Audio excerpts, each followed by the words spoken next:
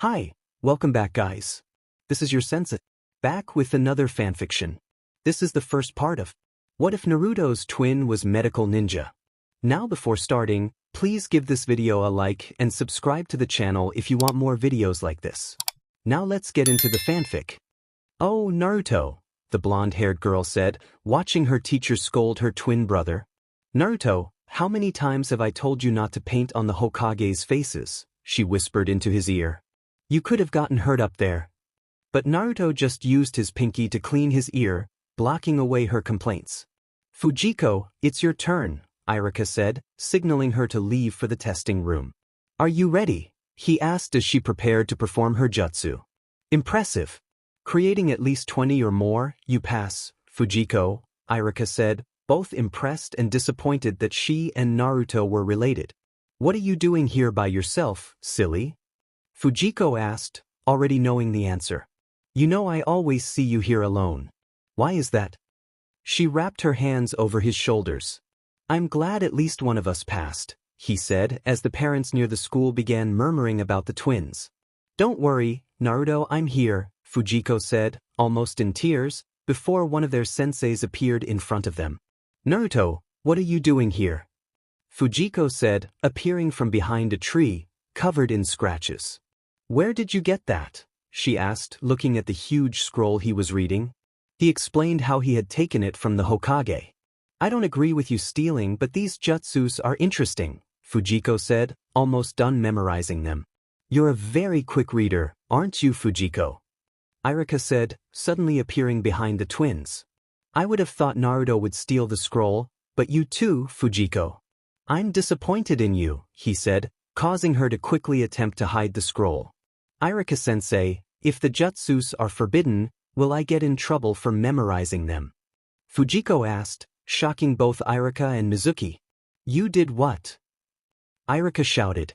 Irika-sensei. Fujiko said after her brother defeated Mizuki. Thank you for saying all those nice things to us, she cried as he patted her head. Come here, Naruto, he said, signaling him to sit beside him as he placed a leaf headband on his head. A few days later, you called for me, Irika-sensei, she said, walking into the room only to see her brother using his jutsu and transforming into an older version of her. You idiot, she exclaimed, her face lightly flushed as she pulled his ear. How many times have I told you to stop that? She shouted, stretching out his cheeks. Sorry, he said, trying to ease the pain. Fujiko, I want you to do something for me, he said, trying to get out a box of scrolls before their friend Konohamaru interrupted them and tripped. Oh, Naruto, Fujiko said, watching him leave the room after smacking Konohamaru. Anyways, you remember the massacre that happened to the Uzumaki clan a long time ago? I think your senseis taught you this, the Hokage said, opening a scroll. She nodded. Good. Then you should know that you and Naruto are both from the Uzumaki clan, so I want you to memorize these jutsus. You can take as long as you want, he said, handing her one of many boxes filled with scrolls. Naruto is also an Uzumaki, but why isn't he studying? She asked. Although you don't have the red hair that represents the Uzumaki, I believe you can do it. Besides, it's not like Naruto will settle down just to read scrolls all day. I'll send the rest of the scrolls to you later, so study diligently, he said before leaving the hall. Why do I have to be the responsible one? Plus, I have to go shopping for food, do the laundry, and more. When am I supposed to have time to read scrolls? She complained, heading out the door back to their shared home. I should probably make katsudon for dinner today, Fujiko thought after buying some rice from the market, hoping Naruto would like it since he mostly ate ramen. Good morning, Naruto, Fujiko said after boiling some water for him to use to make his ramen. Are you sure you don't want a pancake? She asked, picking up a slice and attempting to feed him. No, Fujiko, today is a lucky day, so I want to start it by eating what I love, he said, picking up the milk carton. Suit yourself, she replied, taking a glass of freshly squeezed orange juice. I'm back, Naruto, Fujiko said, squeezing into the little space Sakura and Ino created as they fought. Where is he? She asked, sitting beside Sasuke. Fujiko. Sakura and Ino exclaimed, along with some other girls from her class, enviously watching her sit beside their crush. What did I do? she said, trying to ask Sasuke for approval, but he just glared at her. Naruto, why didn't you tell me you were gay? She asked, watching her brother and Sasuke make faces of disgust from their kiss. No, I'm into girls, both Naruto and Sasuke said to her face. Yes, I understand, she said nervously at their sudden outburst.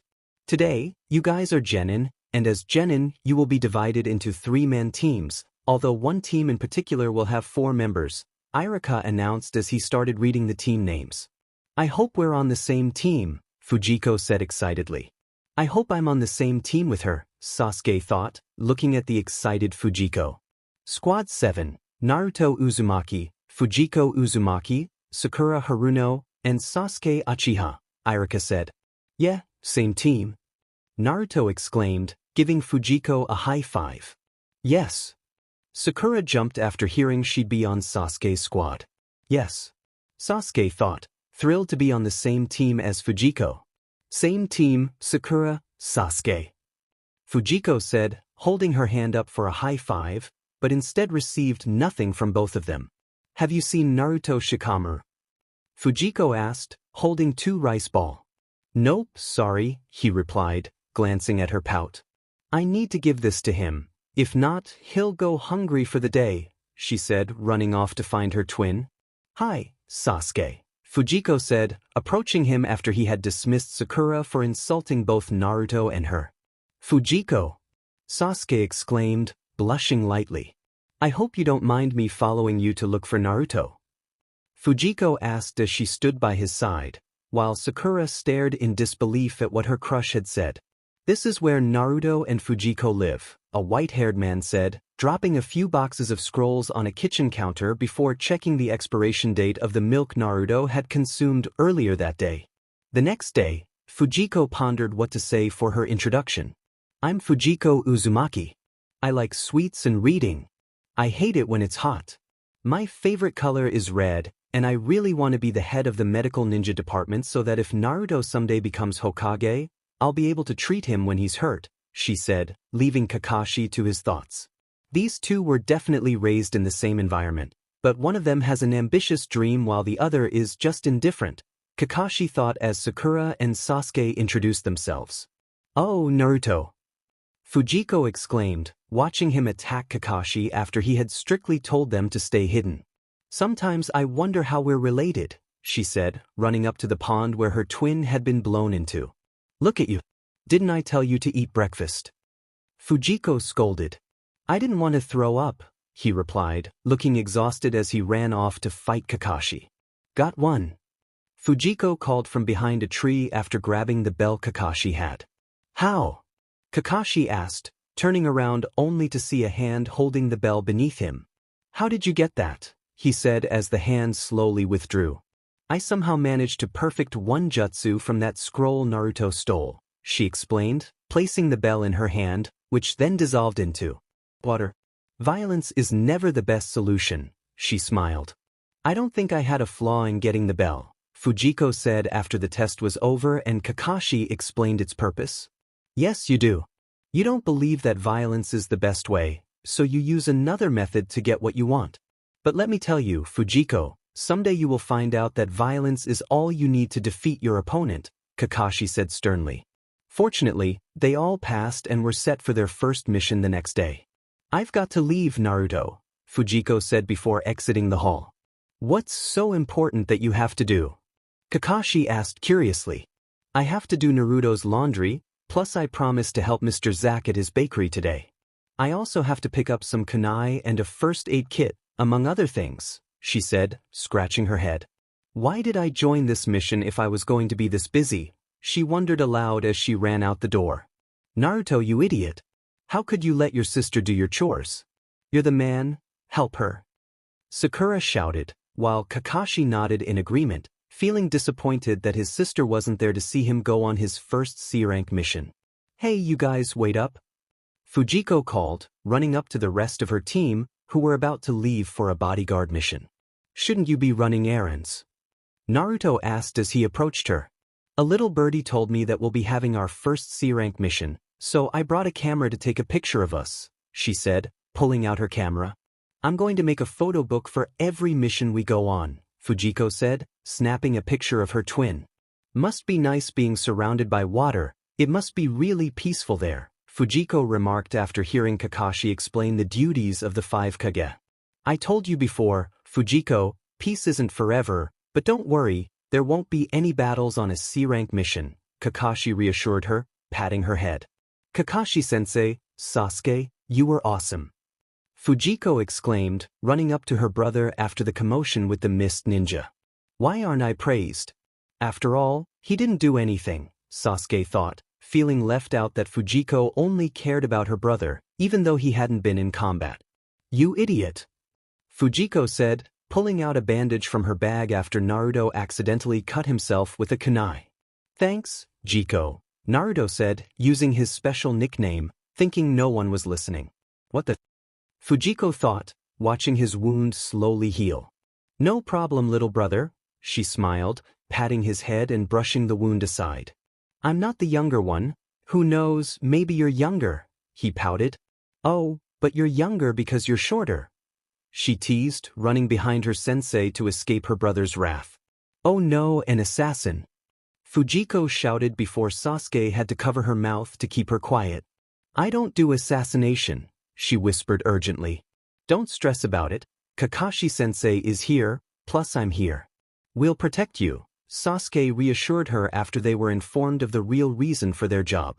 Okay, she said, taking a few deep breaths, but someone else was also having a hard time breathing. Why is Sasuke like that to her? He never tells me he'll protect me. I hate her.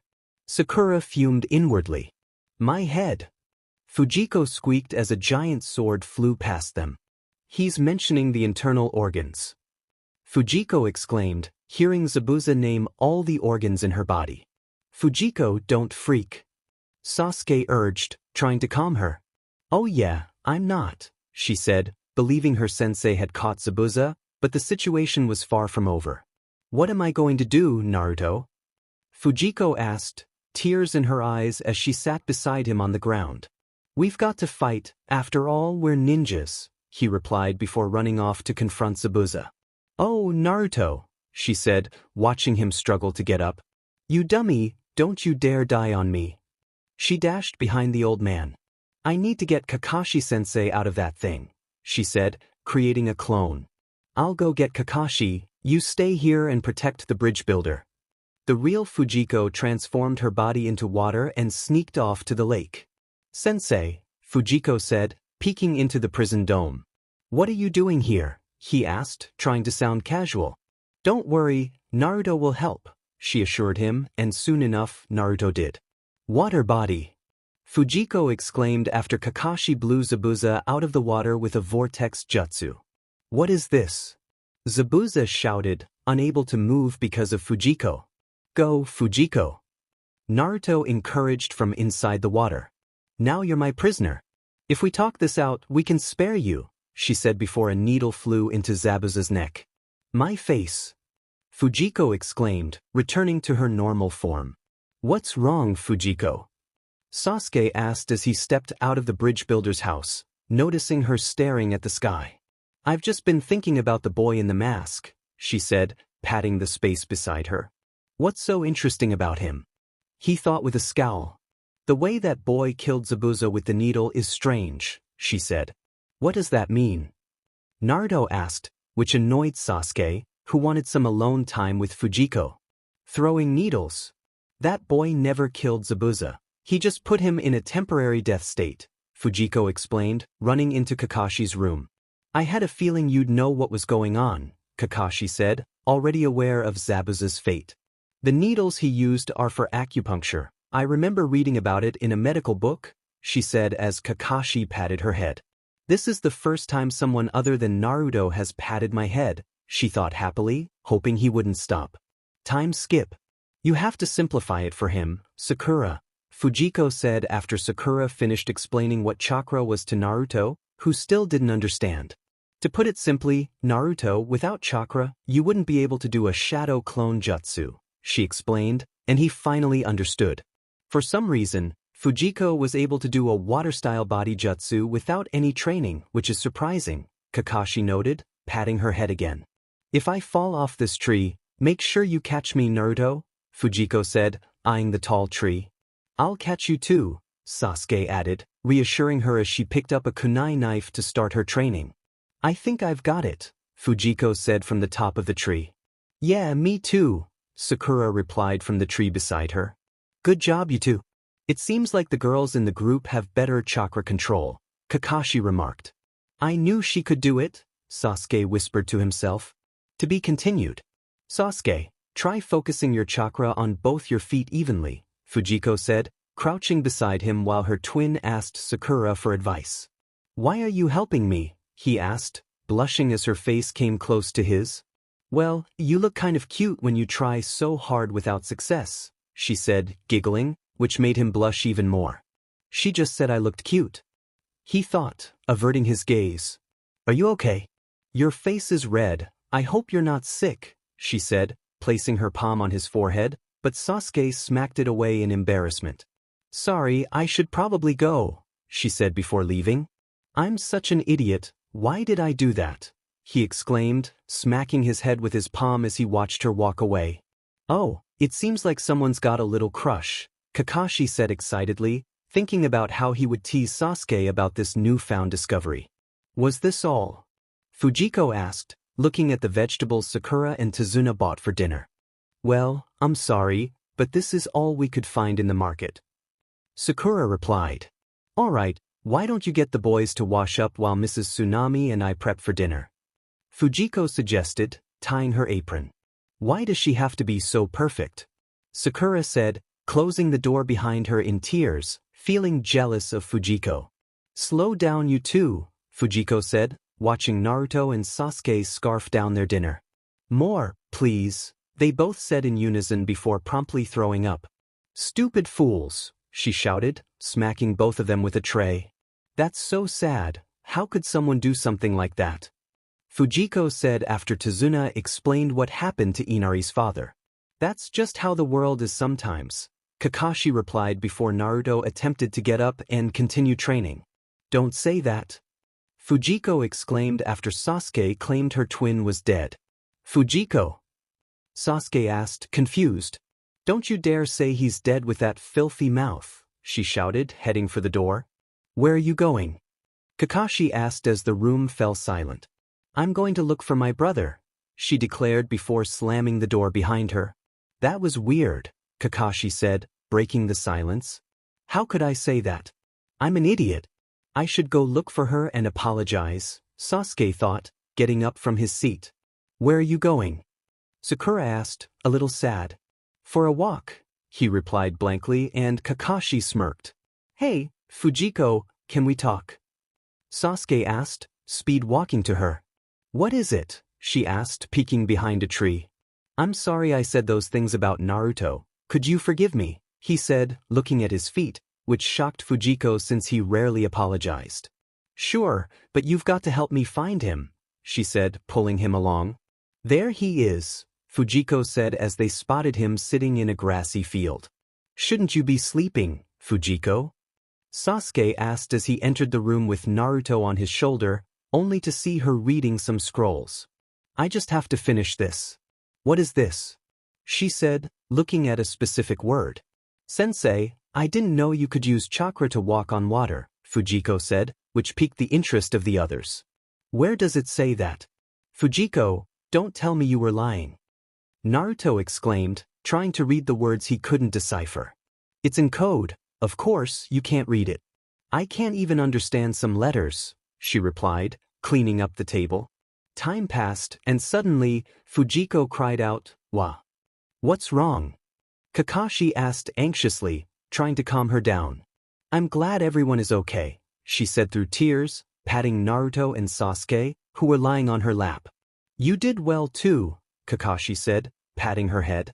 It's sad that Haku had to go through such things, but luckily Zabuza was there with him, she said, crawling over to the two who were lying on the ground. If there is a god, please send them to the same place so they can rest happily, Fujiko smiled. Although it's awesome how Zabuza could defeat all those people with just the kunai in his mouth, she said, walking back to Sasuke, who was now awake. Let me take out those needles, Fujiko said, approaching him as he stood up. Lie down on my lap again, she said, pulling his head down. Sasuke blushed at her words. Come on, Naruto, let's go back home. I've got lots of scrolls and work to do, Fujiko said, grabbing her twin's hand. Who wants to run errands with me when we get back? She asked after Sasuke denied Sakura's request for a date. That sounds boring, Naruto and Sakura both said. I don't mind, Sasuke said, his ears flushed red. Great, she exclaimed, jumping in excitement. Naruto, where's Fujiko? Sasuke asked as they waited for their sensei on a bridge. She said she had to clean the house, so she decided to stay home, but don't worry, I'll tell her everything that happens today, Naruto said proudly before Sakura smacked him. How could you let her do all those chores by herself? She shouted. Naruto, where's Fujiko? Kakashi asked as he appeared in front of his students. Naruto soon explained what she was doing. I feel like I know how Fujiko feels when she's doing all the chores alone, Naruto said after their mission. Stop fighting, you two, Fujiko said, holding a bag of groceries as she walked up to them. Fujiko, Sasuke thought, looking at her with her hair up in a bun. Her neck is exposed. He blushed and soon walked away from the team. I wonder what happened. Fujiko asked while Naruto ran to her. I'm holding a bag of groceries. Be careful where you hug, she said. I'm sorry, Jiko. I promise to always help you with the chores, he said as she patted his head, but inside, Fujiko knew his promise might not last. I'll leave you to that, she said, pointing to the box behind him. Oh shoot, how clumsy of me! Fujiko exclaimed, trying to pick up a tomato that fell from her bag, causing other items to spill out as well. Oh no, she said, kneeling to pick them up. Here, a voice said from above her. Thanks. I'm sorry for the trouble, she said, looking at a boy wearing a hood with cat ears, which made her laugh. I'm sorry, it's just my first time seeing someone pull off a cat ear look so cutely, she said, wiping tears of laughter from her face. I take great pride in that, he said, holding his head high, clearly proud of his look. Yes, it suits you, she said, finally calming down, but then she noticed how close their faces were. That's right, I still have work to do, she said quickly, packing her things. Oh gosh, she was the cutest. Kankuro said, excitedly explaining to his younger brother about his encounter with Fujiko. Her whiskers made her look like a cute cat, he said, jumping around their room. What's her name? Gar asked, trying to be supportive. I forgot to get it. Now I'll never see her again. Kankuro exclaimed, hitting his head against the wall. If she can distract you like this, then she's bad news, Temari said, sitting on the couch. Shut up. Don't insult an angel like her, especially when you're not pretty yourself. He retorted, which sparked a fight between them. Infusing chakra into the hand or feet can increase attack damage, Fujiko said, reading the book she had. How on earth am I supposed to understand a book like this? She said, throwing it on the ground. Hasn't anyone told you not to throw public property? A female voice said from behind her. Sorry, Fujiko said, blushing at the woman's beauty. I wrote this training book, and let me tell you, everything written in here is true, the woman said. If that's the case, do you mind training me with it? You see, my goal is to become the best medical ninja the village has ever seen, Fujiko said, a little embarrassed.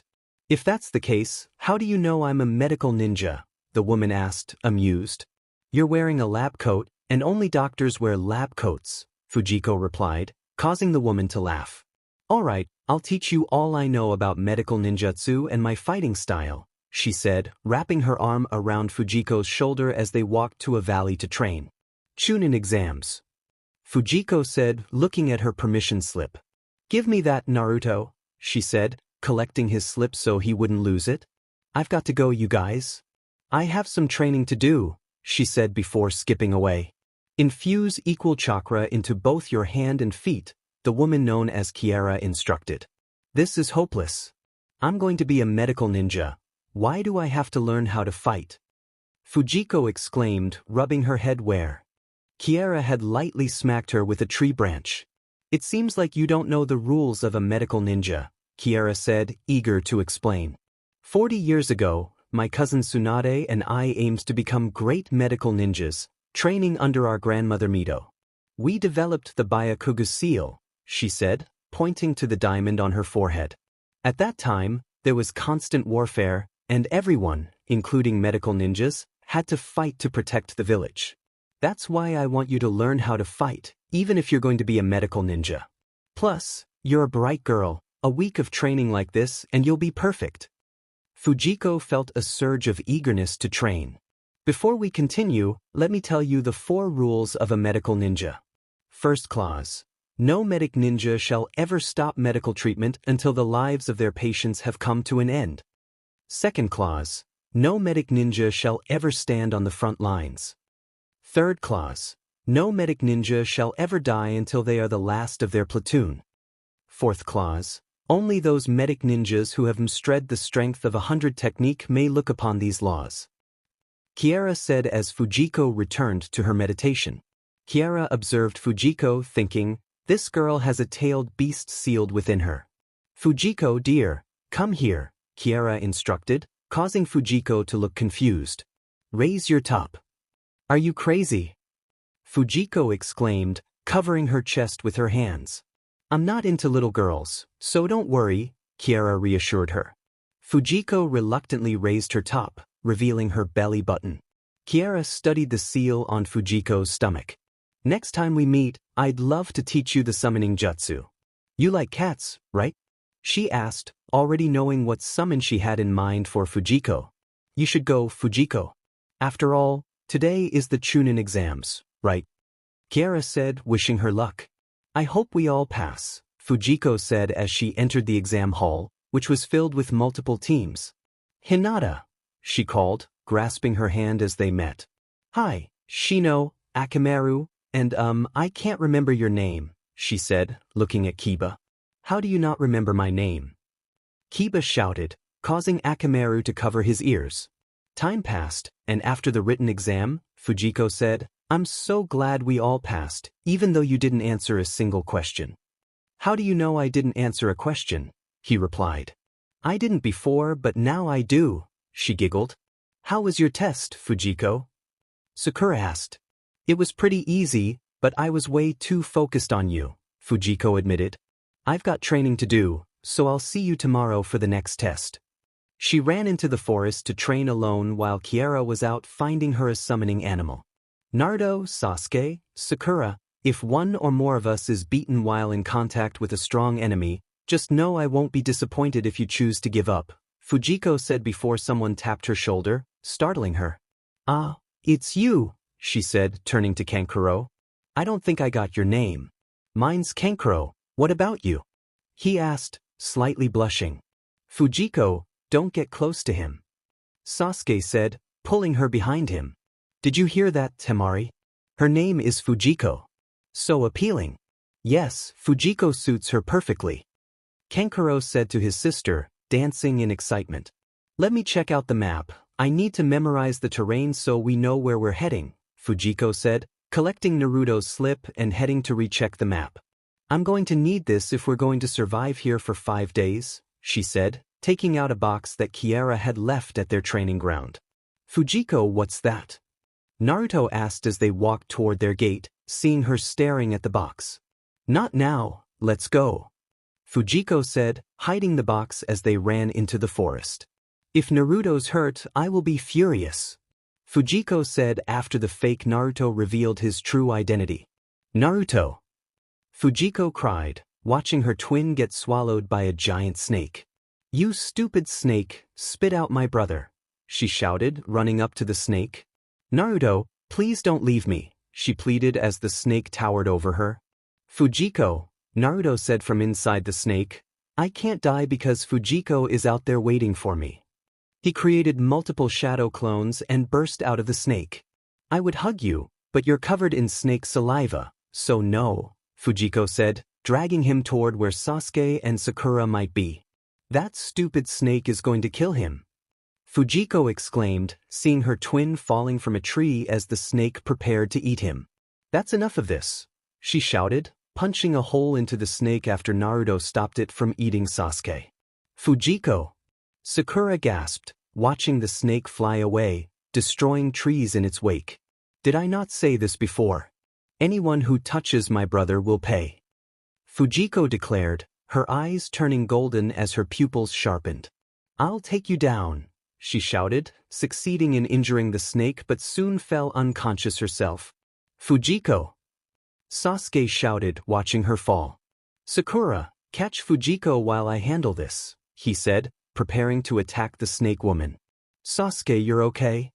Sakura said, rushing to him after he defeated the woman. Where's Fujiko? He asked, disappointment evident in his voice. She's fine, don't worry, she replied, but soon the snake woman, who was actually Orochimaru, bit him. Sakura!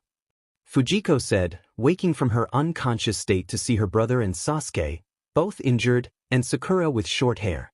I'm glad you're okay, Sakura said, hugging Fujiko tightly. You didn't answer my question yet, she added, patting her head. Does it look that bad? Sakura asked, playing with her hair. It suits you. How about I give you a proper cut once this is over? Fujiko suggested, showing Sakura the uneven parts of her hair. It's brave of you to cut your hair, I could never do it. I'm too much of a chicken, Fujiko laughed. Your eye is hurt, let me take a look, she said, picking up a kunai nearby. Bring your face here, Fujiko ordered, using the kunai to carefully stop the bleeding. I hope that didn't hurt, she asked, applying a bandage. I'm fine, thank you, Sakura replied as Sasuke approached them. I'm glad you're okay, Fujiko, Sasuke said, patting her head. I can't exactly remember what happened. Do you mind explaining? Fujiko asked as Sasuke stopped patting her head. Nothing much happened. Sakura protected us while we were unconscious, Sasuke said, omitting details about his own injuries. That's so cool, Sakura. I didn't know you were so strong. Fujiko giggled, while Sakura attempted to respond, but Sasuke covered her mouth. I'm sorry, Sakura, but Fujiko has a soft heart, even for the enemy. That's why she can't know the truth about what happened, he said, shivering at the thought of Fujiko finding out. I'm so glad we passed the second exam, Sakura said as they walked into the hall. Yeah, but now there are more tests, Fujiko said anxiously, slowly opening both the heaven and earth scrolls before their former teacher appeared to explain the next part of the exam. Poor Kabuto. He had to forfeit the match because he was too beat up, Fujiko said, watching him leave the room. You shouldn't feel bad for him. He was too weak, Sasuke replied, stopping Sakura from acting impulsively. Anyways, did you see that ninja over there, the one with dark skin? Fujiko pointed at a girl in the distance. It seems like this isn't her first time taking the test, Sasuke remarked. Yeah, she's from the Cloud Village. I hope I never have to fight her, Fujiko said as their proctor began explaining the rules of the preliminary matches. I hope Sasuke will be alright, his opponent seems older than him, Fujiko said, leaning over the railing as she waited for the match to begin. Oh, come on, Fujiko, you can't have a crush on Sasuke too. Naruto said, standing beside her with a disappointed look as the match began. No, Naruto, now shut up, the match is about to start. Fujiko replied. What's wrong with him? Why is he just hanging around in the sky? She asked, noticing her teammates' lack of movement. Is this it? Kakashi said quietly, watching marks appear on Sasuke's body. Come on, Sasuke, do something or you might lose. Fujiko encouraged. Fujiko, Sasuke thought, adjusting his focus as he noticed her cheering for him. She's cheering for me and only me, he realized, gaining motivation to continue his fight. He did it. Sasuke won. Fujiko exclaimed, jumping happily as she hugged him. You okay?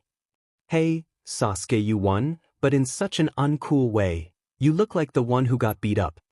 Naruto laughed, but Fujiko quickly shushed him. Ignore him, Sasuke, I'm just glad you passed, she said, while her twin shouted at her. Yeah, Sasuke replied, averting his eyes to hide his flushed cheeks. Time for the next match, Fujiko said after the match with Shino and a sound shinobi. Don't worry, Fujiko, if you're the next to fight, we won't mind if you lose, Naruto said, trying to sound encouraging. You know what? I don't care what you say, But I do hope Shino got rid of the bugs from his match, Fujiko said, waiting for the screen to choose its next contestant. Oh look, it's not you, Fujiko. Naruto pointed at the board, only to notice his sister kneeling on the ground, praying it wasn't her. You're right, it's Kankuro. Fujiko said happily, waving at him. Good luck, Kankuro, she cheered as he waved back. Don't get distracted, Kankuro, Temari said, pushing him as he walked toward the battlegrounds. I see, he uses a puppet-type jutsu, Fujiko said, admiring the fight between Kankuro and his opponent. Way to go, Kankuro, she cheered after the match ended. Thanks. Kankuro replied, blushing as he wrapped his puppet. Fujiko, you're not supposed to cheer for the opponent. Naruto shouted as Sakura exited for the bathroom. It's my turn. Fujiko exclaimed, hiding behind her sensei upon seeing her opponent. You can't hide like this, Fujiko, Kakashi said, trying to coax her out. Did you see my opponent? She's a cloud shinobi and way older than me. Fujiko said, tears welling in her eyes. If the opponent doesn't show up in the next minute, it's an automatic disqualification, the proctor announced, waiting for Fujiko to arrive. Come on, you've got to go, Naruto urged, pushing her down the stairs as Sakura and Ino walked past them. Why don't we just give up on this match? One of us could forfeit while the other goes to the finals. You know what? I'll forfeit for both our sakes, Fujiko said, raising her hand before her opponent, Jura, could strike. Absolutely not. I won't let anyone take this away from me. How am I going to prove my worth if it's just handed to me on a silver platter? Jura exclaimed, continuing to throw punches at Fujiko. I'm suggesting my forfeit. What's so wrong about that? Fujiko replied, momentarily halting her opponent's attacks, only to notice Jura was using knuckle brass. Sensei, why isn't Fujiko fighting? Naruto asked, watching the battle unfold between his sister and the Cloud Genin. Your sister doesn't like fighting, and I think she's feeling reluctant right now. If this Cloud Genin keeps attacking, it might push Fujiko into a corner, forcing her to fight, Kakashi explained, noting that Fujiko's back was nearly against the wall. If you don't fight me, you'll have your head smashed. Jura threatened, seeing Fujiko trapped. I really did give you a chance to win without complications. Fujiko retorted, grabbing Jura's hand and infusing a bit of chakra before delivering a punch to her stomach. Now this is what I call a fight, Jura said, clutching her stomach and wiping BLD from her mouth. She finally fought back. Naruto cheered, watching his twin glare at her opponent. After so many punches and bruises. She may hate fighting, but she's definitely not a pushover, Kakashi noted as the match continued, with Fujiko trying to avoid seriously hurting Jura. Wow, I never knew Fujiko was this strong. Sakura remarked, observing how Fujiko was now on the defensive after taking a hard hit to her leg from the knuckle brass. If I were you, I'd give me some space. Fujiko shouted, using her uninjured leg to strike the ground beneath them. Amazing! She stored up chakra in her leg and released it to create a damaging attack. Impressive chakra control, Kakashi commented as the dust settled, only to hear a loud scream as Fujiko collapsed, clutching her leg in pain. What happened? Naruto asked, alarmed. Look, Naruto. Her leg is badly injured. Something must have happened while it was still dusty, Sakura pointed out, noticing the BLD.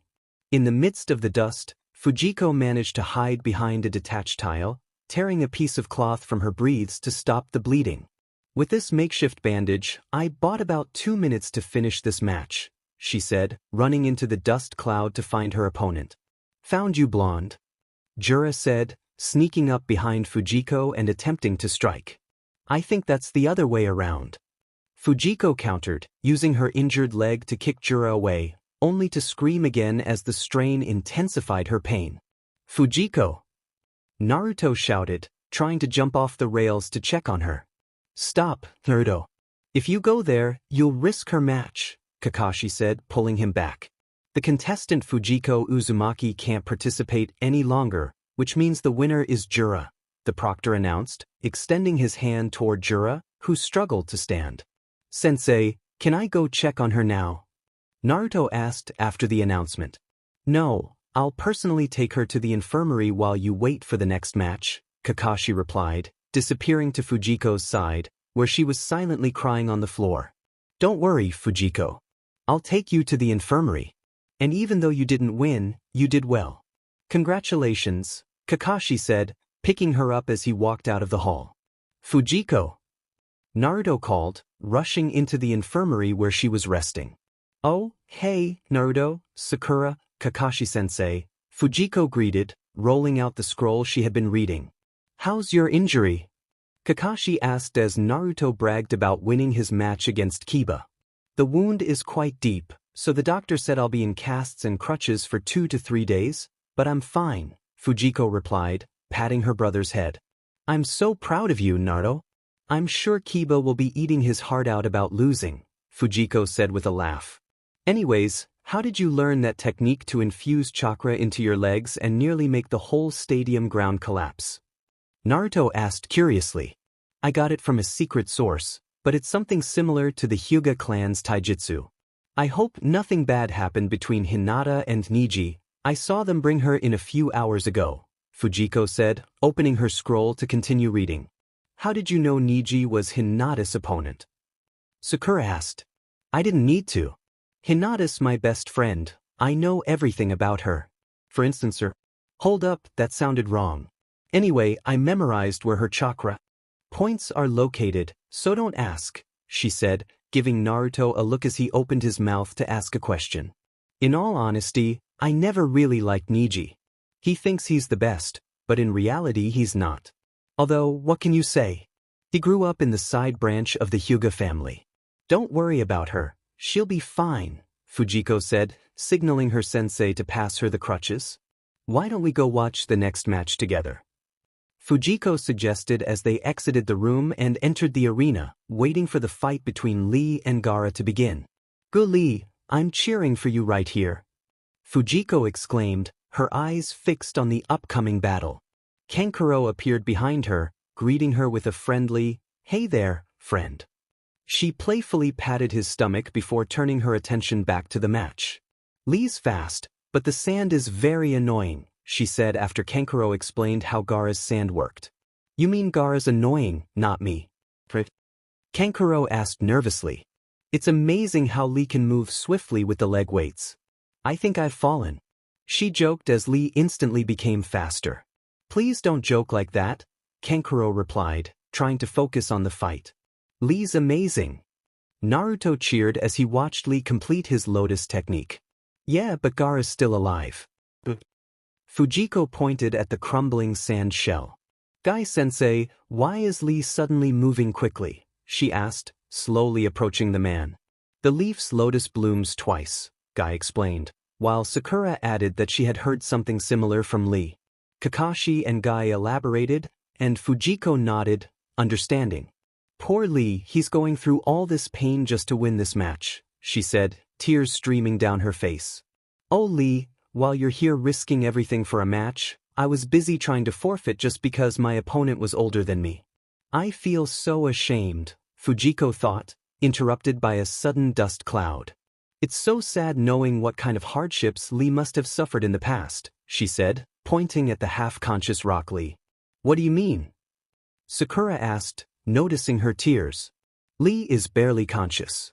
The things he had to go through for something like this to happen are sad, Fujiko replied, her voice trembling. Later, as she and her twin exited the hall, Fujiko said, it's a good thing we have some days left before the actual finals. Yeah, 1 month from now. Why do we have to wait that long? Naruto asked, disappointed. With a month of rest, you'll probably be prepared to fight Niji, Fujiko said as they walked into the hospital. Closet pervert. Fujiko asked after their sensei introduced them to Naruto's temporary teacher. I'd advise not to think too much about it. Anyway, he saw my HRM jutsu and got a nosebleed. Naruto said, I'll take that into consideration. Sensei, I heard there's a river outside the village. Is it okay if I visit it? Fujiko asked, ignoring her brother's argument with his new teacher. Okay, but don't go too far out of the village, Kakashi replied as she exited the hospital. The Leaf Village, a man with long white hair said as he approached the gates. Good and yet bad memories in this place, he murmured, heading toward the river where Fujiko was. As he got closer, he heard crying sounds. The child. I should probably change my appearance, he decided, performing a jutsu that made him look younger. What are you doing here? He asked, stepping out from behind a tree, startling Fujiko, who stood up and accidentally fell into the river. You scared me, she exclaimed, struggling to get out of the water.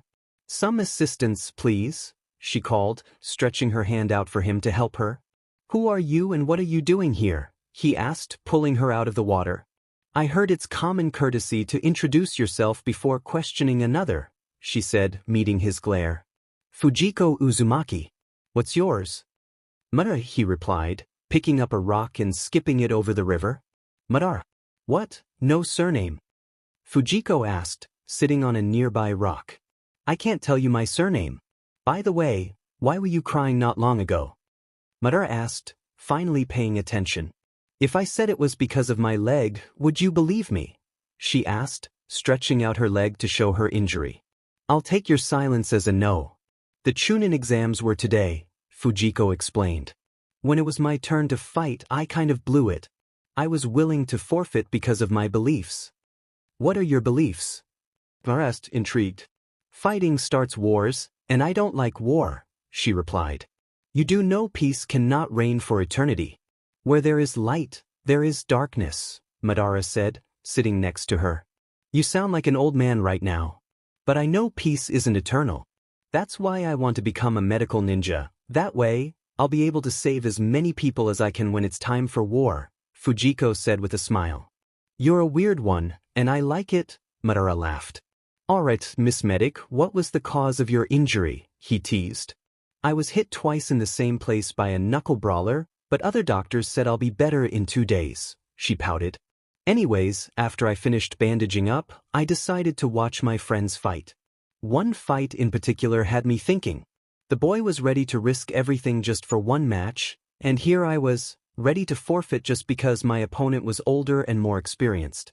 It made me realize how weak I truly was, Fujiko said, handing Madara another rock to skip. I once had a friend. We would come here to skip rocks together. He was a fool, always getting depressed easily, and I guess I saw him as a rival. With a rival, it probably pushes you to try your best to become stronger. Do you have any rivals? Madara asked, collecting another rock from her. I never really thought of it that way. I don't think I have a rival, Fujiko said, gazing up at the sky. It's getting late. I should probably go. My brother will definitely be worried about me, she said, grabbing her crutches as she prepared to leave the forest. I'll be back here tomorrow, Fujiko said with a smile. What makes you so sure I'll be here tomorrow? Madara asked. A woman's intuition, she replied before walking back into the forest. Make sure not to tell anyone about me. Madara called out, watching her shadow disappear into the darkness. In Uzumaki. What an interesting catch, he mused with a grin as he transformed back into his older self. You trained with a what sage? Fujiko asked, climbing into her brother's bed. Pervy sage. I finally learned how to control my chakra and walk on water. Naruto exclaimed, excitement evident in his voice. It seems like you had a very adventurous day. By the way, I'm proud of you for being able to walk on water, Fujiko said, covering herself with the blanket. Naruto, did you drag me here to peep at girls? Fujiko asked, noticing Jiraiya watching some girls play in the water. Wait, I'll deal with the old man, Naruto said, sensing the anger in her voice. Red chakra. Fujiko interrupted Jiraiya. Yeah, Pervy Sage and I were talking about how I have 2 chakras inside me, Naruto explained. You also have 2 chakra types in you, Fujiko, Jiraiya said, looking intently at her. Yeah, I heard something similar from someone else. Fujiko recalled her meetings with Kiera. Fujiko, I think you should join Naruto with his chakra training, Jiraiya suggested, pointing at her brother. I can't. I have an injured leg, which makes it hard to train with you, she said, gesturing to her bandaged leg. I think you'll be fine. Now join your brother, Jiraiya insisted, playfully slapping her bandaged leg to elicit a reaction. I think I understand what the old man is trying to say, Naruto. Our first chakra is like a bowl of ramen. Once the ramen is finished, you're probably full and need to rest. In terms of power, it means our blue chakra can run out at any time, and the red chakra is reserves, or in simpler terms, a giant bowl of ramen, Fujiko explained, noticing her brother's confusion. Oh, I get it. One bowl of ramen is normal while the other bowl is a giant goodness. Why didn't you say so before? Naruto said, finally understanding. How are you two even related? Jiraiya asked, dumbfounded. Anyways, if you both can release that second chakra, you would be introduced to a whole new class of jutsus, for example, the summoning jutsu, Jiraiya continued. I heard something similar from my teacher. In fact, the reason she's out of town is that she went to look for a summoning animal for me, Fujiko informed, watching Jiraiya's eyes fixate on a toad. An ugly, slimy toad, Fujiko remarked as Jiraiya summoned the creature after Naruto completed his assignment. Don't say that, Jiko. I think it's awesome. Naruto exclaimed, collecting the scroll handed to him by the toad. I'll start practicing, he said excitedly, eager to try out the jutsu. Later, hey, Sasuke, Fujiko said, walking into his medical room with a fruit basket. Fujiko. Sasuke replied weakly, attempting to sit up. Don't move too much, you're still hurt. I brought fruits, Fujiko said, placing the basket beside him. How did you get in?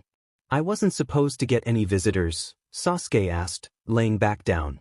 I was here to check up on Hinata and Lee, and I ran into Kakashi-sensei. He mentioned you might get lonely and needed a companion to brighten your mood, Fujiko explained, dragging a chair to his bedside. Thanks, sensei, Sasuke thought happily. I'll cut your apples into little bunnies, Fujiko said excitedly, grabbing a small knife. I should get going now, my time with you is up, she said, placing the plate of apple bunnies beside him. Already? Sasuke asked, instantly covering his mouth after realizing what he said. Fujiko asked, not understanding. Nothing. Have a good night, Sasuke said, quickly changing the topic. Okay, bye. I do need to visit the river, Fujiko replied, exiting the room. Later, why, good morning, Fujiko, Kiara said, approaching her as she read some scrolls on her bed. Kiara! Fujiko exclaimed, jumping off the bed to greet the woman standing outside her window. That's Kiara-sensei to you, young lady. Anyway, I found the perfect summoning animal just for you, Kiara said, pointing at a large scroll beside her leg. It's a rare animal that's hard to come by these days. The fact that I got my hands on this legendary creature is no simple task. Kiara took Fujiko's hand, leading her toward the stream where Naruto and Jiraiya had been. I do hope you know how the summoning jutsu works, right? Kiara asked, laying the scroll in front of Fujiko. Yeah, I watched my brother try it out, and I also figured out I have 2 chakra types inside me, Fujiko replied. Good to know. Now start trying to diminish your chakra. I'll be nearby, but I'll still know if your chakra is almost gone, Kiara instructed before disappearing, leaving Fujiko to work. Suddenly, she was surprised by a familiar black-haired boy. What are you doing? Madara asked, revealing himself behind Fujiko. This is the second time you've scared me when we met, Fujiko said, realizing it was him. I asked a question first, Madara said, glaring at her. Oh, I'm supposed to get rid of all my chakra so I can perform a specific ninja art, Fujiko explained, stretching her hand. Would you like to join me? Of course, if you're not a ninja, you don't have to, she added, playing with her hair shyly. Sure, but I'm warning you I'm way stronger, Madara said, pulling her hand toward him before they began their spar. It seems like you're almost out of chakra, Madara said, noticing how Fujiko fell into the stream. Yeah, now I know how Naruto felt, she replied, breathing heavily. I should go, your sensei is almost here, Madara said before disappearing. Wow, Fujiko, you really did it. You're almost out of your normal chakra, but now's not the time to bathe in the water. Come and perform the summoning ritual, Kiara said, opening the scroll. It's blank. Fujiko asked curiously, staring at it. I told you earlier that the animal is rare. Now cut your finger and start the jutsu, Kiara instructed. Fujiko bit her finger and began the process. Ninja art, summoning jutsu. Fujiko exclaimed, immediately summoning a baby fox. It's so cute. Fujiko said, admiring the creature. I thought it would have been harder for you to use the other chakra, Kiara said, amazed at how easy it was. Take off your shirt, Kiara asked, and Fujiko complied. As I thought, somehow the seal weakened, Kiara thought, looking at the seal on Fujiko's stomach. Sorry about the inconvenience, Kiara said, gathering some chakra before knocking Fujiko out. What did Kiara-sensei do to me? Fujiko said, waking up in a flower field. URG. Fujiko exclaimed, feeling a sharp pain in her stomach as she wandered around. At least the view is amazing, she said before coming face to face with a giant chained door, with chakra spilling from beneath it. This must be the source of the second chakra in me, Fujiko thought, stretching her hand towards the door. Suddenly, all the chains and locks fell apart, and the door opened, revealing a wolf behind giant bars, trying to break free. What is that? Fujiko asked, staring in horror at the creature. You seem to be enjoying yourself when you were using my chakra, the creature growled, glaring down at Fujiko. Sorry, but to get stronger, I have to use your chakra, so forgive me for the inconvenience. Fujiko shouted as a bright light surrounded her, causing her to wake up from her unconscious state. Oh, you're awake? Kiara said, noticing how Fujiko was slowly opening her eyes. My life has been crazy, but encountering the 11-tailed beast is far from normal, Fujiko explained, carrying the fox next to her. I think you should go home to rest, Kiara suggested before leaving Fujiko in the forest. Hey, Fujiko! Kankuro called, running towards her as she headed home. Oh, Kankuro, how are you? Fujiko asked, stopping so he could catch up. Good, but I was way more worried about you since you had that injury during the preliminaries, Kankuro said, grinning. I'm fine. I guess the doctors must have had some kind of special medicine that made me heal faster, she said, pointing at her leg before getting distracted, staring in the direction where her brother was training. Is something the matter? Kankuro asked, noticing her gaze. Nothing, I just had a feeling that my brother was in trouble, but he's always in trouble, so there's nothing to worry about, Fujiko said, patting the fox in her arms. Sometimes I wonder how someone as appealing and smart as you is related to someone as dim-witted as him, Kankuro said, hoping to win some points. I don't appreciate you saying such things about my brother, Fujiko said, unimpressed, as she walked away. Hey, I'm sorry about that.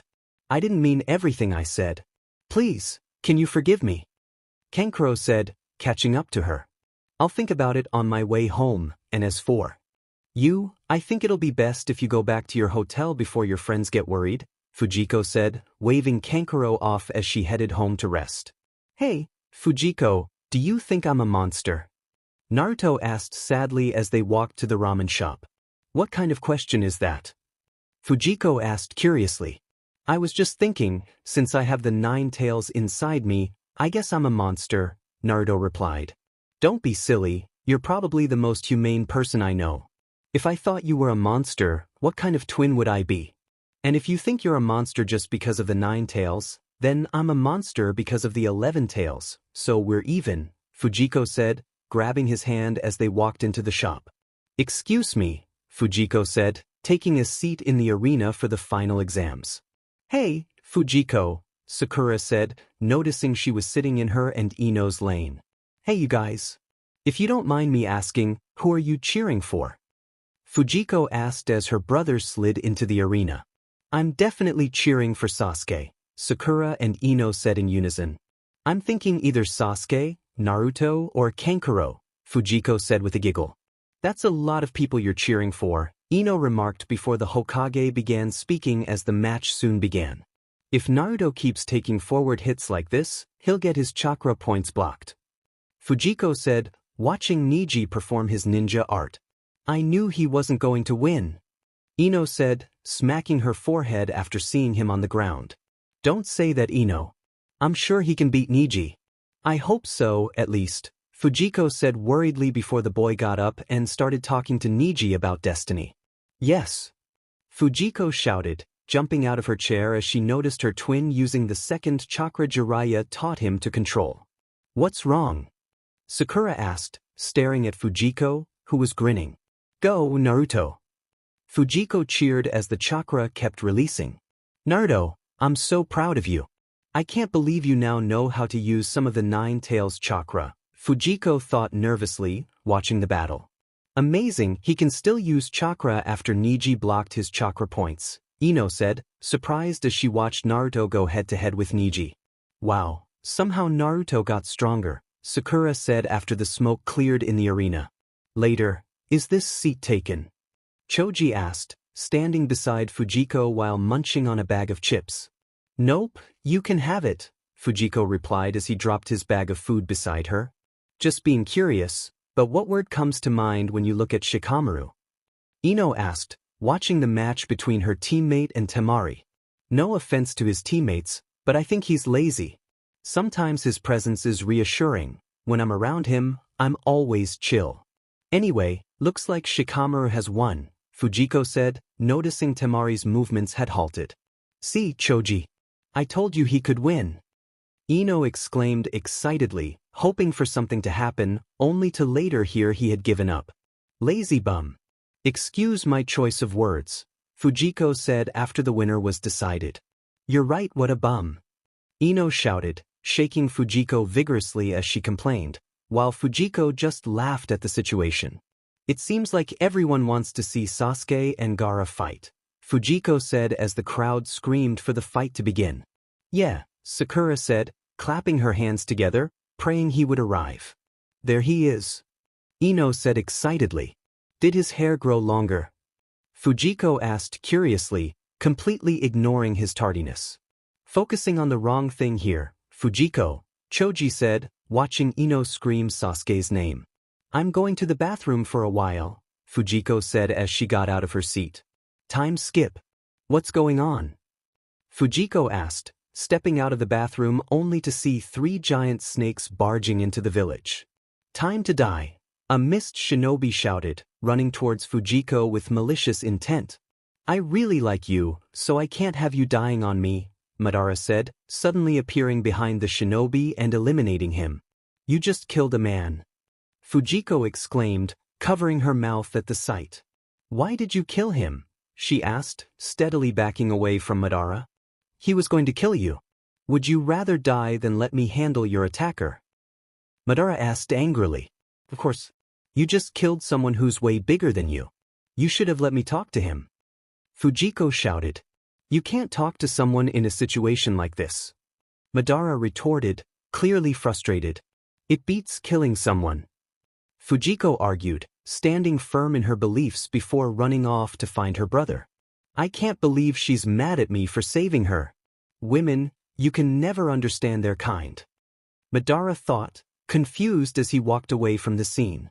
Seriously, no one has ever shouted at me like that. What an interesting girl, he mused with a smile of amusement. Naruto, Naruto. Fujiko called, entering the arena only to see some spectators asleep. Watch out, Fujiko. Kakashi warned, protecting her from an incoming shuriken. Sensei, the village is under attack by 3 giant snakes. Fujiko informed, hiding behind the seats. I see, so it's that bad out there, Kakashi replied. Sakura, Fujiko, released the genjutsu on Naruto and Shikamaru. Sensei, are you crazy? If we wake Naruto up, he'll be too eager to fight.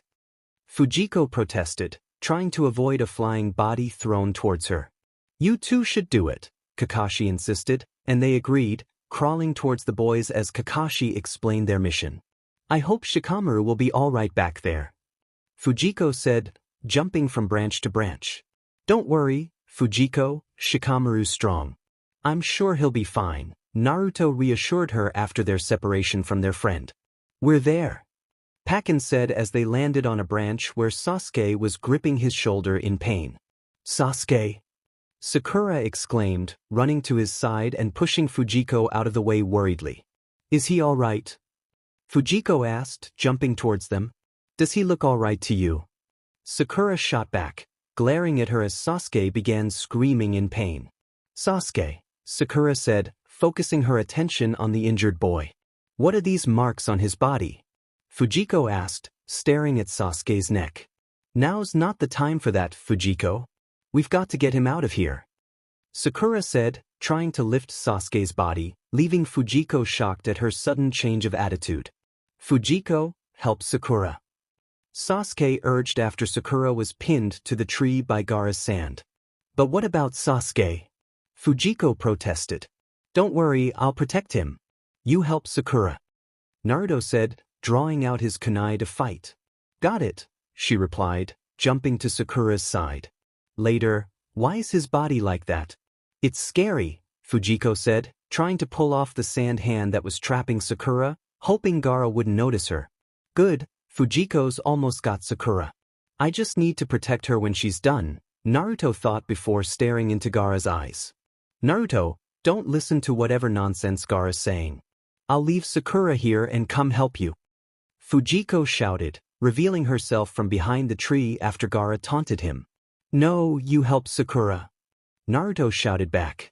No, Sakura is the least of my problems. You're my younger brother, so you're my top priority. Fujiko insisted, avoiding the sand shuriken Gaara threw at her. Thanks, Jiko, but I'm fine. Just get Sasuke and Sakura away from here. I'm about to do something big. I hope, Naruto said as Fujiko agreed and jumped to Sasuke's side. Sasuke, hang on, Fujiko said, princess carrying him. No wait, don't hold me like this. Sasuke shouted, embarrassed as he pushed himself off Fujiko. What's wrong with the way I carry you?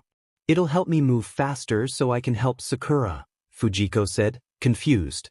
Fujiko, you're not supposed to hold a man like that. And aren't I heavy?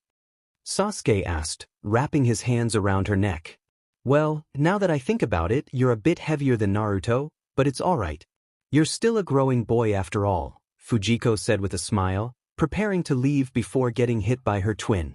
You dumbass. Are you trying to kill us? Fujiko shouted, losing her composure and shocking everyone surrounding them. Sorry, Fujiko. Naruto said, getting up to perform a multi-shadow clone jutsu. Naruto. Fujiko called, rushing towards her brother, who lay on the ground, exhausted after his battle with Gaara. Fujiko, Naruto replied weakly as she knelt beside him. I'm really proud of you, Naruto. You managed to bring Gaara to his senses, she said, gently resting his head on her lap. Please take me to him, he said, pointing with his chin towards Gaara. Gotcha. You know, after watching your fight with Gaara, it made me think, Fujiko said as she picked up her twin and walked toward the red-haired boy. Which is? Naruto asked, his expression somber as he stared at Gaara. It made me realize how similar we both are to him. Sometimes I wonder how we would have turned out if it weren't for our friends or each other, she said, finally reaching Gaara. Yeah, I was thinking the same thing, Naruto replied. We would have ended up like him, two siblings without any parents, all alone in this terrible world. Gaara shouted for them to leave him alone. Gaara, you're not alone anymore. Open your eyes, there are people out there who genuinely care about you, even if it's just a few, Fujiko said, gently patting their heads. I love you, Fujiko, Naruto said tiredly as Sasuke appeared before them. Hey Sasuke. Good to see you're alright, Fujiko said after Naruto fell asleep on her lap. Let's go get him treated, Sasuke suggested as they stood up and headed toward the hospital. Fujiko, what did you mean by 2 or 3 of them? Sasuke asked. Don't worry about it, you wouldn't understand, she replied. Wait, speaking of guys, I really need to apologize to someone. She headed towards the stream where she had trained with Madara. When she arrived, she was shocked to find it empty. I guess anyone would be upset if their friends slapped them, she said, attempting to leave when Madara suddenly appeared. Big news, girl. Your Hokage is dead, he said with a sinister laugh. Oh, how sad, Fujiko replied. What's with that reaction? Most people weep at this kind of news, Madara said, smiling. I am sad, but not as much as most people. I never saw the old man as a father figure, but he took care of my brother and me for a long time. Naruto, on the other hand, I have to go, she said, running toward the hospital. Hey, Fujiko. Hinata greeted as she entered the hospital, finding Fujiko helping the nurses with injured patients. Hey Hinata. What brings you here? Fujiko asked, rushing towards her friend. Sakura told me you'd be here, Hinata replied. Kiba mentioned how Anumbu saved you. Good to see you're all right, Fujiko said, patting Hinata's head. Come on, let's go have some dango, Fujiko suggested, leading her friend out of the hospital. Fujiko! Jiraiya called, running up to them. Jiraiya! Fujiko asked, turning around to wait for him to catch up. Good to see at least one of the twins says my name with respect, Jiraiya said. Anyway, I'm here to ask where Naruto is. I need you both to follow me on a mission. Can Hinata come? Fujiko asked, pointing at her friend. No, I just need you two. By the way, do you know where your brother could be? Jiraiya inquired. At this time of day, he's probably at Ichiraku, she replied as Jiraiya dragged her to the noodle shop. Hey, Naruto. Fujiko called as they entered the shop. Hey, Jiko. Wanna have some ramen with me? Naruto asked, swallowing his noodles. No, thank you, Fujiko said, patting his head as she took a seat beside him. Kid, I need you and your sister to go out and do some research with me, Jiraiya said as Naruto drank his soup. No way. I have training to do. I can't follow you on your pervy stuff, Naruto said, leaving the restaurant. Oh, come on. I'll teach both you and Fujiko a new jutsu. I'm sure you both have the same chakra nature, Jiraiya said, looking at Fujiko. Really? Alright then, let's go pack our stuff, Fujiko. Naruto exclaimed, dragging her back to their apartment. Naruto, why are you carrying so much? Fujiko asked, staring at his oversized bag as they prepared to leave the village for Jiraiya's research. She's right, it's not like we're going on a world trip, Jiraiya said, struggling to move with his own bag. Could you help me, Jiko? Naruto pleaded as she walked behind him. Let's get rid of all the useless things you don't need, she said, opening his bag to find it filled with cup noodles. What the heck, Naruto? I don't see a single change of clothes in here, just noodles. She shouted, startling Jiraiya and Naruto as she tossed out the noodles, kettle, and chopsticks. Go back home and pack a few shirts, underwear, and shorts. No. She commanded, pointing toward the village exit as he ran off. Feisty, aren't you? Reminds me of a certain purple-eyed kunoichi, always hiding her true nature behind a smile, Jiraiya remarked, feeling a chill. I guess on this trip, I'm the older sibling, Fujiko said, crossing her arms. Later, I forgot to ask, but who's this woman you're looking for? Fujiko asked as Naruto complained about stepping in something unpleasant. At least one person cares about what I do, but I can't tell you yet. You'll have to be patient. Anyway, there's a small shrine nearby, let's rest there, Jiraiya said with a smile. How wild! Fujiko exclaimed as they entered the town. You can say that again, everyone here is strange, Naruto added as Jiraiya led them to an inn. We'll stay here tonight, Jiraiya said before being interrupted by a woman passing by. Could you both stop that? I'm right here, Fujiko said, feeling irritated. Sorry, here's the room key. I want you two to go up to the room, train for a little, work on your chakra, and get to bed, Jiraiya said, handing Naruto their room key before rushing off after the woman. Stop complaining and concentrate, Naruto, Fujiko said, focused on her scroll as Naruto created shadow clones.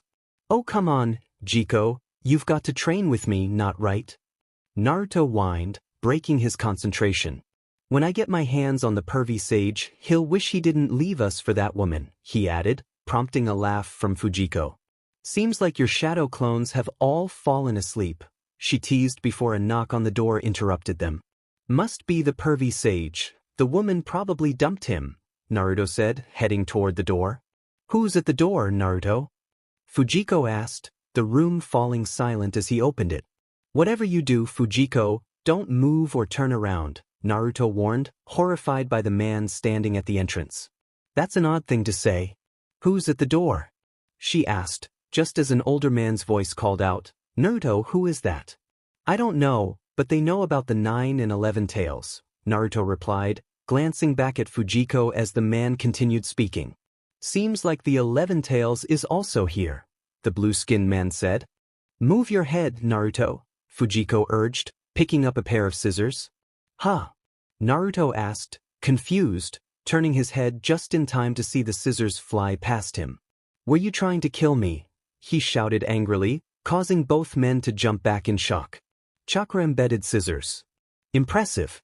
Too bad they'll never be used again, the blue-skinned man remarked as the scissors crumbled. "Don't just stand there, you idiot," Fujiko shouted, pushing Naruto to the ground. "Ah, sorry Jiko," he said, snapping out of his trance just as Sasuke arrived. "It's good to see that you're all right, Fujiko," Sasuke said, staring at her with his Sharingan before refocusing on Itachi. "This is bad," Fujiko murmured after Itachi broke Sasuke's wrist. "You might feel a little bit of pain, Sasuke," she said, rushing to his side and pulling him a few feet away from his brother. "Fujiko, sorry you're always saving me," Sasuke said, trying to suppress his groans of pain. "I'm going to pop your wrist back in place," she said, grabbing his wrist. "You say what?" Sasuke asked. "Fujiko, get your butt over here," Jiraiya said seriously, glaring at Itachi and Kisame. "But what about Sasuke?" Fujiko protested, still holding on to him. "He'll be fine if he doesn't move, these two are not on his radar," Jiraiya assured her before Sasuke broke free and decided to attack his brother. Later, "Fujiko, how is he?" Jiraiya asked after sealing the black flames in a scroll. "Well, his wrist is broken and he's been knocked out," she began, but stopped when she heard Guy's voice. "Bushibrow-sensei," Naruto said as Guy kept apologizing. "We've got to get him to the medical ward," Jiraiya said as Fujiko stood up with Sasuke in her arms. "You're staying here, Fujiko. Guy will take him back to the village. You, Naruto, and I will go find 2 special women," Jiraiya instructed, handing Sasuke to Guy. "You've been saying that all this time but never told us these 2 women's names," Fujiko pointed out. "The Slug Queen Tsunade and the Supreme General Kiera," Jiraiya replied with a grin as they walked out of the building. "Jiraiya, why do you think Kiera-sensei was called the Supreme General?" Fujiko asked as they made their way to the town gate. "I'm not entirely sure, but back in the day, she was always in charge of strategies and was a temporary teacher for Shikaku Nara," Jiraiya explained, causing Fujiko to blush with pride. "I have such a cool sensei," she said, wishing she'd be called sensei instead of by her name. "That's one ugly jumpsuit," Fujiko remarked, staring at the outfit Guy was holding. "So cool," Naruto exclaimed, his eyes sparkling with excitement. "Put that thing away and let's go, we've got to find Kara-sensei and Miss Tsunade so they can treat Sasuke and probably Lee too," Fujiko urged as they continued on their journey. "Fujiko, do you know what's inside you?" Jiraiya asked after Naruto inquired about their earlier attackers. "It's the tailed beast, right?" she replied, patting her stomach. "I don't get it. The beast that almost destroyed the village. Why would people want it?" Naruto wondered, staring at the ground. "Well, I don't care what they need the beast for as long as they leave me and Naruto alone, I'm fine," Fujiko said, hugging her brother. "Don't ever say that, Fujiko. No matter what, don't ever give up the tailed beast to them." "Come, let's continue," Jiraiya said as they pressed on. Later, "Fujiko, where's your money?" Jiraiya asked after handing Naruto his share for the festival. "You're not taking mine." "Now come on, Naruto, let's go check out the festival," Fujiko said, pulling her twin into the crowd. "So mean. I wonder which one of her parents she takes after," Jiraiya muttered before heading off. "Jiraiya, weren't we supposed to train for a new jutsu, not play with water balloons?" Fujiko asked, squeezing a balloon in her hand. "Don't pop it please. You'll need that balloon to perform the jutsu I showed you earlier," Jiraiya said, handing her another balloon after the first one, accidentally, popped. "Jiko, are you getting the jutsu down?" Naruto whispered after hearing Fujiko's balloon pop for the 10th time that day. "Sorry, no luck," she admitted, frustrated as she grabbed another balloon. "Then how come your balloon keeps popping?" Naruto asked curiously. "Because I keep squeezing it out of frustration. It's a habit," she replied just as the balloon popped again. "Wow, Fujiko, I knew you were smart, but this is beyond. Who would have thought you could get this far?" Jiraiya said, waking up from his nap. "I didn't get it, okay? It just pops because I squeeze it too hard, nothing more," she said as Jiraiya tried taking a sip of his drink. Alright, I won't normally help, but I'll give you two a hint on how to get this jutsu working. What way are you rotating the water? Jiraiya asked. Left, I guess, Naruto responded as Jiraiya placed his hand on his head. I see the problem. You're actually a right rotator. Your turn, Fujiko. He gestured for her to come to him. I was rotating right, she said as he placed his other hand on her head. You're actually a left rotator. Keep that in mind, Jiraiya said. How do you know all this, pervy sage? Naruto asked. By the way your hair grows. You two are spinning the water in opposite directions.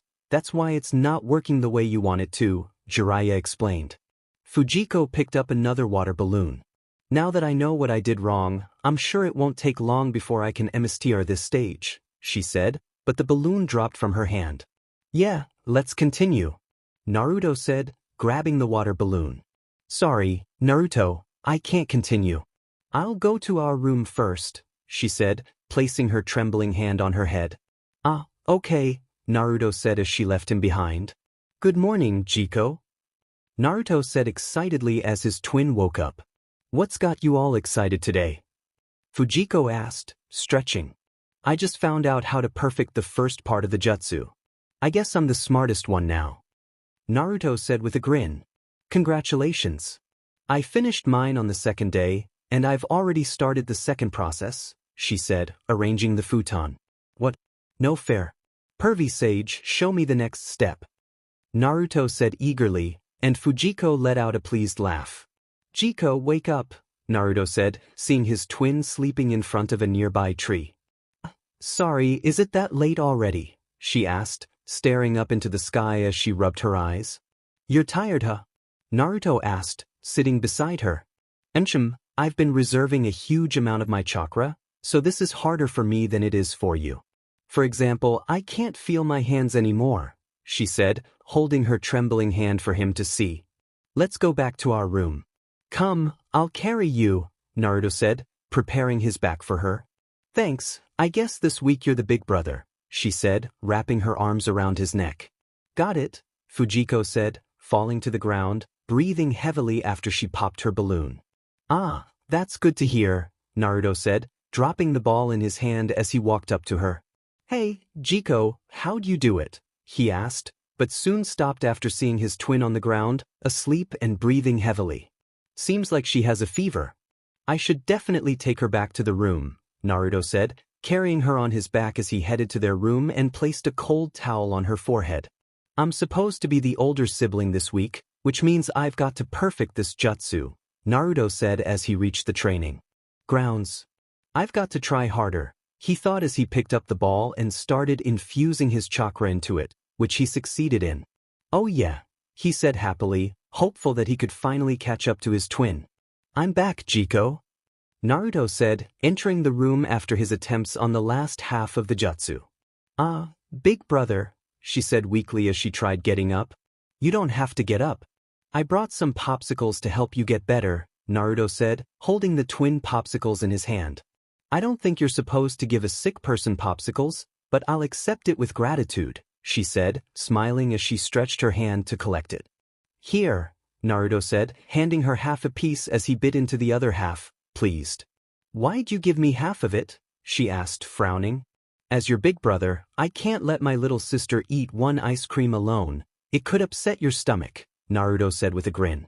If that was the case, you should just eat the whole thing yourself, Fujiko said, sticking the popsicle into her mouth before getting interrupted by Jiraiya. Fujiko, do me a favor, when you get better, don't continue your training, Jiraiya said, shocking Fujiko and Naruto. No way. How could I not do that? She asked, getting up from the futon before falling back onto it. Hey, bro, Fujiko said, showing up behind Naruto in her pajamas after he finished laughing. Hey, Jiko, didn't the pervy sage say you shouldn't be here? Naruto asked curiously. Yeah, but it's not like he's my father or something, so it's no big deal. Now show me what he showed you, she said, kneeling beside him as he drew a spiral shape on the palm of her hand. He said you're supposed to focus on that dot in the middle of your palm and something like that, Naruto explained, falling to the ground. Seems simple enough. I have better concentration than you do, she said, picking up a ball before throwing it up to the sky, causing a loud explosion. Wow. How'd you do it? Naruto asked curiously. Rotate your chakra on one spot in the ball and release it all in one go. Simple, Fujiko said, rubbing her burned hand. Jiko, can you give me some tips on how to get this jutsu down? Naruto asked as they waited for their teacher to finish asking questions about the two women. No can do. Jiraiya forbade me from practicing, so I can't help you, she said as a man crawled up to them. You two want to throw the dice around, the man said before easily explaining how to play. Now I'm interested. Let me try, she said, sitting in front of the man. I've been stacking up a lot of money as we enter each cabling house, Fujiko said, trying to stuff another wad of cash into her purse. I know, right? My little frog looks so cute when it's chubby, Naruto said, admiring his purse. You two are unbelievable. Instead of the Uzumaki twins, why not the lucky twins? Jiraiya remarked, continuing his thoughts. Time skip. Seriously, Tsunade, why did you have to treat that boy like that? Kira asked after Naruto's failed attempt to confront Tsunade. Shut up, you talk as though you wouldn't have done worse in my situation, Tsunade replied, turning her back to her. Kira-sensei, if you don't mind me asking, what are you doing here? Fujiko asked curiously as she watched her twin struggle to get out of a ditch. Oh, for a second I forgot you were here too. I was just having a drink with my cousin, Kiara said as they walked away from the scene. Anyways, Fujiko, what are you doing here? And don't tell me you're also learning the Rasengan with Naruto, Kiara said, falling silent when Fujiko didn't respond. I knew it. I swear when I get my hands on Jiraiya, I'll strangle him, she said, attempting to head towards him before getting stopped by Fujiko. Why don't you want me to learn it? Fujiko asked, trying to hold her sensei in place.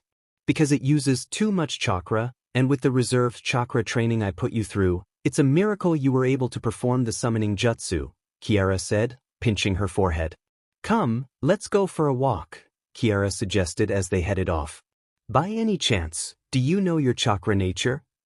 Water and wind, and if I combine the two, it creates ice, Fujiko said proudly. Exactly. There are not many people who can combine both chakra natures to create one. In fact, the only other person I can think of who can do that is my grandfather, the first Hokage, and my granduncle, the second Hokage, Kiara said, staring into the night sky. If you don't mind me asking, where have you been these past few days? Fujiko asked, changing the subject. Oh, I was with my lovely and handsome boyfriend, Kiara said, placing her hand on her cheeks happily.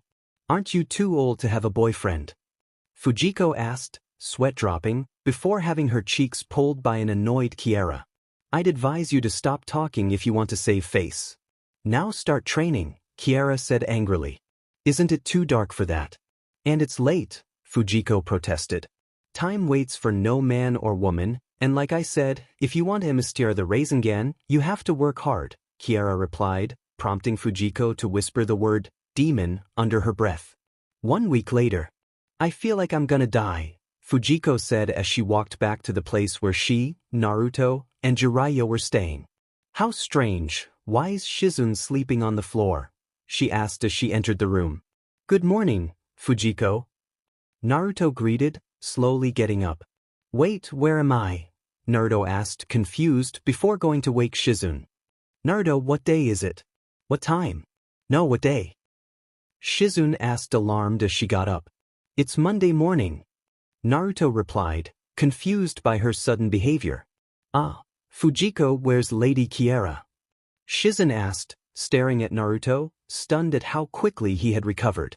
She got a letter from someone earlier, but she should be here soon, Fujiko said before the room door slammed open. What's wrong with you, Shizune? You look like you've just seen a ghost, Kiara said as she entered the room. Lady Kiara. We've got to go. Lady Tsunade and Orochimaru. Shizune said, heading towards the window. I see, so Tsunade went to heal Orochimaru, Kiara said after Shizune explained Tsunade's plan as they headed to the meeting place. Not trying to sound naive, but why would Tsunade help Orochimaru after hearing what he did to the Hokage and the village? Fujiko asked curiously. Silly child, don't you know anything about Orochimaru? He most definitely tried using something dear to her as a hostage, Kiara explained as they finally reached the site of a previous battle. Ah, it's her cloak, Shizune said, picking up the cloak that Naruto had once stepped on. Tonton, smell this and track that hag, Kiara said, holding the cloak over the pig's nose. Oink, Tonton said, running in a direction. It's Kabuto, Naruto said, drawing attention to the boy. You've met this guy before? Jiraiya asked. Yeah, he helped us in the Chunin exams, Fujiko said, staring at him. What are you doing here, Kabuto? Naruto asked curiously. Judging by his headband, it seems like he wasn't really a ninja of the village, Fujiko said, drawing out her kunai. What are you talking about? Naruto asked, shocked. Sometimes it's very hard to believe both you and Naruto are siblings, Kabuto said before he started insulting her twin. You're like a child sitting at the grown-up table when you're around these great people, and I'm not including Fujiko, he said smugly. That's it. Naruto shouted, running up to Kabuto. Wait, Naruto. Fujiko called, trying to stop her twin before getting halted by her sensei. Stop, Fujiko. Watch his movements, study them, and anticipate his next move, Kiara instructed, pointing at Kabuto. Shizune, you take 4 eyes. Kiara and I will deal with Orochimaru, Jiraiya said. Huh? Kiara asked, confused. Don't think you're going to come all this way and not fight, Jiraiya said as she took off her lab coat. Now then, how about we get this thing started, he said as he, Kabuto, and Kiara performed a summoning for a large bird. Jiraiya, what the hell? Kiara asked, staring at the toad, dumbfounded. I told you earlier that Tsunade drugged me. Jiraiya shouted, embarrassed. That's it, I'm not gonna let that guy stand there and mock pervy sage. Naruto thought, performing a summoning jutsu, only to end up with a small frog. Oh, Naruto. Fujiko laughed. Don't laugh. Naruto shouted, embarrassed. Ah, but he's cute. Look at his chubby cheeks, Fujiko said, picking up the frog. This is so embarrassing, Kiara said, jumping on her summoning animal. Let's begin. Orochimaru said as he and Kabuto launched their attack.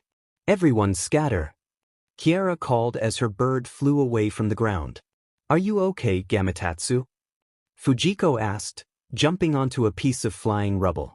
Yeah, I'm good, thanks, lady, he replied, both of them smiling at each other, momentarily distracted from the chaos around them. Fujiko, watch out. Naruto shouted, pushing her away from the jaws of the snake that Kabuto was riding. Naruto! Fujiko cried as she fell to the ground beside Shizune and Tsunade. Stay with Lady Tsunade, I'll protect you too, Shizune said, releasing a cloud of poison gas. What about Naruto? Fujiko asked, concern etched on her face. Just hope he's alright, Shizune replied before being struck by Kabuto. I would have thought one of the Uzumaki twins could at least put up a fight against me. Seems like you're nothing but a weak girl, Kabuto sneered, stepping on Fujiko's hand as she tried to reach for her brother. Fujiko! Naruto called, hearing her screams.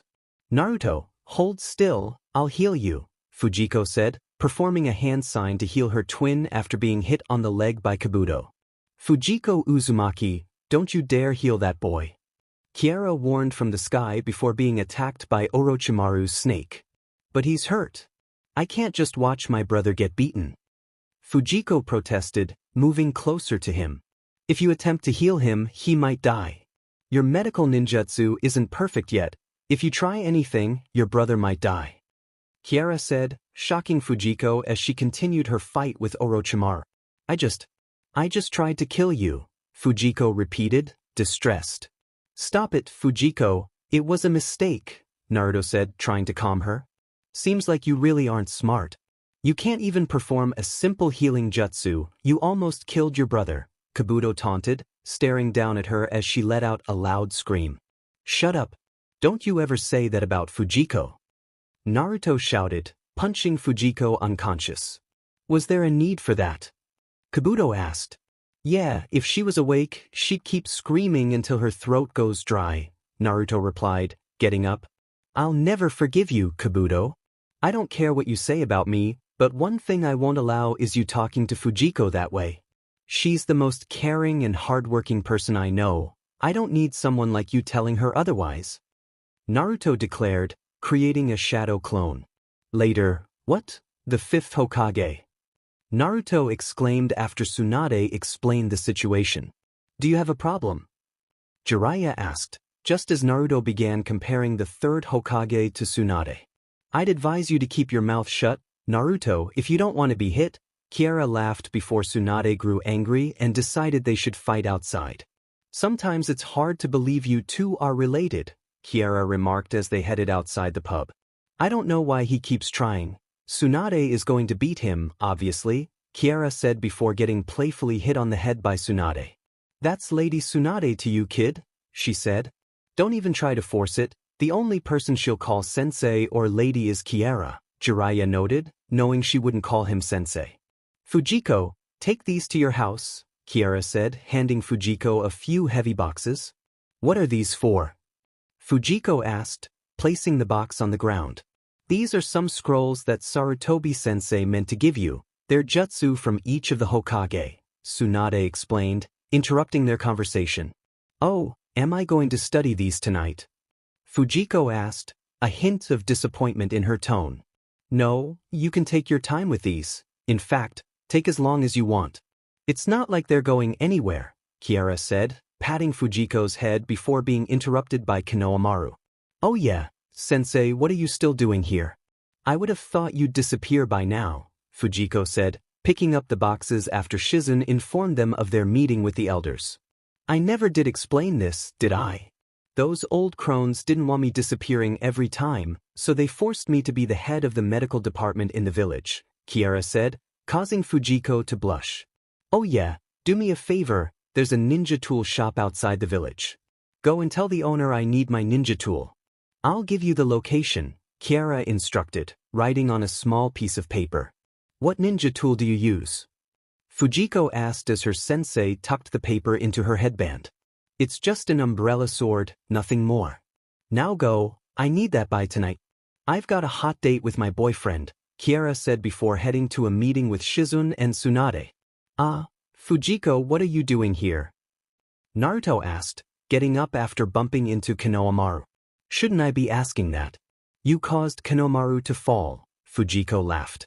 I'm here to take that old bag to the infirmary so she can heal bushy brows, Kakashi-sensei, and Sasuke, Naruto said as Fujiko dropped the box. I completely forgot about Sasuke and Lee. Let me drop these off at home, and I'll meet you in the infirmary. Fujiko said, picking up the box and running past Shikamaru and his father. Later, sorry for being late, Fujiko said, entering the infirmary room where her sensei was. You missed it, Fujiko. Granny Tsunade healed Sasuke, Naruto said happily. Ah, that's great. I'll go see him later, but what about Lee? Fujiko asked, concerned. I'll get to him later, Tsunade replied, placing her hand on Kakashi's forehead as she began the healing process. Ugh, Naruto and Fujiko, Kakashi said, opening his eyes as he slowly sat up. You're alive, sensei. Look, I have good work on your recovery, flowers, Fujiko said, handing him a bouquet of flowers. I've got to go see Sasuke. Do you mind giving this to Lee, Tsunade? Fujiko asked, handing the woman another bouquet of flowers before heading out of the infirmary. Who is it? Sakura asked after hearing a knock on the door of the room where Sasuke was. Sakura, you're here too. That's nice. Good to see that you're okay, Sasuke, Fujiko said, sitting on the bed. Good to see you're okay. I lost consciousness in the middle of the fight, so I couldn't remember what happened. I was seriously worried about you, Sasuke said with a smile as they both stared into each other's eyes, except Sasuke was blushing and Fujiko wasn't. Isn't that nice of you? Thanks for worrying about me, that's really kind of you, Fujiko said, patting his head. Are you busy later? Because if not, I'd like to hang out with you. Sasuke, Sakura whined, alarmed. We could go with Sakura and Naruto. No wait, I have to run an errand for Kara-sensei. In fact, it's getting late, I should get going on that errand, Fujiko said, running out of the room and out of the hospital to her home to pack her necessities. What are you doing outside your village, little girl? A voice said from a tree branch as Fujiko left the village. Fujiko exclaimed in excitement. What's with the happy tone? Madara asked, jumping down from the branch. Sorry, Fujiko said, blushing in embarrassment. Anyways, shouldn't you be in the village helping with the rebuild? I heard Orochimaru attacked your village. That's right, but I don't remember telling you. How'd you know? Fujiko asked innocently as Madara got nervous. Is she on to me? I should probably churns the tailed beast inside her, Madara thought, staring coldly at her. Sorry if that question came out a bit hostile. It's just that we haven't seen each other in a while, and I thought you might be mad at me, Fujiko said sadly, playing with her feet. Interesting, Madara said with a chuckle. What makes you think I'll be mad at you? I did shout at you after you saved me, and for that, I'm really sorry, Fujiko said, bowing her head. No problem, you're forgiven. I overheard some shinobi talking about how one of the legendary Sannin killed the Hokage and almost destroyed the village. Madara lied. Oh, sounds reasonable. Anyway, I'm going on an errand for my teacher. Do you want to come with me? Fujiko asked, playing with her hair, embarrassed. Sure, why not? It's not like I'm busy anyway, Madara said, walking with Fujiko to the ninja tool shop. Few questions, why's your hair so long? Madara asked, skipping a few rocks. Oh this. I don't know, I guess I like it this way. I've always wanted my mom to style my hair every day, but since my BRH mom is gone, all I can do is let my hair grow out. I can take care of it, so I don't mind, Fujiko said, using her hand to comb her hair as she smiled. Let's continue. According to the directions your sensei gave you, we should be close to the place, Madara said, walking ahead of her. Now it's my turn to question you. What family are you from, and what do you do when you're not with me? Fujiko asked, holding on to his arm. It's not any of your business what I do in my free time, Madara said, shaking her off. Sorry, Fujiko said, standing a distance away from him, hoping not to offend him. Thank you, come back again, an old man said from in front of a small building in the middle of the forest. This must be it. Closer. I'm here to pick up an umbrella for my teacher, Fujiko said, walking up to the man. Really? Then you must be Kiera's student. Your teacher's a loyal customer of mine. In fact, she's the only person in Konohagakure that uses an umbrella sword as her weapon. By the way, my name's Io, the old man said, leading them into the house. Consider yourselves lucky you caught me outside. If not, you'd have to go through all my traps. Anyway, let me go get the weapon, Io said with a laugh. Wow, look at all these tools. Fujiko said, amazed as she touched one of the weapons. Do you want it? Madara asked, showing up behind her. You can have it if you want, just a little something for my favorite customer student, Io said, walking out of a room with an umbrella in hand. I couldn't, these ninja tools don't scream me, she said, collecting the umbrella. You're right, you're far too feminine for a sword that big. Wait here, I'll bring something more suitable for you, Io said, heading back to the room. What do you think he's getting? Fujiko asked, trying to strike up a conversation with Madara. I don't know, he said bluntly before looking away from her.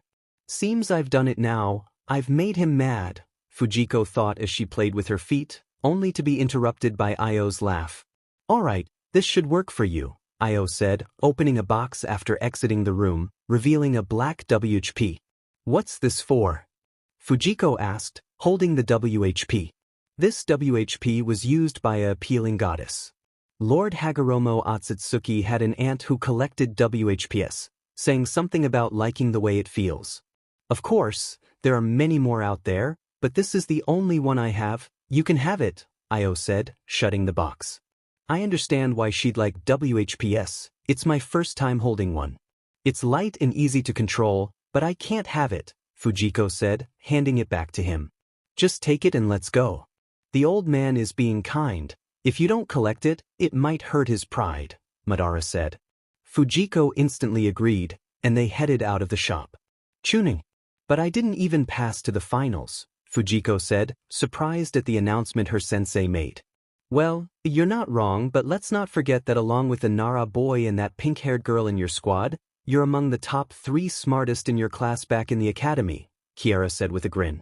That still doesn't explain anything, Fujiko replied suspiciously.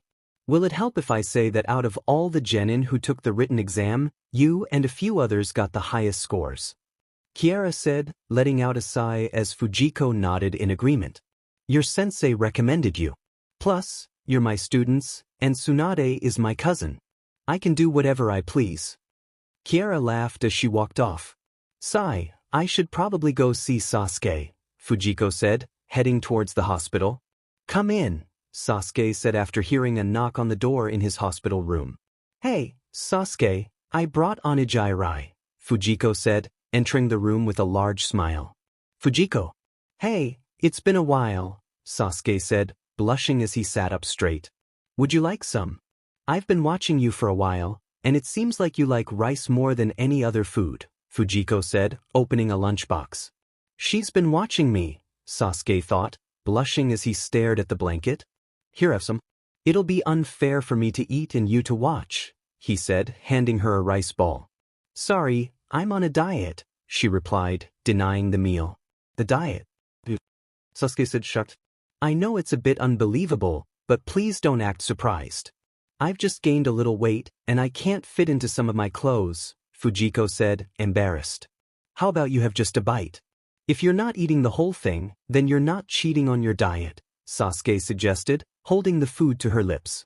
All right, just a little bit, Fujiko said, taking a bite and squealing at how delicious it was.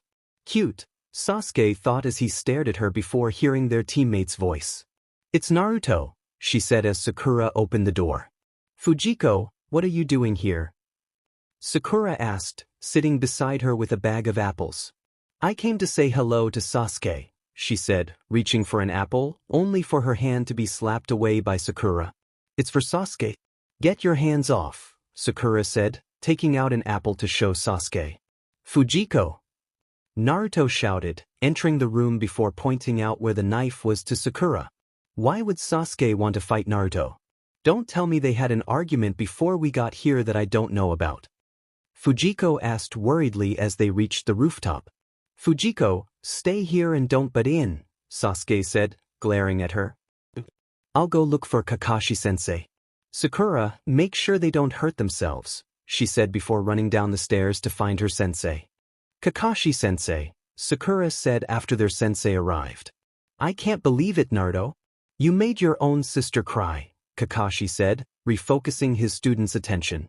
I'm sorry, Jiko, Naruto said, slightly trembling. It's all right. As long as you're okay, I'm good, she said, running to his side. And Sasuke, I can't believe you'd also make Sakura worry, Kakashi added. I don't care, Sasuke said, averting his gaze. Then how about Fujiko? If you keep acting like this, you'll never get anywhere with her, Kakashi said before Sasuke let out a TSK and left.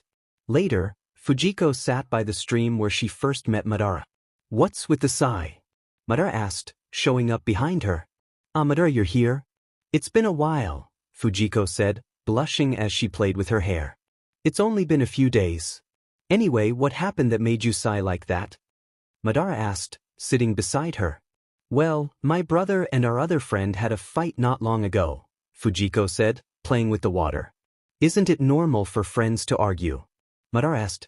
It is, but this time they went all out, like hand signs, fireball jutsu, and others. I'm worried that one of them might not want to stay on the team anymore, she said, letting out a sigh. It's normal for friends to fight. Don't worry, they'll be fine, Madara said, patting her head. How comforting. Thank you, she said, resting her head on his shoulder. Sorry, Madara.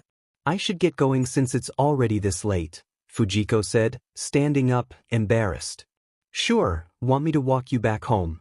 Madara asked, attempting to follow her. No, thank you. I'll just walk home myself. Plus, I need to pick up some ingredients for lunch tomorrow. Bye. Fujiko said before running off back to the village.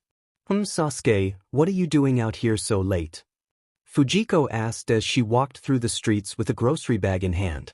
Fujiko, I should be asking you that question, Sasuke said, stopping in his tracks. I was just going, where are you going? Fujiko asked, stopping mid-sentence as she pointed at his bag, confused. Go home, Fujiko, Sasuke said, walking past her. Not until you tell me where you're heading. Don't tell me there's a mission that I don't know about, she insisted. Fujiko, don't tell me you're leaving for Orochimaru, she said, grabbing his hand. How'd you know about him? Sasuke asked, turning to look at her. I'm far smarter than I appear, and I refuse to believe that one man would have such an influence to make you want to fight your own teammate and leave the village, she said before getting knocked out. Honestly, you may be smart technically, but you're one of the most emotionally unaware people, Sasuke said as she fell into his arms. He carried her towards a bench.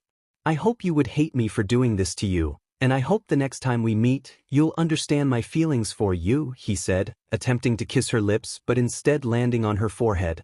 Fujiko, wake up, Kakashi said, trying to rouse the girl as he approached her on the bench. Kakashi-sensei, Fujiko said, startled as she opened her eyes. The way you just woke me up scared me. Anyway, what are you doing out here at this time?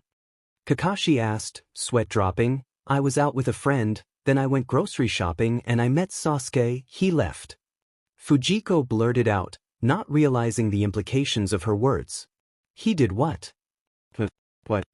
Kakashi asked, surprised. I was hanging out with a friend last night and lost track of time. On my way home from late-night grocery shopping, I saw Sasuke heading towards the gate, then he knocked me out and put me here, Fujiko explained.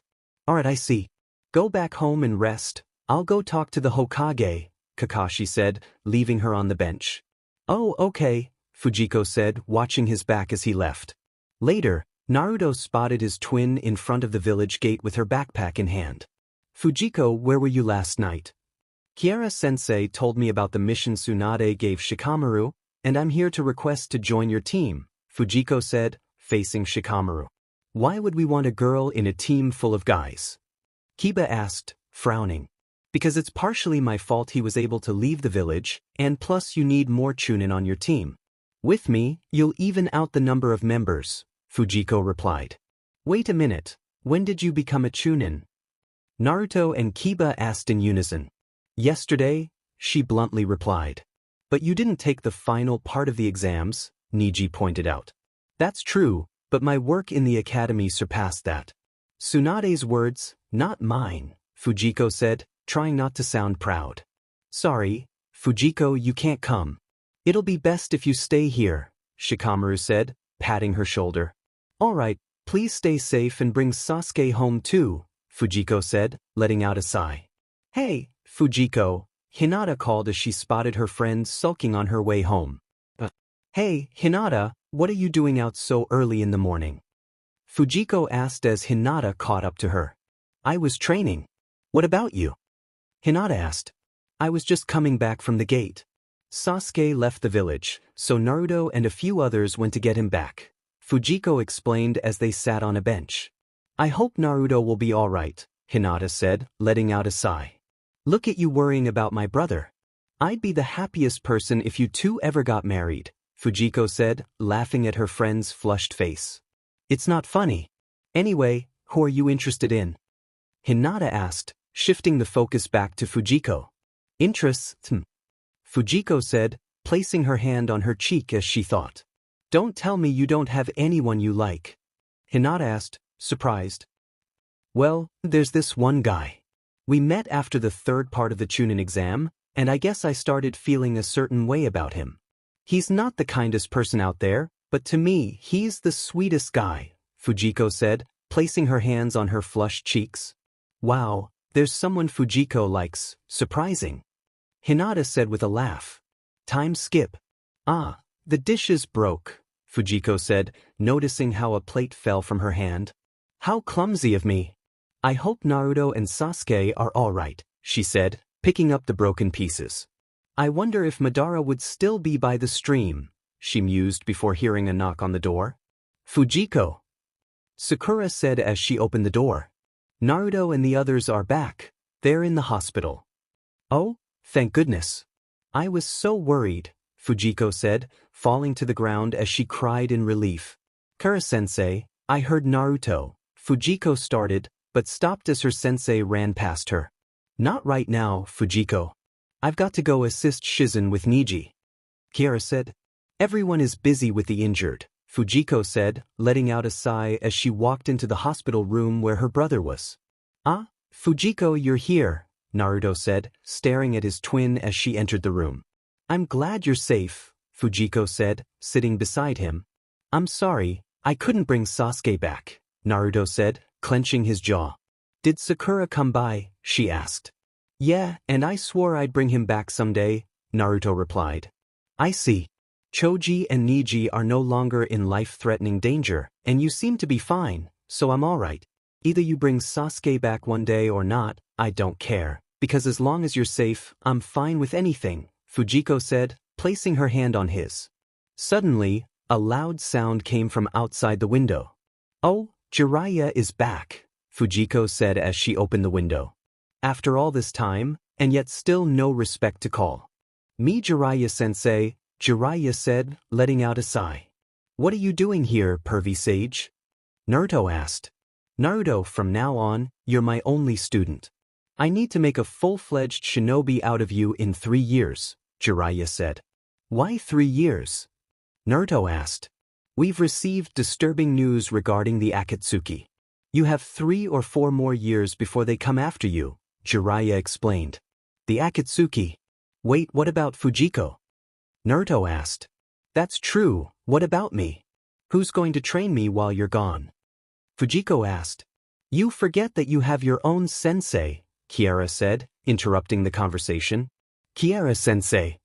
Fujiko said, surprised.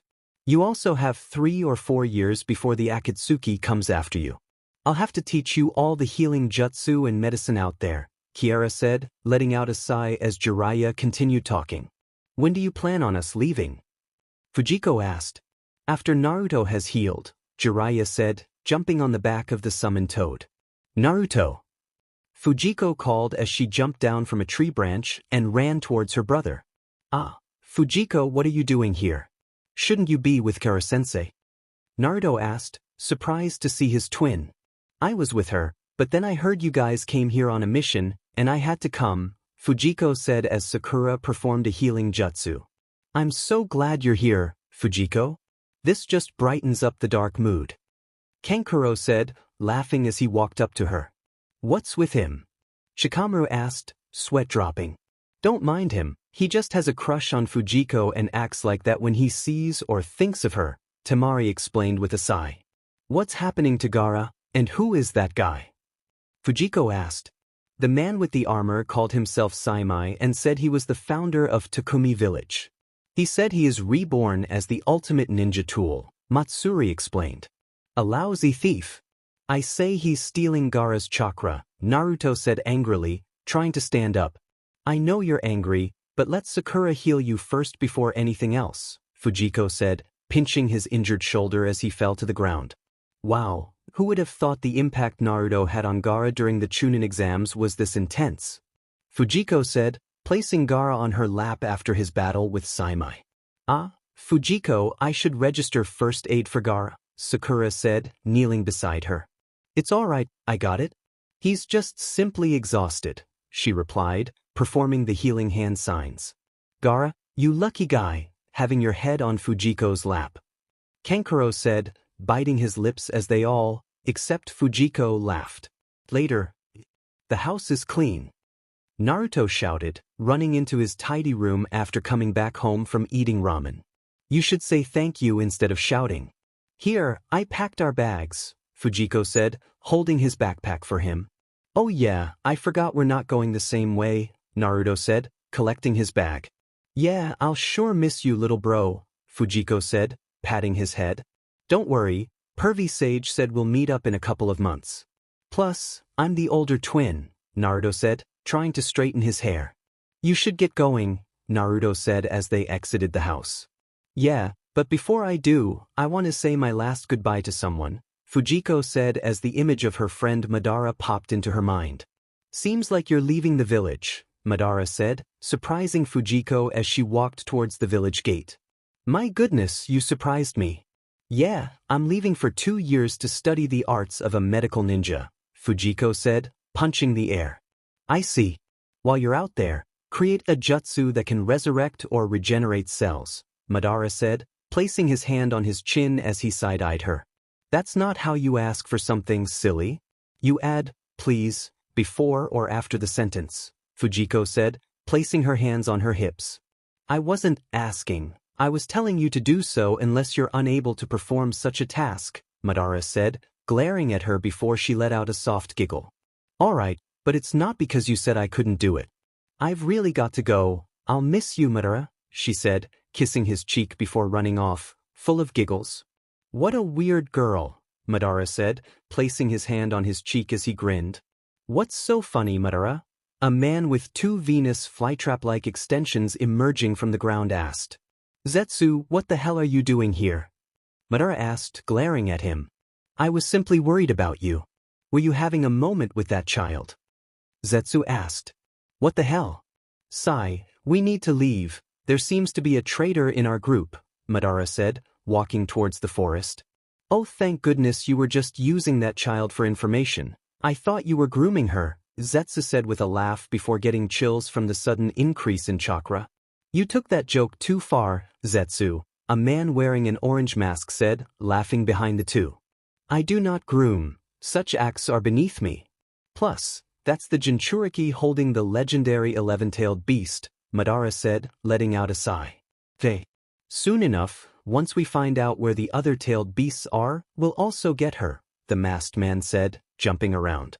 Fujiko, come on, you're wasting too much time, Kiara whined as she watched Fujiko pick a bouquet of flowers from a field close to the village. It's been a while since I've seen everyone in the village, especially Naruto. I wonder how shocked he'll be once he finds out how strong I've become, Fujiko said with a laugh as she stood up, and they continued their journey. Let's stop by the Hokage office first before anything else, Kiara said as they walked through the village. Knock knock, Kiara said, opening the door. You didn't even let me answer, Tsunade said as they entered the room. Ah, it's Fujiko, Naruto said excitedly as he spotted his twin. Wow, Fujiko, you've grown bigger, literally, Sakura said, staring at her. Thank you. My hair's really gotten longer, and I've grown taller than you too, Fujiko said, patting Naruto's head. Yeah, bigger in more ways than just height, Sakura said, comparing their heights with a flushed face. Yeah, you've definitely grown into a fine woman, Fujiko, Jiraiya said, laughing. Thank you, Jiraiya, she said with a smile. Nope, never mind, still the same, Kiara said before Tsunade started explaining her task for the trio. Kakashi-sensei's our opponent. Naruto said, poking his head out the window. It's been a while, Kakashi-sensei still looks the same, Fujiko said, sweat dropping. I got something for you, sensei, Naruto said, digging into his ninja tool bag and taking out a book. The first new issue of the Makeout series in 3 years, Naruto said, giggling. What a perv, Sakura said, sweat dropping. I don't blame him, that Makeout series that Jiraiya writes is really good, Fujiko said as Jiraiya nodded in agreement. Been a long time, hasn't it, Sakura, Fujiko? Kakashi said, walking up to the two. Yes, it has, Fujiko replied before Kakashi began explaining his part in the training the trio was participating in. All 3 of us at once? Naruto asked. That's right. How well you do against him will determine your future status, Tsunade said. Shall we get started? Kakashi asked, but Fujiko interrupted him. Oh, is it okay if we start the training later? It's been 2 years, and I really want to see someone again, Fujiko said, playing with her hair as her face flushed red. Oh, you want to see Hinata? Naruto asked, and the adults let out a sigh. Yeah, and her too. I almost forgot, Fujiko said, waving her hand nervously. Sure, I'll meet you guys later, Kakashi said before disappearing. It seems like our little Fujiko has a romantic interest, somehow surprising, Tsunade remarked as they watched Fujiko run out of the room. That's not good, Jiraiya and Kiara both said in unison. I sent a letter, I hope he received it, Fujiko said, running out of the village toward her secret meeting spot, only to find it deserted. Seems like he might not have gotten the letter. Or he's forgotten about me, Fujiko said with a pout on her face. Forgotten about who? A familiar voice said from behind her.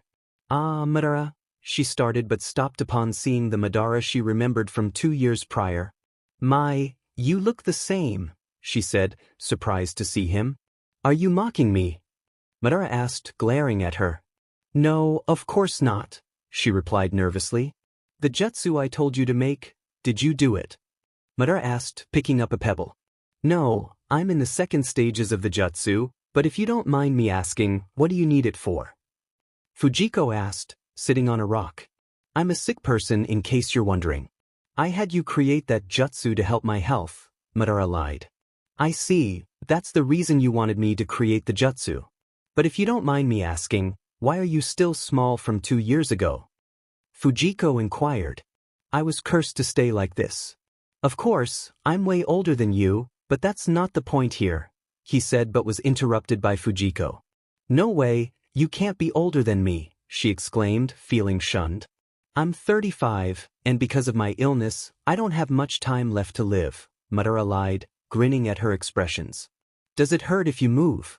If so, you shouldn't have come today, Fujiko said, playing with her toes. It doesn't hurt, and even if it did, you're my precious friend, he said with a small smile. Why your precious friend? She stammered, her face flushing red. Kia, I'm precious to him, she thought, staring at him with her cheeks flushed. Stop staring, it's annoying, Madara said, picking up a pebble. I'm sorry. Don't worry, I'll try my hardest to perfect the 2 jutsu, and I'll use them on you before you run out of time to live. Fujiko said with a grin. Good, a backup plan in case Nagato doesn't work, Madara thought, watching her smile drop. Anyways, it's been 2 years. Do you notice anything different about me? She asked, playing with her hair. What are you talking about? You look the exact same as the last time we met, Madara said, confused. I'm not sure if I should be angry or disappointed, she said, biting her lips in frustration before hearing coughing sounds from Madara. Are you alright? Maybe I should check why, she started, but he cut her off. We should both head home, he said, standing up and leaving. Later. Fujiko, you're late. Naruto shouted, spotting his twin at a distance. If Kakashi-sensei isn't here, then I'm on time, she giggled as he sat on the ground before their sensei popped out from above them. Sorry to keep you waiting. I, ran into this poor old lady who needed help carrying. He trailed off as Naruto and Sakura cut him off. This place is familiar, Naruto said, staring at the wooden posts. Fujiko asked. This was the site of your very first training lesson, wasn't it? Kakashi asked. It was Squad 7, Sakura said with a smile. You really need to work on your remembering skills, Naruto said, laughing nervously. I wonder how Sasuke's doing. Fujiko said before the other two entered a state of depression. To be continued. Alright, show me how far you've come. After all, you haven't given up on your Sasuke, have you? Kakashi said, holding up 3 bells. Not a chance, Sakura said, standing up. The rules are the same as they were that first day. I don't care how you do it, just get these bells away from me, Kakashi said, handing the bell from his waist. We understand, Fujiko said, taking out her gloves. Shall we begin? Kakashi asked, closing his book. Even after all these years, Naruto, you still couldn't understand simple instructions, but good job, Fujiko said after her twins' failed attempts. Were you trying to insult me or praise me? Naruto asked, sweat dropping. Both.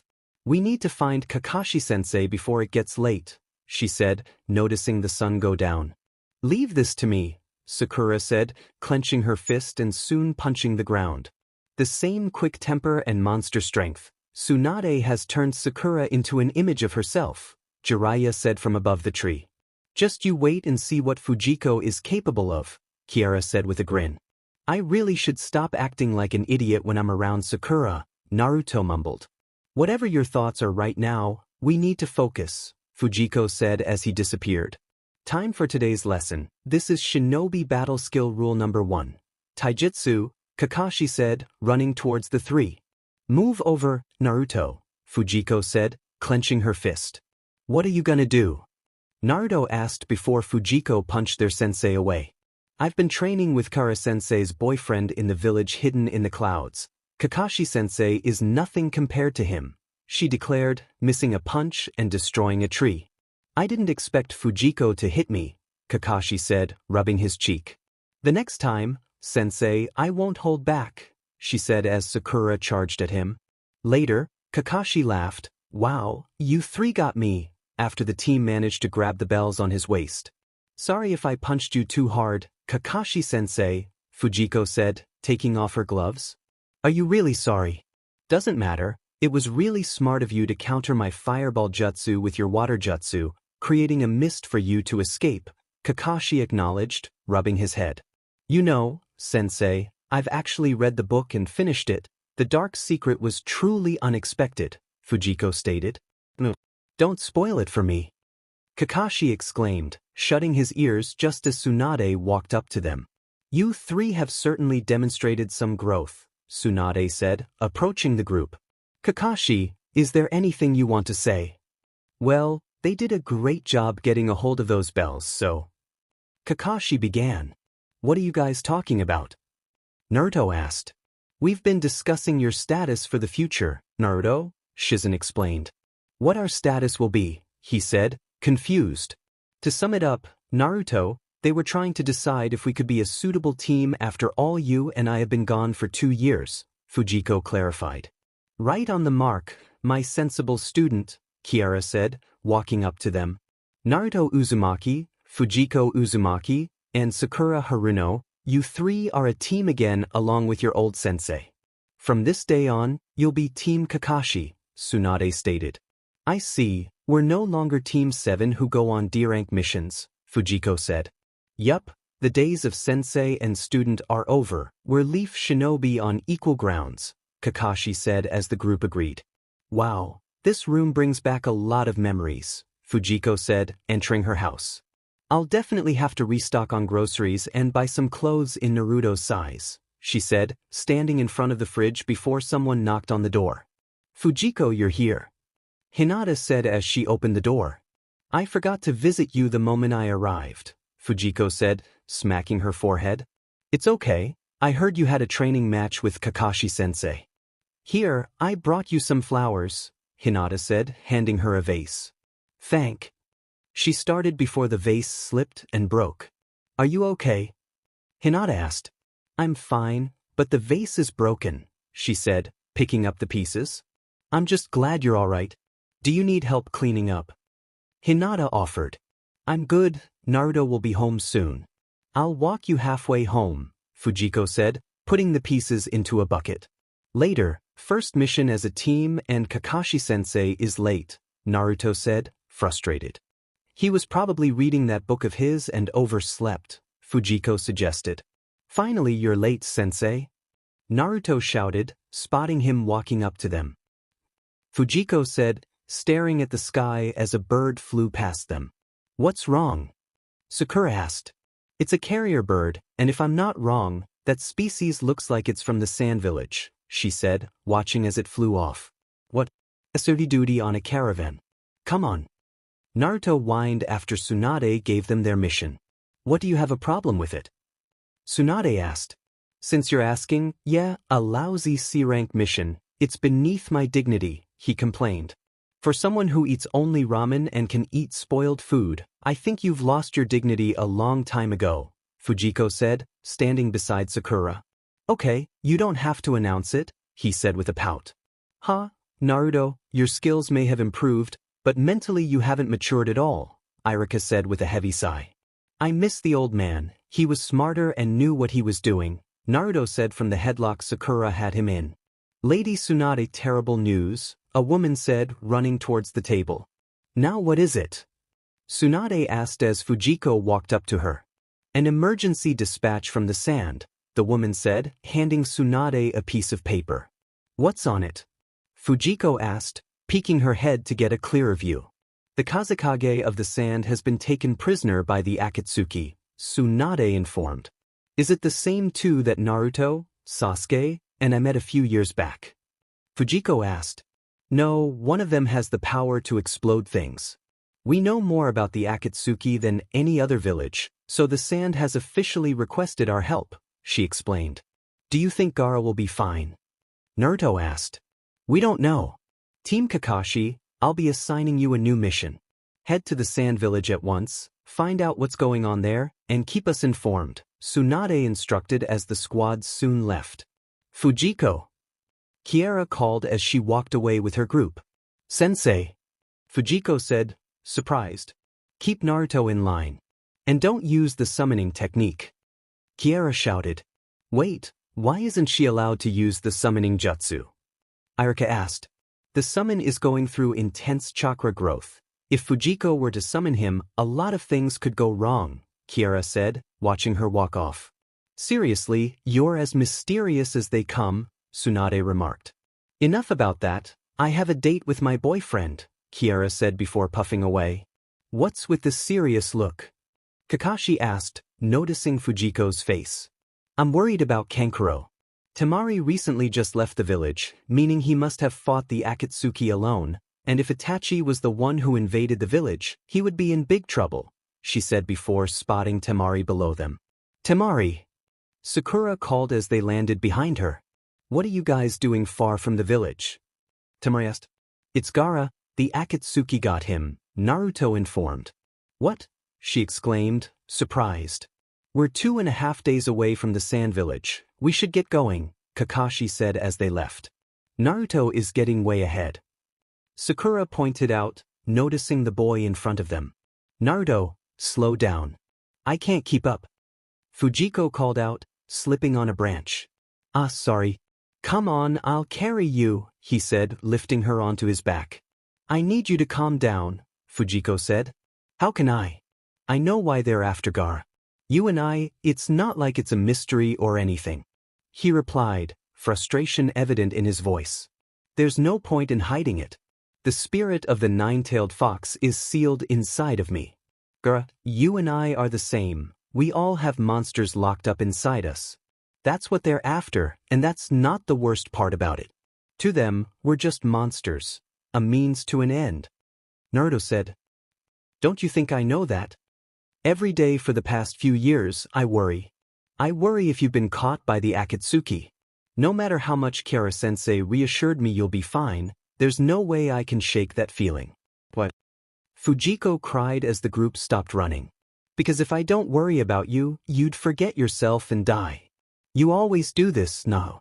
You forget about me, you forget I'm your sister, and I need you. What would I do if you weren't with me?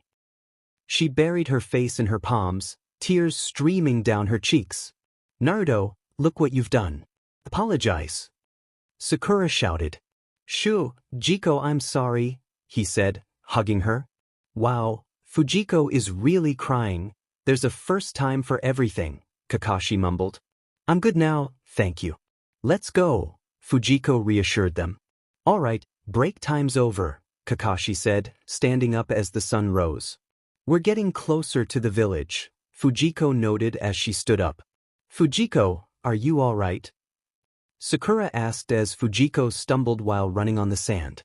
I can't get used to the feeling, she admitted, standing back up. Well, we can't wait forever for you to get used to it. You've got to adapt, and fast, Kakashi urged, continuing his run. A sandstorm's on its way, let's take cover in an empty cave, Temari suggested, noticing the approaching dust storm. We're here, Temari announced as they reached the village gates. We've been expecting you, a guard said, leading them into the village. What? You say they got Kankuro as well? Temari exclaimed after the guard explained the situation. Lord Kankuro went after the enemy after they took Lord Kazekage. He was poisoned, and we haven't been able to find an antidote. He won't last much longer, the guard explained. Diamenet, she said, frustration evident in her voice. Don't worry, Temari. My sensei is a poison specialist. Let me take a look at him, Fujiko offered. I'll help you, Sakura added as they reached the building. Kankuro. Temari called as they entered the hospital room. What have you done to prevent the poison from spreading? Fujiko asked, tying her hair back as Sakura checked on Kankuro. We tried giving him some antibiotics to help stabilize him, the doctor replied. I see. What can you tell Sakura? Fujiko asked as Sakura checked his heartbeat. We're definitely dealing with a heavy-base toxin that distorts muscle tissue and destroys nerve integrity, Sakura informed. Alright, we have a starting point. Get me a list of all the herbs in the village. Also, get me his medical charts. I want to know everything about him, from his height to his allergies. And while you're at it, I want someone to get me the clothes he wore during the battle, Fujiko instructed as a man handed her a clipboard. If you don't mind me asking, what do you need the shirt for? A doctor inquired. If I'm right, there should be poison remnants on the cloth. I'll use that to form an immunity since we'll be going after the Akatsuki. I'm sure we might encounter the man who did this, she explained. Sakura, I'm leaving you in charge of creating an antidote, she added. So we're using that method? Sakura asked, checking the herbs. It's gruesome, but it's what has to be done, Fujiko replied as Sakura left. I got it, Sakura said, running into the room with a man carrying a liquid behind her. Hold him down, this procedure is not going to be easy for him, Fujiko said, preparing the space. Got it, they all replied. Let's begin, she said, placing her hand in the bowl and extracting a bubble-formed liquid. Arg, Kankuro groaned as Fujiko tried treating him. Forgive my behavior, she said, climbing on top of Kankuro. Get her a bucket, Sakura instructed. Another, Fujiko said, holding her hand out. Yes, ma'am, a man replied, bringing her what she asked for. Sakura, extract the poison from Kankuro's body, Fujiko directed, getting off him. What are you going to do? Sakura asked, moving to the bedside. I'm going to find an antidote. It should be something similar to what the Aburame clan uses for their insect poison, Fujiko explained, taking a bowl with the poison in it. Got it, Sakura said, placing her hand into the bowl. NG, Kankuro groaned as he woke up. Drink this, it'll detoxify the last of the poison in your body, Fujiko said, holding a cup in front of him. My goddess, he murmured, staring at Fujiko. Huh. He said nothing. Temari quickly interjected, trying to cover up his slip. I have a piece of cloth from the man that I fought, Kankuro said, sitting upright. Yes, but first take the antidote, Fujiko insisted, the cup still in her hand, untouched as he asked for his puppet. Is there something wrong, Mississippi? A doctor asked, noticing Fujiko's frustrated expression. I don't know if I'm invincible or something, but for the past 3 minutes, I've been here saying you should take the antidote. Swallow, Fujiko said forcefully, opening Kankuro's mouth as she poured the antidote down his throat. Please have patience with him, Fujiko, Temari said nervously. Is something wrong, Fujiko? Kakashi asked as they followed one of the ninja hounds. What are you talking about? Fujiko replied. Your silence is scary, he said, sweat dropping. Sorry about that, she said before Sakura started talking. How long do you think the Akatsuki has been after you? Sakura asked. 2 members of the Akatsuki came to the leaf looking for Naruto once, Kakashi said. Why Naruto only? Fujiko was in the village. They should have wanted her, Sakura pointed out. I feel like you want them to get me, Fujiko said, side-eyeing her. No, that's not it. It's just weird how they'd come to the village and want Naruto and not you. It's a bit suspicious, she explained. You're right, even to this day, I still don't understand why they'd come for Naruto and leave Fujiko, Kakashi agreed. Again, I have this feeling you want them to take me, Fujiko said, letting out a sigh. From what I've learned, if you want to draw out the power of a tailed beast, a great deal of preparation needs to be done, Granny Chio said. Kakashi-sensei, are we close to the Akatsuki hideout? Fujiko asked, changing the subject. We're getting there, but I won't say we're close, Kakashi replied as she stopped. Is something wrong? Sakura asked. It's faint, barely noticeable, but there's someone here, Fujiko said, side-eyeing a tree. Have you lost your mind? There's no one here, we're wasting time, Naruto said, running off as Fujiko stared at a specific tree. Come on, Fujiko. Naruto shouted. Who is he? Sakura asked, spotting Itachi Uchiha in front of them. He's the one who wiped out his clan, Itachi Uchiha, Chio explained as she walked up to them. Kakashi, Naruto, Fujiko, it's been a while, Itachi said. Why does he say our names like we're friends? Fujiko asked, sweat dropping. I wasn't enough for you, huh? You had to go after Gaara as well, Naruto glared at the man. Don't look into his eyes.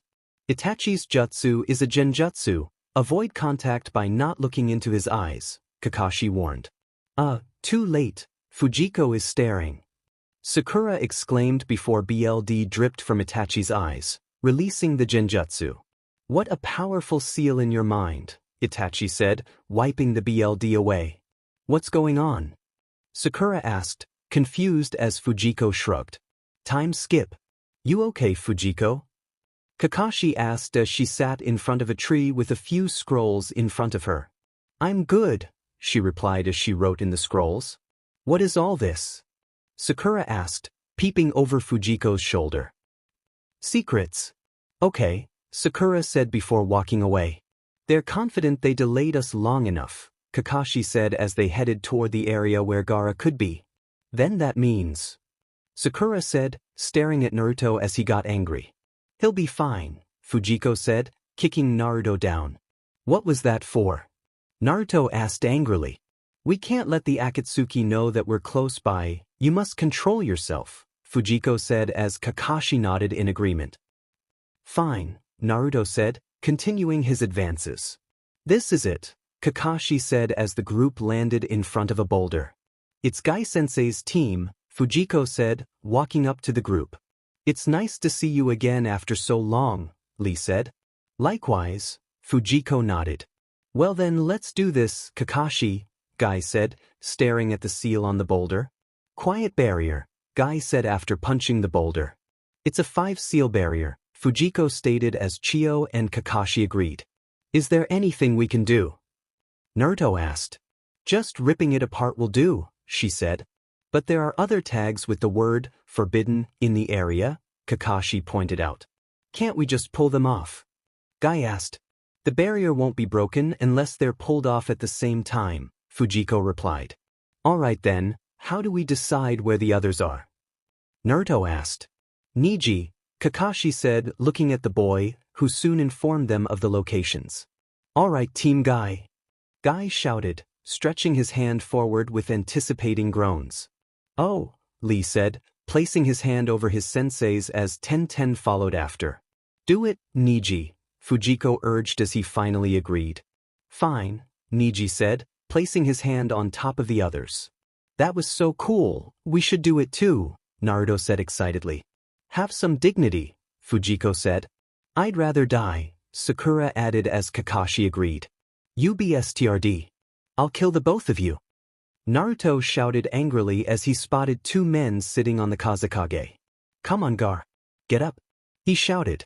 You know better than anyone what's wrong with him, Kakashi said. I'm going after Gaara. Naruto declared, following Deidara out of the cave. Wait. Fujiko called, attempting to follow after him. Fujiko, the medicine. Sakura called out before Fujiko tossed her the antidote for Sasori's poison in a wrapped piece of cloth. 3 Jinchuriki in a span of 3 days. I'm really lucky, Deidara laughed as Fujiko, Naruto, and Kakashi left the cave. Shut up, unlike Naruto I'm calmer, Fujiko said, glaring at him as she put on her gloves. Feisty little thing I like, Dara said as Naruto charged at him. Have some patience, Naruto. Kakashi warned. It's no use, he's too hot-headed. Fujiko said, grabbing the tail of the bird Deidara was riding. Your strength is amazing, Deidara said, trying to free himself as Naruto charged at him. Wait, Naruto. Fujiko shouted as her twin charged at her, only for her to fall into the water in shock. Ah, Naruto said, surprised to see Fujiko in the water. You idiot. Can you not tell the difference between friend or foe? She shouted angrily as her pupils dilated and her blue eyes turned golden. Oh no, Kakashi said, sweat dropping.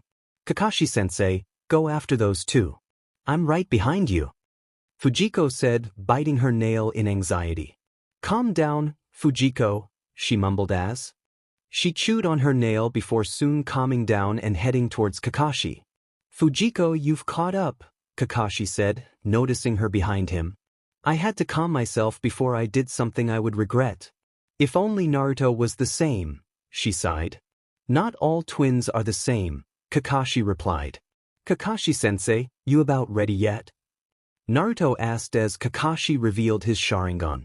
My preparations are complete. My new Sharingan, let's go. Kakashi said, activating his Sharingan. Wow, Naruto said, watching in amazement. Let's get to higher ground in case Gaara falls from the clay bird, Fujiko suggested before climbing up the side of the cliff. His body is getting cold, not a good sign, Fujiko said, feeling Gaara's hand. Can you do something? Naruto asked anxiously. I can't, he's gone, she replied, pulling Gaara from the clay bird. You will pay for this. Naruto said angrily as a shadow clone charged at the Akatsuki member. Please calm yourself. Fujiko warned as she watched him fight. Later, they managed to reach the village in 2 days. Guy-sensei is wild, Fujiko said, walking up to the village gate. Wild is not the exact word, Tenten said, sweat dropping. It's ridiculous, Niji added. Alright, you guys, let's report to Lady Tsunade at once, Guy suggested. Guy-sensei, Kakashi-sensei is looking a little. Sakura pointed out. Oh yeah, first we need to head to the hospital, Guy said while Kakashi mumbled incoherently. Hey look, he's awake. Naruto pointed out as their sensei opened his eyes in the hospital room. Good to have you back, Kakashi.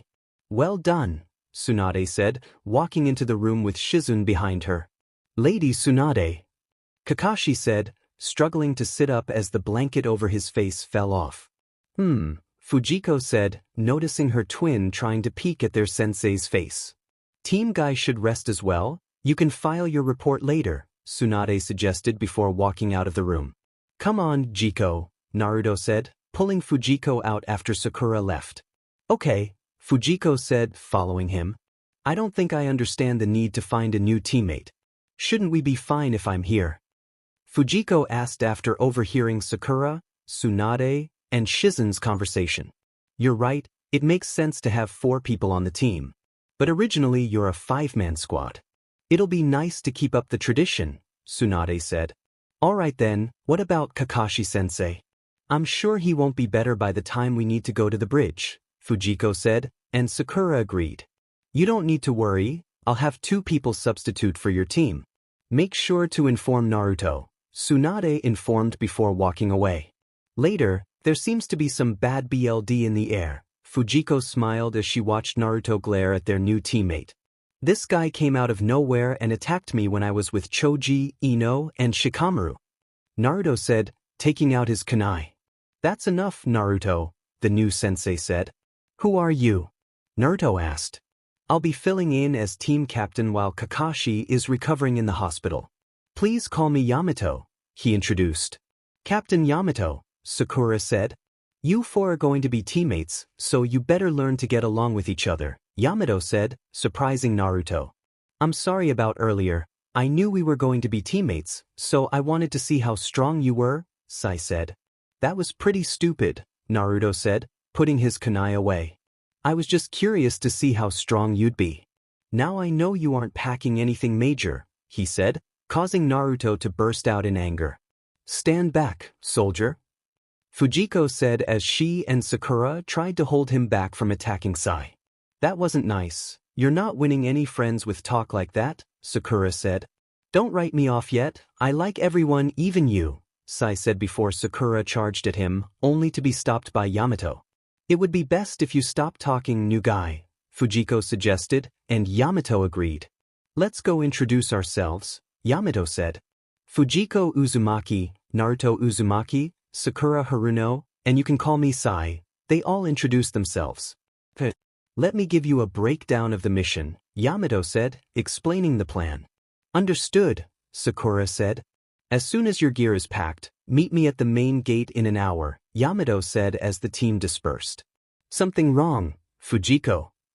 Sakura asked, noticing Fujiko's confused face. It's weird that I haven't seen Kiara-sensei today. I'm going to go prepare for the mission, she said, walking off. Meanwhile, in Kakashi's hospital room, Kiara sighed. I should be on a hot date with my boyfriend instead of here talking about the tailed beasts. I feel like you say that to make us jealous, Tsunade said as Kiara sat on the bed. We were just telling Yamato here about Naruto and Fujiko, Jiraiya said. You worry too much. I can understand Naruto, but Fujiko, she's as pure as water, Kiara bragged. Yeah. Did Fujiko go through the same thing Naruto did, where the tailed beast's chakra takes on a form? Jiraiya asked. My god, how often has this been happening to him? Yamato asked. As recently as our last mission, Kakashi replied.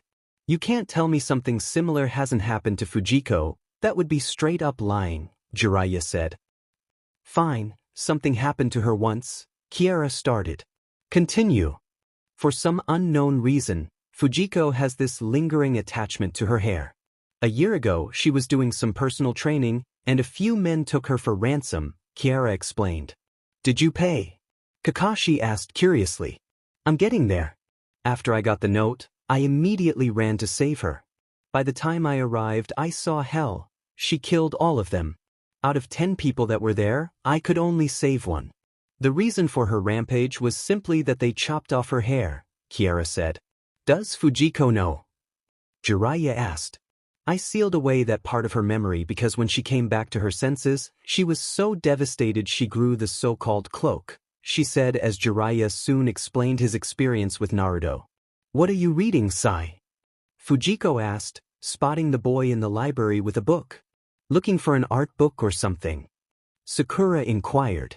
Miss Sakura, Miss Fujiko, Sai replied, surprised. I never pegged you as a reader, Sakura said, taking a seat in front of him. I guess I am, Sai said, his face flushed. What book are you reading? Fujiko asked, noticing Sai trying to cover the titles. We were on our way to visit Kakashi-sensei in the hospital. If you're free, do you want to come? Sakura suggested. Kakashi-sensei. Sai echoed. You are part of Team Kakashi now. I think it would make sense for you to see the leader, Sakura explained, and Sai soon agreed. Naruto. Sakura and Fujiko called out. What's the deal? Why'd you bring Sai with you? Naruto asked. We saw him at the library, Sakura replied. Ah man, I spent all this time working it out so it would only be the two of us together, like a date, Naruto complained. You did realize I was coming, right? Fujiko asked. I also planned to send you away on an errand or something, Naruto commented. Well, at least you thought of me, Fujiko said, sweat dropping. Ugh, sometimes you're such a dummy. Look what you've done to poor Fujiko, Sakura said as Fujiko squatted and drew figures on the ground. Naruto, Sakura, Fujiko, Sai called out nervously. Do you mind if I join your conversation? His teammates stared at him. I read in a book about how to make others feel at ease around you. The book said to call out to people casually or use nicknames, he explained, causing Naruto to laugh. That's so cute, Fujiko giggled. I never knew you thought about stuff like that. I was trying to come up with some nicknames for the three of you, but I couldn't think of any, Sai said as he walked towards them. Listen, you don't need to put so much thought into it. Just let those things come naturally, Naruto advised. A lot of the time a nickname or a pet name will refer to someone's personality traits. Sakura, give us an example, please, Fujiko said. Let's take Naruto for example. You could go with Dimwit, Birdbrain, or Stupid Naruto, Sakura laughed. The choices are endless for this one, Fujiko added. Come on, you two, you're killing me here, Naruto said, slumping his shoulders. Come on, everyone has a nickname. You call me Jiko, and back in the academy, people used to call Sakura, Forehead Girl, or Billboard Brow, Fujiko laughed. Okay, what about you, huh? Sakura asked angrily. Fujiko never had any nicknames from the academy, Naruto thought. She did, people always called her Dove, Sakura said, laughing. You do know what that means, right? Fujiko asked. Yeah, I just realized, she said, looking a bit down. Anyways, do you get what we're saying? Sakura asked as Sai thought. Why are you staring at me like that? She asked, embarrassed. I understand. Thanks for the advice, ugly, Sai said, surprising Naruto and Sakura. That was way into personality. Fujiko laughed as Naruto held back Sakura, who was trying to hit him. So you're the new team member. Sai. Nice to meet you, Kakashi said as Sai and Naruto rubbed their cheeks.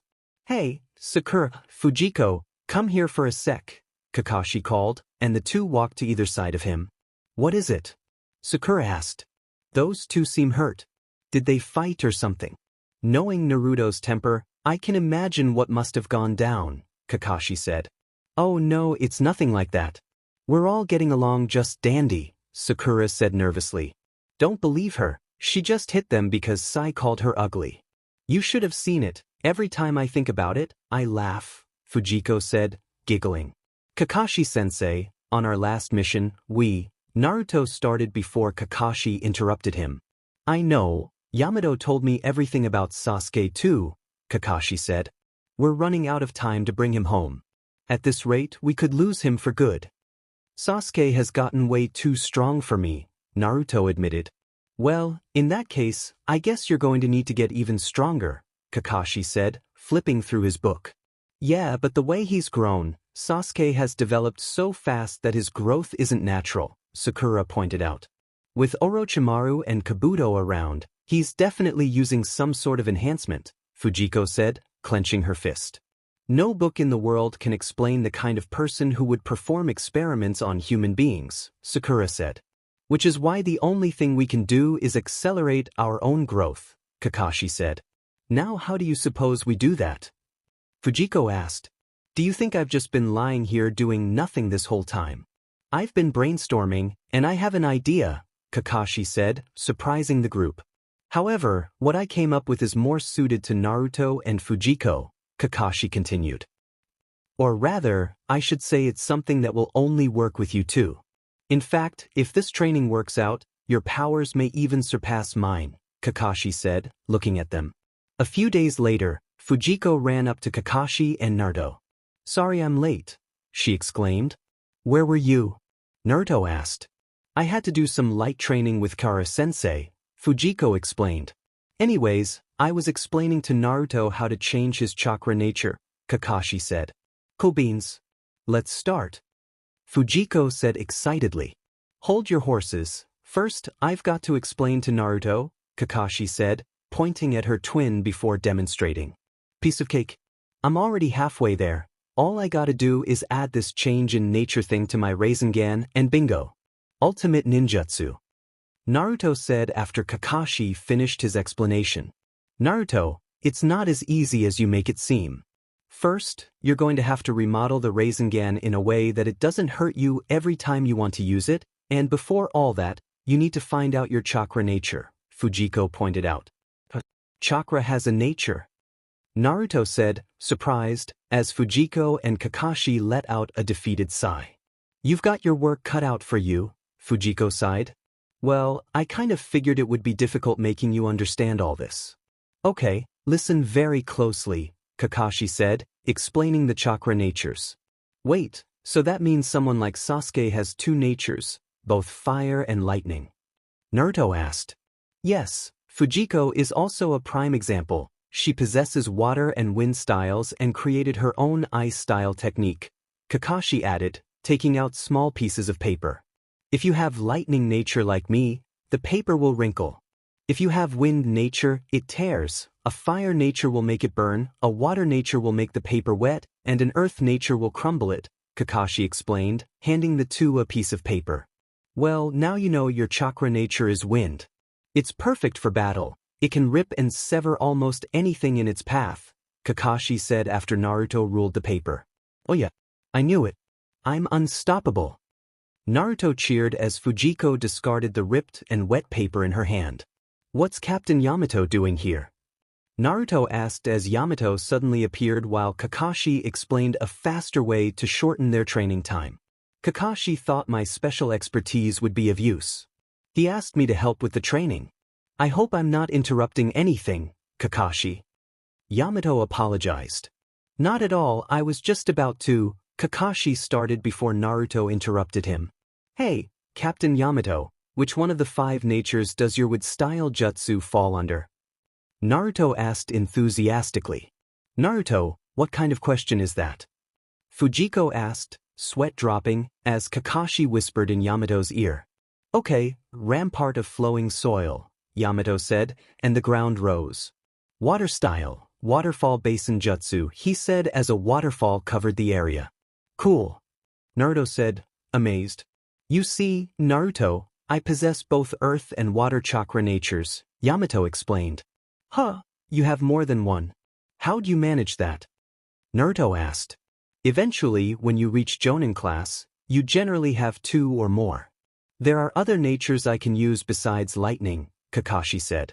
So that means Captain Yamato really has 3, including his wind style.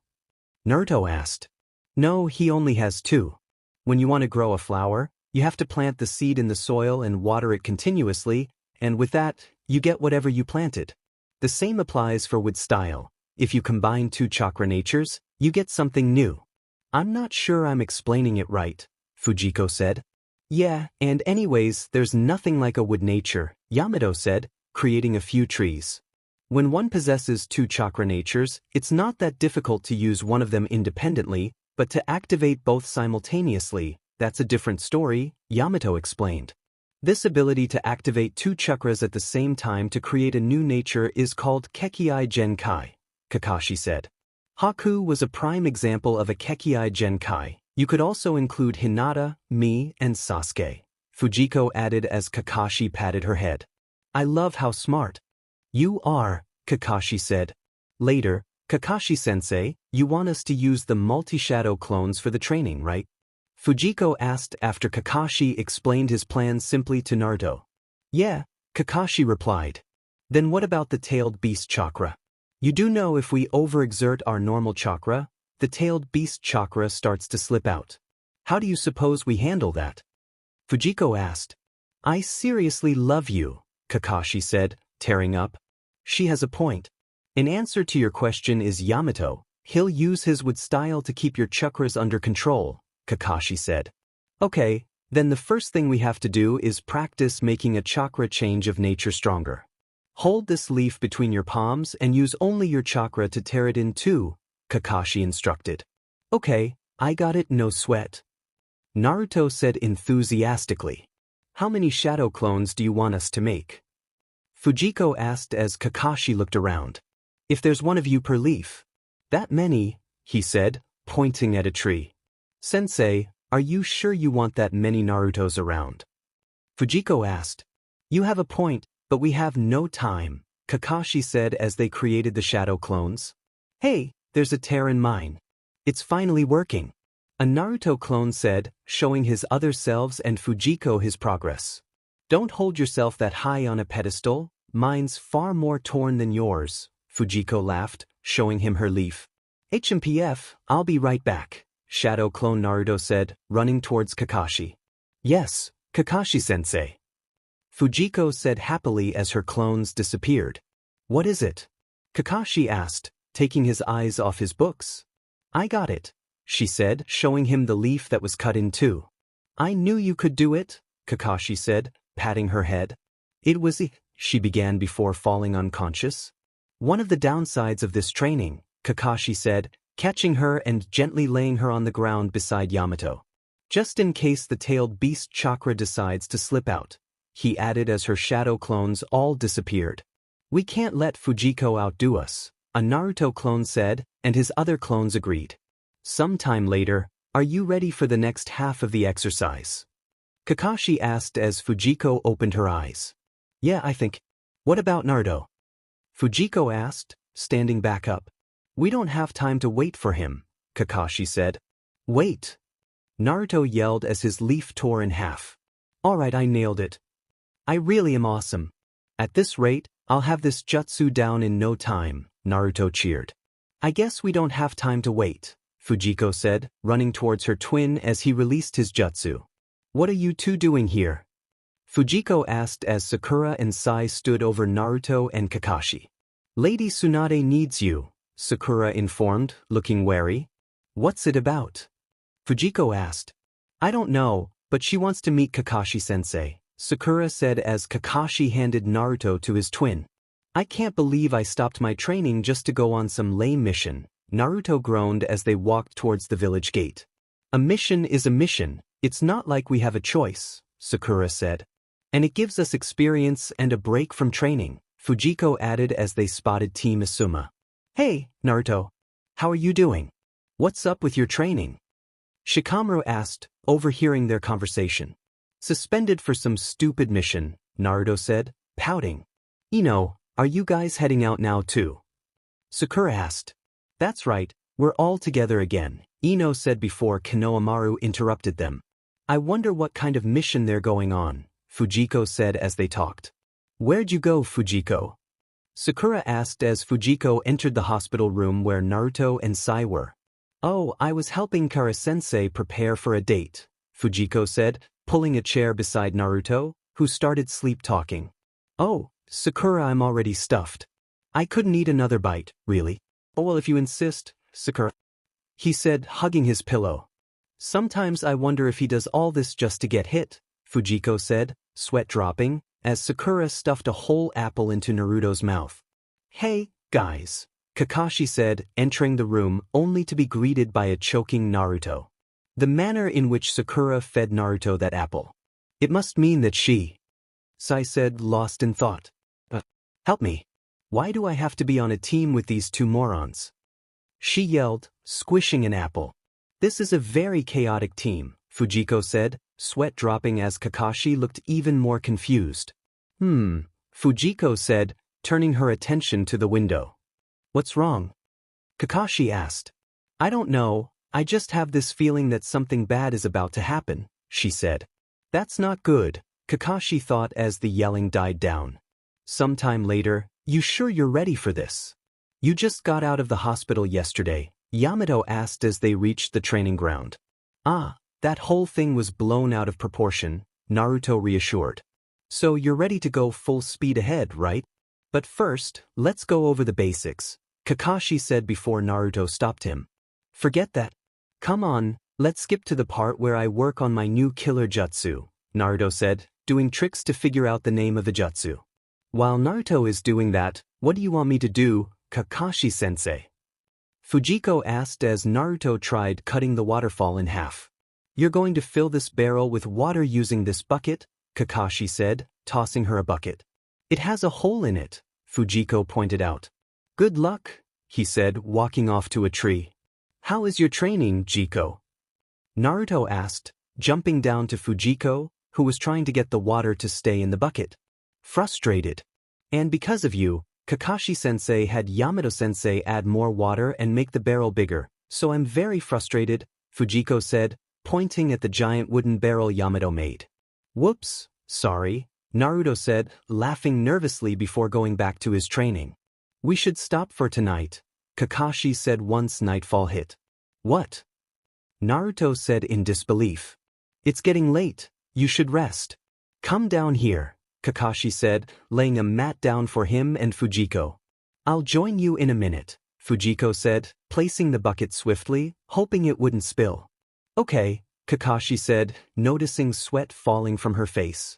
The next day, how are you doing over here?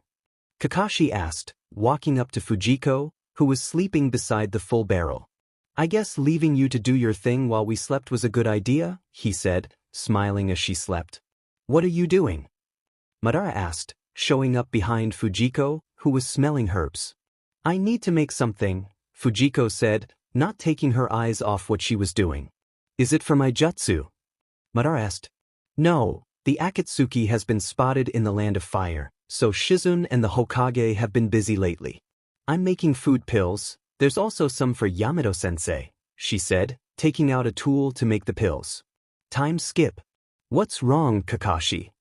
Yamato asked as Kakashi stared at Fujiko and Naruto training under the waterfall. I'm actually kind of surprised that the tailed beast chakra in Fujiko hasn't resurfaced like it has in Naruto, Kakashi said, opening his book. She is more composed and collected, Yamato reminded before noticing Fujiko fall into the water. You okay over there? Kakashi asked as she swam to the shore. Once more I can do it, Fujiko said as her pupils sharpened. I must become stronger to protect Naruto, Hinata, everyone, she thought as an image of Madara's blank face crossed her mind. Madara, she mumbled before shaking her head and writing on a scroll about her failed attempts at training. You should pay more attention to her, Kakashi said, pointing at Fujiko, who was writing. I already have a wood clone on her. Thankfully, she's still in control of the tailed beast, Yamato said, breathing heavily before it began raining. What's going on? Naruto asked as Izumo Kamizuki arrived at the training spot. We need to call off the training and return immediately, Yamato said, approaching the group. Did something happen? Azuma Sarutobi has been killed, Yamato said, shocking the group. Hinata. Fujiko called out, spotting her friend. Hey Fujiko. How'd your training go? Hinata said as she ran to her side. I can't say it's going well.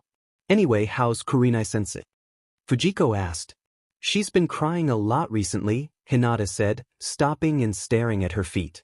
If I were in her situation, I'd cry too.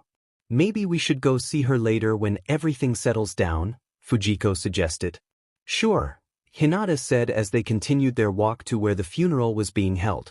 The next day, Naruto approached Fujiko, who was focused on her scroll. How's your training, Jiko? He asked. I was working on this last night, and I think I almost got it, Fujiko replied. Just then, Sakura rushed over, sharing news about Kakashi and Squad 10's mission against the Akatsuki. It makes sense that Kakashi is going since Team 10 needs to be a four-man team for the mission, Fujiko noted. What did Lady Tsunade say about us? Yamato inquired. She agrees that we'd be the best squad for backup, but she said Naruto needs to MSTR his new jutsu quickly, Sakura explained. What about me? Fujiko asked. She believes you can MSTR your jutsu, Sakura reassured her. Fujiko glanced at the scrolls scattered on the ground, feeling the pressure. She said you have the next 34 hours to finish it, otherwise, she'll send another squad, Sakura added, leaving Fujiko deep in thought. I guess I have no time to rest, Fujiko said, moving toward her scrolls. I need to come up with a different jutsu since this one won't be ready in time, something easy to MSTR but still strong and flexible. Suddenly an idea struck her. That's it. I still have that WHP I got from that man. I can infuse my chakra into it like Azuma does with his weapon. She opened another scroll, summoning a black WHP. What are you doing, Fujiko? Sakura asked, hovering above her. I can't promise I'll finish my jutsu today, but I found an alternative, Fujiko said, channeling her chakra into the WHP and effortlessly bringing down a tree. That's amazing! Sakura exclaimed, clapping her hands. Later, Fujiko entered Tsunade's office. You called for me, Tsunade? Your rudeness knows no bounds, but how has your training been? Tsunade asked. Sorry to disappoint, but there hasn't been much progress. However, I found an alternative, Fujiko replied. Tsunade's expression shifted. What about Naruto? How's his training going? It depends, but I can't say, Fujiko answered. Back to why I called you here. I need you to go as backup for Team 10 and Kakashi, Tsunade instructed. What about Team 7? Aren't you sending us out anymore? Fujiko asked. It depends on timing, but I need you to be there in case of any casualties. I don't want a repeat of what happened with Azuma. I need you to hold the team together while we wait for Naruto, Tsunade explained. At that moment, Shizune burst into the room. Lady Tsunade, are you crazy? Sending Fujiko is like sending a cat into a lion's den. If anything goes wrong, I know that, Tsunade interrupted. I wanted to send Sakura, but I thought it best not to. Of course, if you don't want to put yourself in danger, Fujiko, you can always decline. Fujiko took a deep breath. Kurinai-sensei is upset because the Akatsuki took Azuma-sensei away. As a friend of someone from her former team, I want to help the others avenge his death. I'll be careful so you don't have to worry, Shizune. All right, Pakken, send her to Kakashi and come back for the others, Tsunade ordered as the dog revealed itself. Yes, ma'am, Pakken replied, dashing out the door. As they approached the battle, Pakken noted, you can probably hear the fighting now. I can. You can head back to the village. I can reach there myself, Fujiko said, pulling out a box from her tool holder. Water style, water formation wall, she shouted, creating a barrier to protect Shikamaru and Choji from a powerful wind attack. Fujiko, what are you doing here? Shikamaru asked, surprised as the jutsu dissipated. Who's this? A man with purple eyes questioned, noticing that the two were unharmed. I hope nobody's hurt, Fujiko said, retrieving another scroll. I'm not sure about Kakashi-sensei, Choji replied, as one of the creatures behind the Akatsuki began releasing lightning from its mask. Lightning style, false darkness, a masked man shouted, sending a lightning blast their way, only for Kakashi to appear and intercept it. Kakashi-sensei, you're hurt. Let me heal you, Fujiko said, rushing to his side. I'm glad you're here, Kakashi replied as she began the healing process. Look, Kaku. That girl is healing him. Haiden pointed out, noticing Fujiko creating a clone to restore Shikamaru's chakra. Yes, she's a problem, Kozu muttered, performing hand signs to summon another creature. Fire style, fire migraine, he declared. It's coming. Ino shouted. Water style, wild water wave. Fujiko countered, releasing a torrent of water that created a mist. Good job, Fujiko. Choji cheered. Spread out. Fujiko commanded, jumping back as Haiden charged at Kakashi. Kakashi-sensei, are you all right? Ino asked once the smoke cleared. Yeah, but I performed the lightning blade 4 times while using the Sharingan. We can't let this drag on, Kakashi said. They're good, they work seamlessly together, Ino observed. Yeah, but Kakashi-sensei got him with the lightning blade. Why isn't he dead? Choji wondered. You're right. I ran him straight through the heart. He should be dead by now, but I only took down one of the monsters that sprang from his body, Kakashi explained. So if we take down all those monsters, we can defeat him. Fujiko asked. Yeah, but remember, all of them can use different chakra natures, Shikamaru reminded them. Good eye once again. Each of these hearts belongs to a shinobi that I faced in battle and got the better of. They can easily be replenished with your hearts, for example, Kukuzu said, staring at them. Oh, by the way, you leaf ninja, do you bury your dead or what? Haiden asked. What kind of question is that? Fujiko replied, picking up the scroll she had been holding. It'll be a real hassle if you do. Knowing Kukuzu, he'll definitely want us to go digging for that cash cow of his. That guy with the beard went down like it was nothing. Where's the fun in that, huh? Haiden said, scratching his neck. Because if you too, Kurinai-sensei has been crying her heart out since she found out about Asuma's death, Fujiko said. You must have been his students then. With a loser like that teaching you, you're screwed, Haiden said, taking out his scythe. Don't insult Asuma-sensei. Choji yelled angrily. Ah, the loving bond between teacher and student, what a load, Haiden scoffed as Choji's face turned red with anger. You piece of... Choji started before Shikamaru stopped him. You're not bent out of shape over that chump, are you? Fatsa. Haiden taunted, making Choji angrier as he charged at him. Oh goodness, Fujiko said, taking out her WHP from her scroll. You moron, don't let him get to you like that. Shikamaru said after stopping Choji. Sorry, Choji replied just before Kakuzu appeared in front of him and punched him. Become an extension of my body. Fujiko shouted, whipping her weapon around to grab Kakuzu, stopping him from attacking Choji. You again, Kozu said, turning his attention to her. Just wait till I get my hands on you, she said, dragging him closer while preparing for a punch, only for one of his heart monsters to attack her and Shikamaru with a lightning strike. Shikamaru, what do we do? Kakashi asked as the team positioned themselves at a distance from the 2 Akatsuki members. First thing we do is get them on their own. We have to tackle them individually. Once their combo attacks are off the table, we can focus on the big guy's last 4 hearts, Shikamaru explained. Okay, but who's taking Haiden? I don't mind, but his scythe will get annoying, Fujiko said. I'll take care of it, Ino said confidently. Out of the 4 of us, I have the most chakra left. Besides, I'm not good at straight-up fighting anyway. Shikamaru cut her off, explaining his plan to take on Haiden. Choji, help me out and take down the tallest trees you see. Fujiko said, punching a tree down and picking it up. Wow, that girl's got strength. Haiden remarked as Fujiko threw the tree at Kaku. Focus on your fight if I were you. Fujiko said, tossing the tree and hitting Kakuzu. Was it wise for the kid to go alone? He's underestimated Haiden.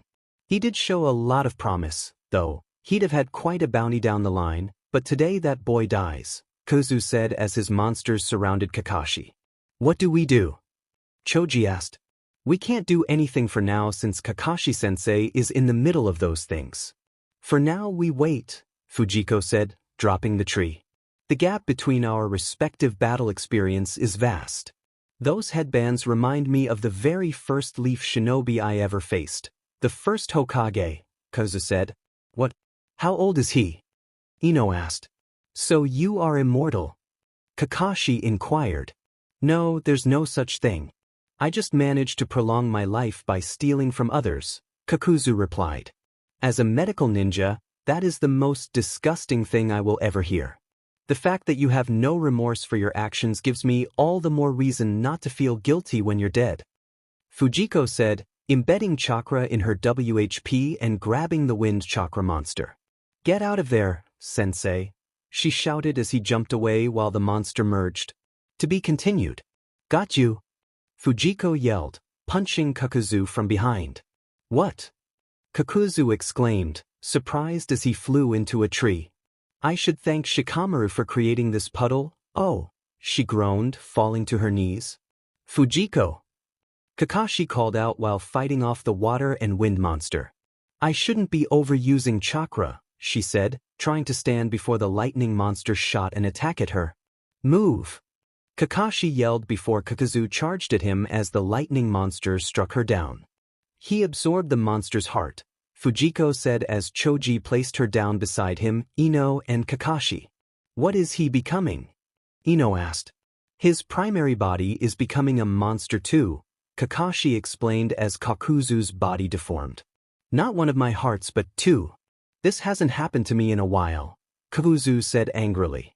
What are you saying? You took your second heart, stop whining.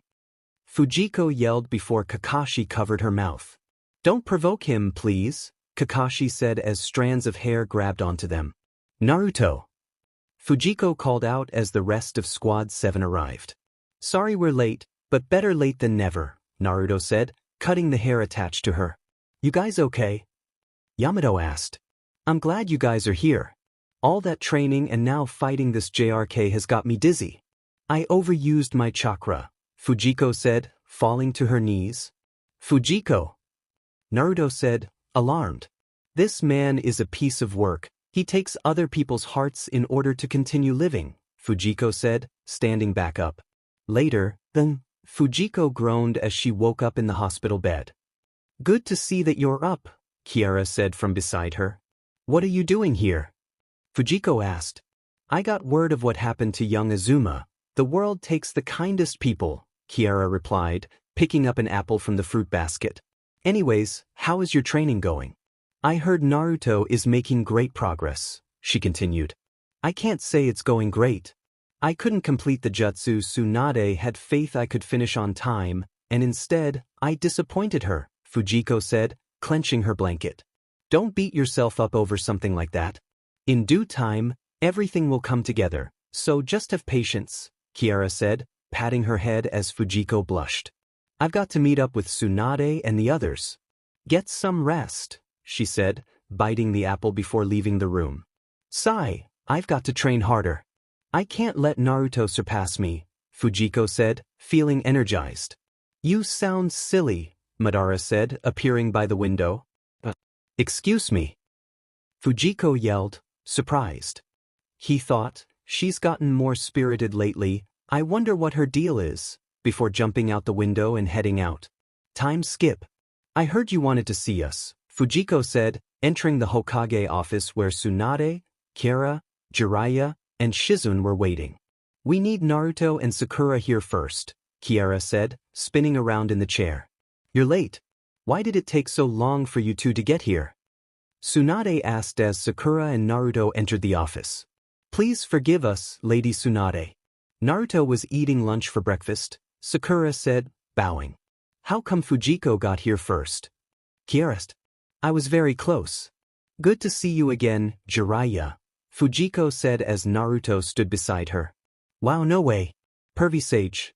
You're back in town again. Naruto exclaimed, surprised. It's been a while, Naruto, hasn't it? Jiraiya replied. It sure has. Why didn't you tell me you were coming back? I have so much to tell you. Naruto said excitedly, and the two started talking, causing them to forget the reason they were in the office. So, what did you want to tell us, Lady Tsunade?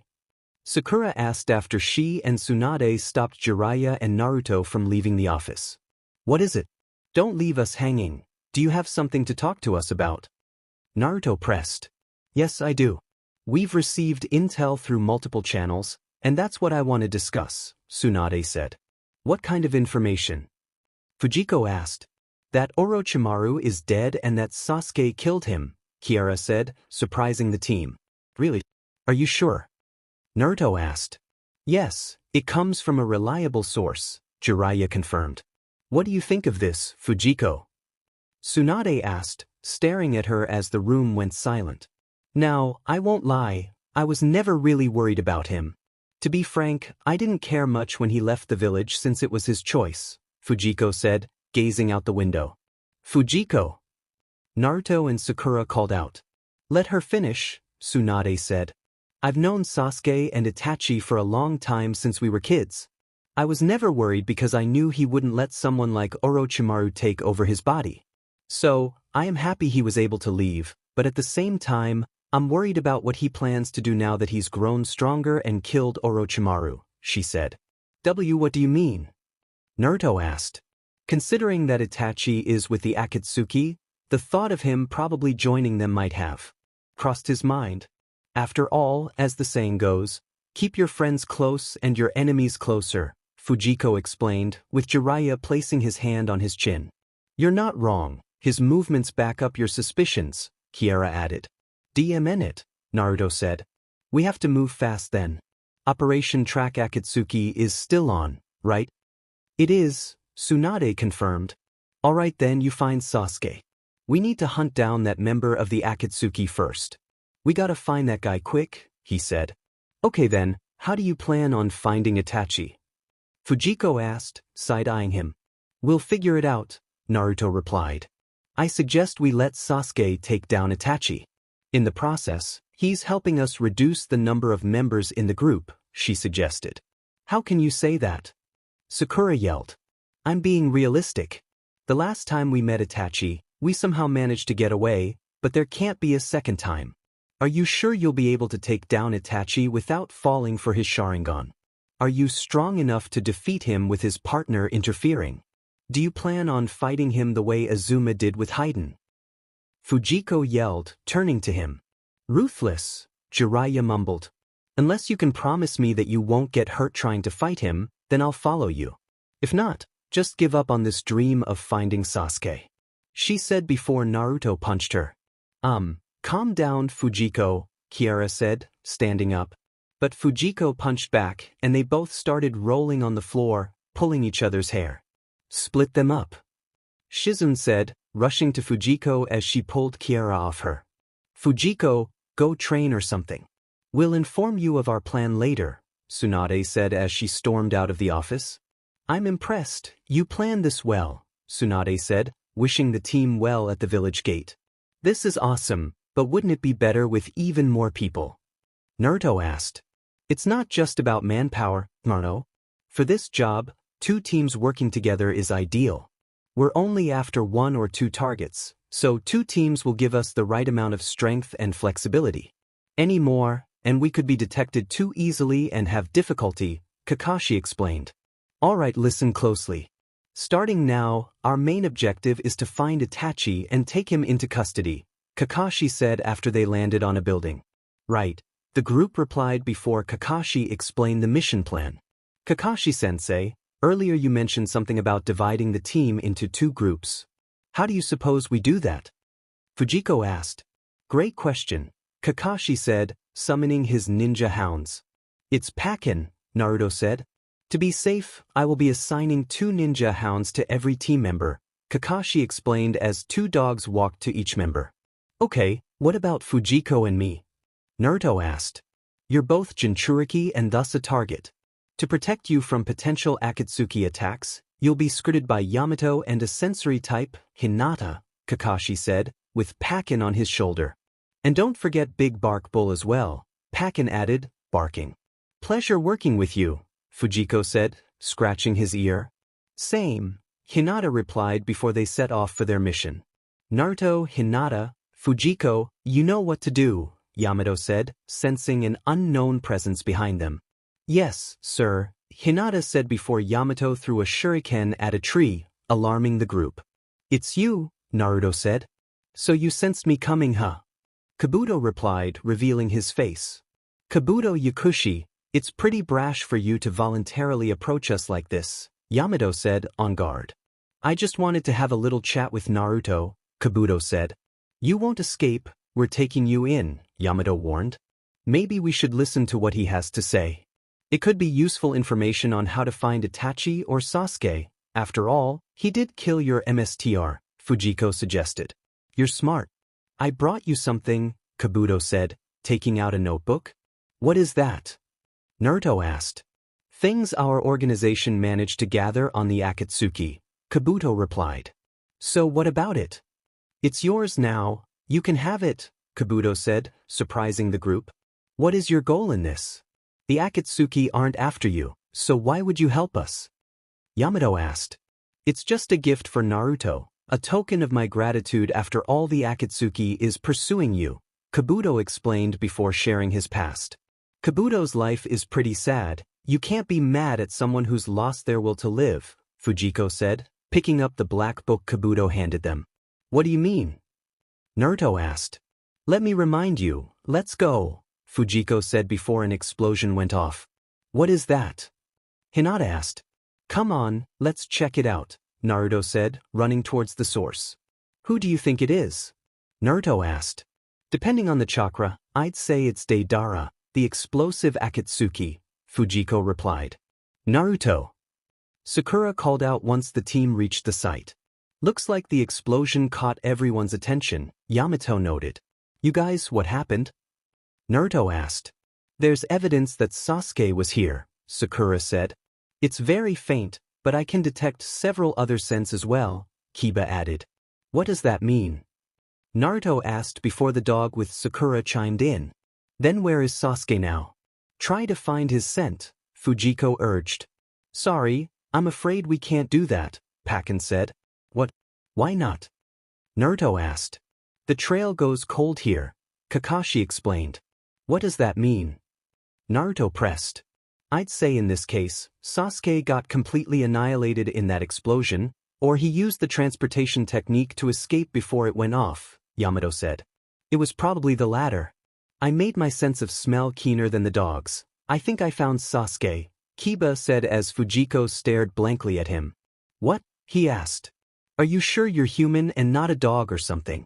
What you just said was slightly unattractive, Fujiko remarked before Kiba led them to where Sasuke was. Later, what's wrong, Naruto? Kakashi asked as Naruto landed on a tree branch. All the scents in the south are false leads, Naruto replied. Hey, don't look so down, Naruto. I thought you never give up no matter what. Isn't that your ninja way? Kiba encouraged.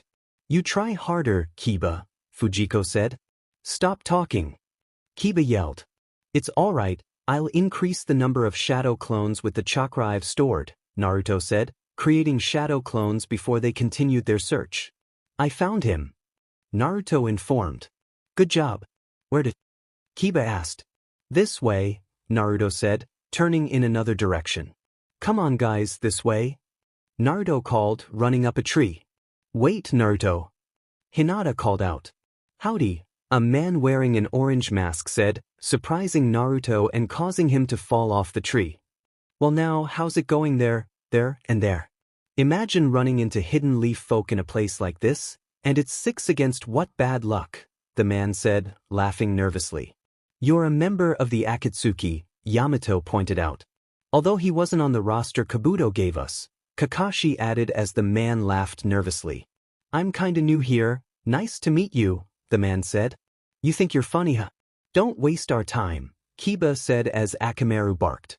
Don't be rash, we need to wait and see, study the situation first, Kakashi warned. Underestimated by you guys?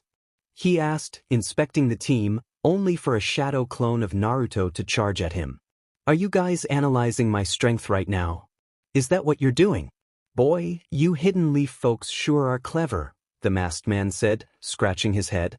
He's dodged every one of Naruto's attacks, Yamato noted. He's toying with us. What does he want? Kakashi asked, inspecting him.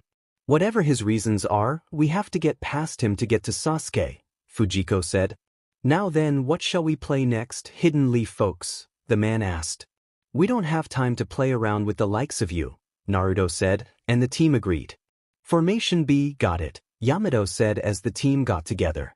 Keep it up, split up and force your way through his defenses, Kakashi instructed after the formation failed against the masked man. Oh dear, ninja art, the man said, disappearing and attacking the team. That's it, Fujiko exclaimed, alarming the team. What is it? Yamato asked. Sasuke is in this direction, and if I'm not wrong, Itachi should be too, she said. Yeah, and Naruto replied. Use your head. This man is stalling for time. Time where Itachi could have already killed Sasuke or the other way around, time where Sasuke could have escaped, time we don't have, Fujiko explained. She's right, we're wasting our time here with him, Kakashi agreed. Then we'll go with Formation A, Yamato suggested.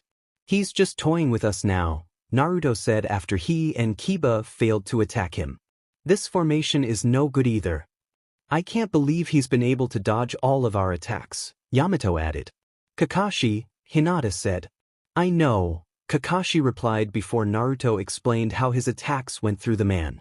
So in other words, he just made it look like he evaded it, but in actuality he allowed your jutsu to pass through his body. Is that what you mean, no? Shino asked, confusing Naruto. Demenit, Shino, no one can even understand what you're trying to say, Kiba said. You know, it could be a clone, or maybe a genjutsu, Sakura suggested. I thought so too, so I increased my field of vision and searched the area for any chakra, but all I detected was his, Hinata said. Then how do we get through him? Fujiko asked. Can't you bind him with your WHP? Naruto inquired. Use your head, brother. If I use my WHP, it'll just pass through him like your jutsu did, Fujiko pointed out. It's some special jutsu that is unique to him, but… Shino, Kakashi said as Shino released his insects. Later, if those two get their hands on Sasuke, I'm not sure we'll be able to get him back, Fujiko said, running toward where the battle was held. I've detected their scent, they've already reached Sasuke's location, Kiba informed. No way. What is all that? Sakura asked as they reached the forest, which was burning with black flames. I know what that is, it's one of Itachi's jutsu, Naruto said, stopping. Careful, that fire won't go out until it completely incinerates everything in its path, Kakashi warned. Okay, but we don't have time to wait for everything to burn out, Fujiko reminded. Earth style, planet splitter. Yamato exclaimed as the earth rose and split in half, giving the group a path to enter. All right, follow me, Kakashi said, running into the forest. Oh my goodness, this place is a mess, Fujiko said, almost slipping on a wet piece of debris. What do you think happened here? I mean, what kind of battle caused this amount of destruction? Kiba asked. Where's Sasuke? Naruto demanded. I detect no other chakra here aside from us. There's no one else in the area, Hinata said, shaking her head as Naruto gritted his teeth. What do we do now? Fujiko asked. Even the faintest scent still lingers from when Sasuke was here, Kakashi said. Yeah, that's right. No way we're giving up after coming this far, Naruto declared, determined. We'll just keep searching until we can't find any trace of his scent, Kakashi said as the group scattered to find him. How does Kakashi-sensei expect us to find Sasuke? It's raining, Fujiko said angrily before slipping off a branch. Later, Naruto, Fujiko said, opening her brother's room door. What is it? Naruto asked, turning to her. Were you not sleeping? She asked. No, I couldn't. What do you need? He replied. I was having trouble sleeping. I've been having this sinking feeling that something bad is going to happen, she confessed. You're just being paranoid. Go back to bed, he said, using his blanket to cover himself. May I sleep with you? she asked, revealing her stuffed animal and blanket. Sure, come on, he said, making room for her. What would you do if Sasuke decides to join the Akatsuki? She asked, holding his hand. I'll bring him back no matter what, Naruto promised, noticing that his twin had fallen asleep. Hey, Kakashi-sensei, Naruto said after their sensei knocked on the window. Lady Fifth has summoned you too, let's go, Kakashi informed as Fujiko stood up from the bed. Chief Toad. And Gamasichi. What gives? Naruto asked, noticing the two large frogs beside the Hokage building before a giant bird landed beside them. Iruka, what are you doing here? Fujiko asked. You will soon find out, young one, Iruka said as they entered the building. What's wrong? The place looks depressing, Fujiko remarked, closing the door behind them. So this is Jiraiya's boy student, is he? A toad asked. Yes, this is Naruto Uzumaki, the child of prophecy, and his twin sister, Fujiko Uzumaki, the miracle child, Tsunade introduced. What's with the old geezer frog? Who's he? Naruto asked. Pipe down, Naruto. Show some respect. This is one of the two great sages of Mount Myaboku, Lord Fukasu. He traveled all the way here to speak to you, Tsunade said. I'm not exactly sure where to begin, but let me say, the most important thing is, I'm afraid Jiraiya has died in battle, the sage toad announced, shocking Naruto and Fujiko. What are you talking about? Naruto asked. How? Fujiko demanded.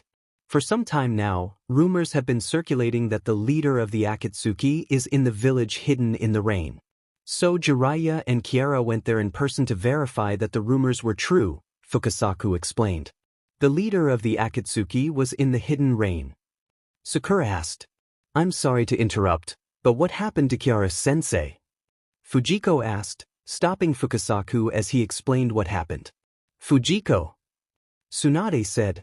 It's all right, a bird said, flying into the office. She was badly wounded, we managed to get away, but at a great cost, the bird added. How was Pain able to beat both Kiara-sensei and Jiraiya? Fujiko asked. It was because Pain possesses the Rinnegan, Fukasaku replied. Rinnegan? Sakura asked, confused. It's an ocular jutsu said to have been possessed by the father of all shinobi, the sage of the six paths. I believed it was nothing more than a legend, Shizen added. You mentioned a great cost. What happened? Fujiko inquired after Fukasaku revealed the frog that held one of the six pains. She was a few months along. Who would have thought Kiara would go and get herself P-Arginine? The baby died in the battle.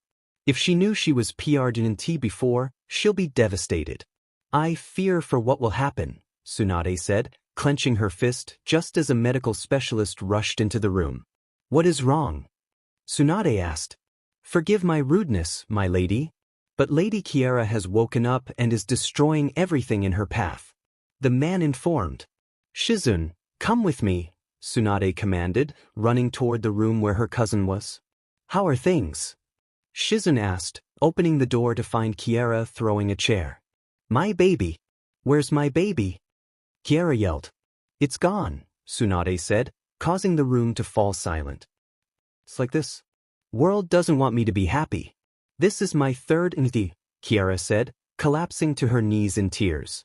Kara-sensei, Fujiko said, rushing to her side. What do I tell Jiraiya? Kiara cried before stopping mid-sentence and falling unconscious. Her pulse is dropping fast. Shizen exclaimed, hoisting her up. Put her on gas and do what you can to stabilize her, Tsunade instructed as the medical specialist hurried into the room. Will she be all right? Fujiko asked, stepping out of the room. I hope so, Shizen replied as they went their separate ways. What are you doing? Madara asked, approaching Fujiko, who sat on the stairs in front of the library where she first met Kiara. A lot has happened these last few days, Fujiko said as he sat beside her. Care to share? He asked. Not really, but thank you for asking, Fujiko replied. Whatever it is, get over it. It's depressing to see you like this. I'm off, Madara said, standing up and leaving. Shikamaru. Fujiko called out as she approached the house. Hey, Fujiko, you seem okay, Shikamaru said, pausing in his attempt to ring the doorbell for the third time. I have to be strong for Kara-sensei, Tsunade, and Naruto. I haven't heard anything about her waking up, but I hope she gets better soon, Fujiko said just as the door opened. Hey, Shikamaru, what's up? What do you want? Naruto asked, opening the door. Well, for starters, how about letting me in? Shikamaru replied. You staying, Fujiko? He asked. I just came back from morning training. I still have a few errands to run, but I'll see you later, Fujiko said, heading to her room to change. Hi, Kakashi-sensei, Fujiko greeted as she spotted her team leader on her way to the decoding building. Hey, Fujiko, Kakashi said, closing his book. How many times have you read Makeout Tactics? She asked. I've lost count, Kakashi replied, hearing voices from the building. Just tell me how many of Jiraiya's books have been published, Shikamaru asked. I don't know, 4 or 5 maybe, Naruto pondered. Good, that's not too many. We'll just have to check all of them, Shikamaru said as Fujiko opened the window. It's probably this one, Kakashi said, revealing the book he was holding. Makeout Tactics? Shikamaru read the cover before he and Naruto realized what they were looking at. Kakashi-sensei, Fujiko, Naruto said, walking up to them. It's been on my mind, so I decided to pop in when I heard your voices. I think I caught most of it. I'm pretty sure this is the book you're looking for, Kakashi said, waving the book. Using the code on the toad's back and the pages of the book, I'm sure we'll be able to find out what Jiraiya was trying to say, Fujiko said. Yes, the numbers separated by a comma are 31, 8, 106, 7, 207 and 15, meaning 6 pages worth of information. Let's start with page 31, so please flip to page 31, the female decoder instructed as Kakashi did as told. Alright, what do we do next? Kakashi asked. First, we look at what the first letter or word on that page is.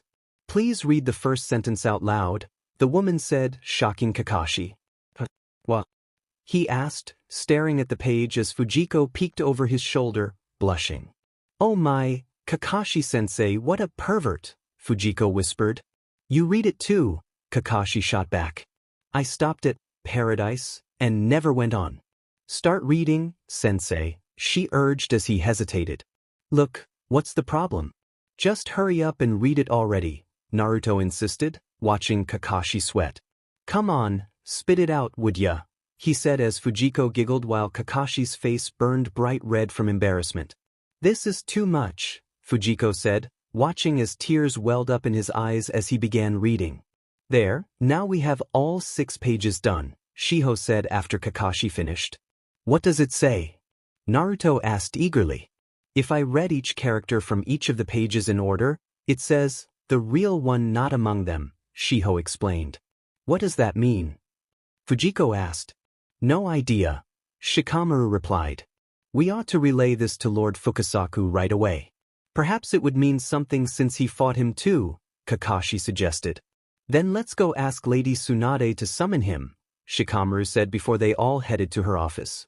The real one not among them, Fukasaku said, refining the note.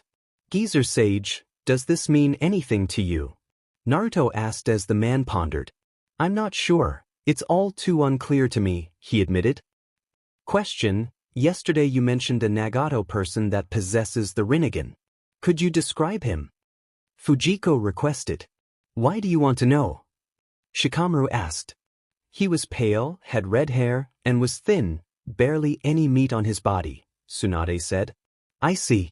Then how about pain? Fujiko asked, turning to Fukasaku.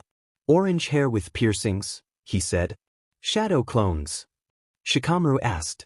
Shadow clones take the image of the caster, possibly puppets, Fujiko suggested.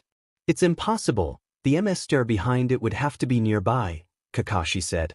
One of the siblings from the hidden sand uses a puppet jutsu. I think his name was Kankuro. He once told me it wasn't impossible to move his puppets from a distance. It's just harder and rarely used, she explained. Because they're part of the Akatsuki, they have significantly more chakra and can control the puppets from a far distance. The problem is where he could be staying, Shikamaru concluded. Way to go, Fujiko, Sakura said. That is why you two are jonins, Tsunade added. What about the autopsy and the interrogation? Kakashi asked. Looks like they're going to take a little bit longer, Sakura replied. How much longer? Naruto asked. I can't even say, I don't think they know, she said. What? While they're goofing around, we're losing time. Naruto exclaimed. Interrogation aside, an autopsy requires detailed cell and tissue analysis and enzyme extraction. They all must be thorough, Sakura explained. Kiara is very good with autopsies, but without her it will probably take them a week or so. Since Shizune is there with them, they might finish quicker than usual, Tsunade said. That long? No, I'll go make them speed up, Naruto said, heading towards the door. If you do that, there might be many mistakes that could cause them to lose all the information they have, Fujiko warned. I will avenge Pervy Sage. I can't just sit around and do nothing, Naruto said, squeezing the paper in his hand. But listen, Naruto, now that we've deciphered the coded message, there's nothing else going on that involves you right now, Fukasaku said. So what about it? What are you saying? Naruto asked. You're definitely not strong enough to defeat Pain, Fukasaku replied. Honestly, nobody is. The white-haired boy and that woman weren't able to defeat him. Don't think you ever will, a red bird added as it flew into the room. What are you saying? I should forget about avenging Pervy Sage? Naruto asked. We said no such thing. Being sent to come here was quite opportune. You see, for a long time, I've been planning to speak with you, Naruto, Fukasaku said. Tell me, do you want to come train in Sage Jutsu under my guidance? Fukasaku asked. Sage Jutsu.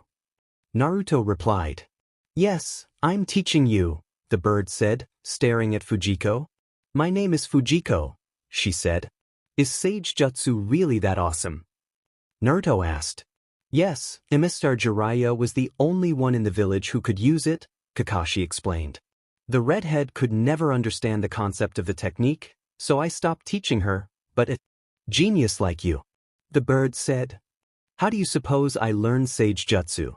Fujiko asked as they took to the sky and headed towards the top of a large mountain.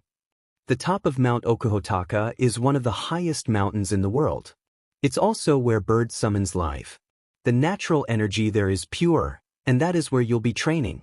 The cold air will train your breathing and stamina, Iroh explained. I see, she said. We're here, Iroh announced as they landed.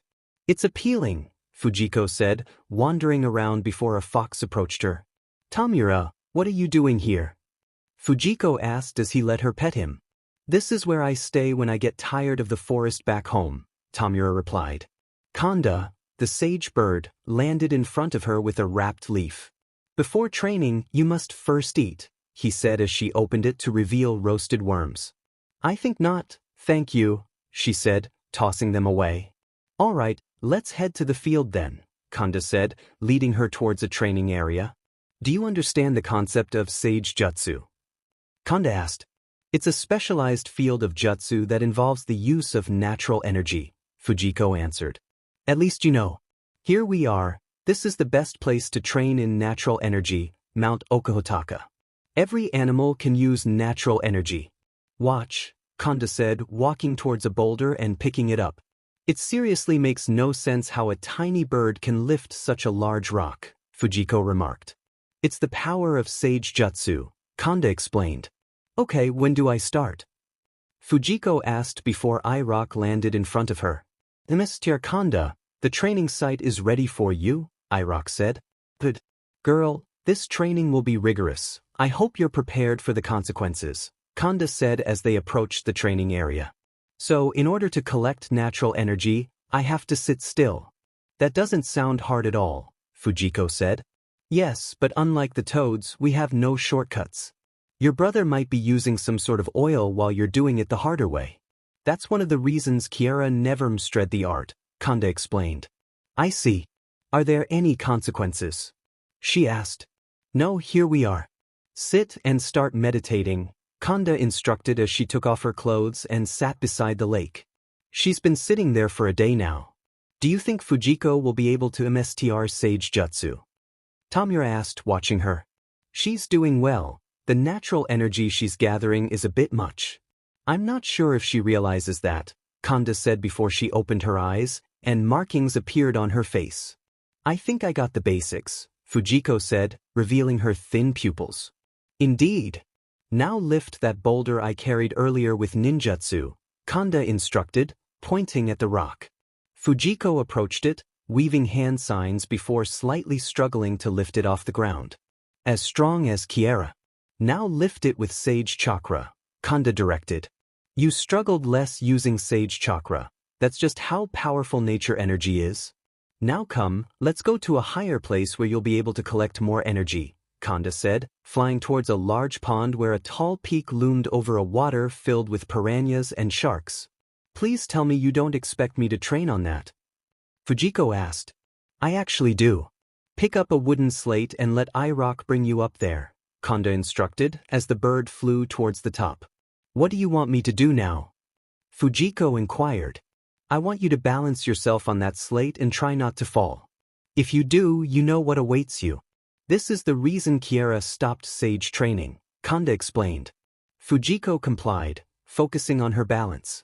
This will help you if you're in any situation that requires you to rush into Sage mode, Kanda added before Fujiko lost her balance and fell off the board. Be careful, iRock said, catching her just in time. If you hadn't caught me, I would have been gone like that board, Fujiko remarked, her stomach rumbling. Seems you're hungry. Let's go down to eat, Kanda suggested. Please don't feed me worms, she begged. There's fruit, eat that, and then you can continue your training, he replied as they landed on the ground. Yes, she's got it, Kanda said, watching as markings appeared around Fujiko's eyes. Yes, and it's already been a few hours, iRock noted as Fujiko landed beside him. I'm glad to know that I'm catching up, Fujiko said, stretching. I'm not going to give you a chance to rest. I'll train you in the secret arts of bird kumite, Kanda declared, charging at her. In that case, I don't expect you to go easy on me, she replied, charging back. Later, Fujiko asked, Kanda, is it okay if we go to Mount Mayaboku, as she wiped her forehead? Is something wrong? Kanda inquired. I just have this troubling feeling in my stomach, and I really need to check on my brother, she confessed as iRock landed beside her.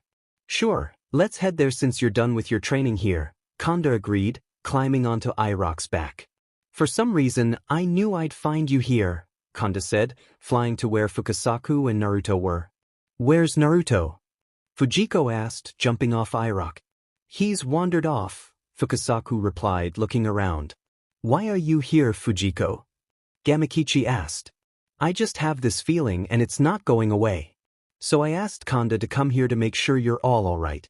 I'm a little at ease now, but the feeling is still there, Fujiko said, letting out a sigh of relief as her heartbeat quickened.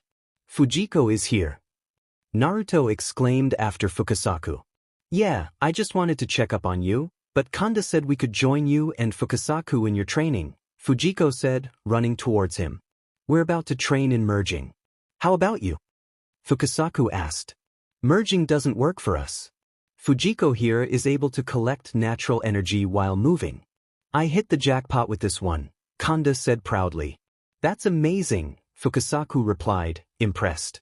She's probably the first one in history to be able to do that. She's a pure genius, in fact, a prodigy, Kanda added before Fujiko pulled him away. We'll just sit here and watch you too, Fujiko said, settling on a leaf. Fujiko, can you give me a clue on how to gather chakra while running? Naruto asked, approaching his twin, who was eating fruit while watching him train. It's about balance. Think of a cup in a sink. The water is slowly but steadily filling up the cup until it reaches the top. When it's at the top, you turn the water off at the exact time where it doesn't overflow, Fujiko explained. I don't get it, Naruto replied. Okay, I'll give you a hint. You can't look left and right at the same time, she said. After a moment of silence, he yelled, I got it. I knew you could do it, Fujiko said, clapping her hands. Lord Fukasaku, bad news. A female toad called out as Fujiko, Naruto, and Fukasaku trained. Huh? They said, landing in front of her. Big brother Kosuka, our messenger has been killed, she reported. What happened? Kanda asked. I don't know, but his name disappeared from the register, she replied. Is something wrong back home? Fujiko asked. Maybe.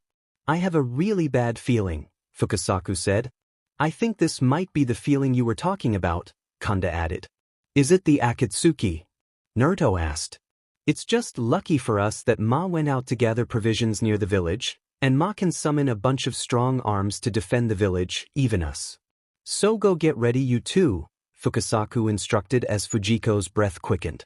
My chest. I can't breathe well, she thought, falling to her knees. Hey, Naruto yelled, shaking his twin. Iroh, take me to the village, Fujiko said, climbing onto his back. Are you crazy? Naruto exclaimed. I have no time, let's go. Fujiko insisted as they took to the sky and zoomed off.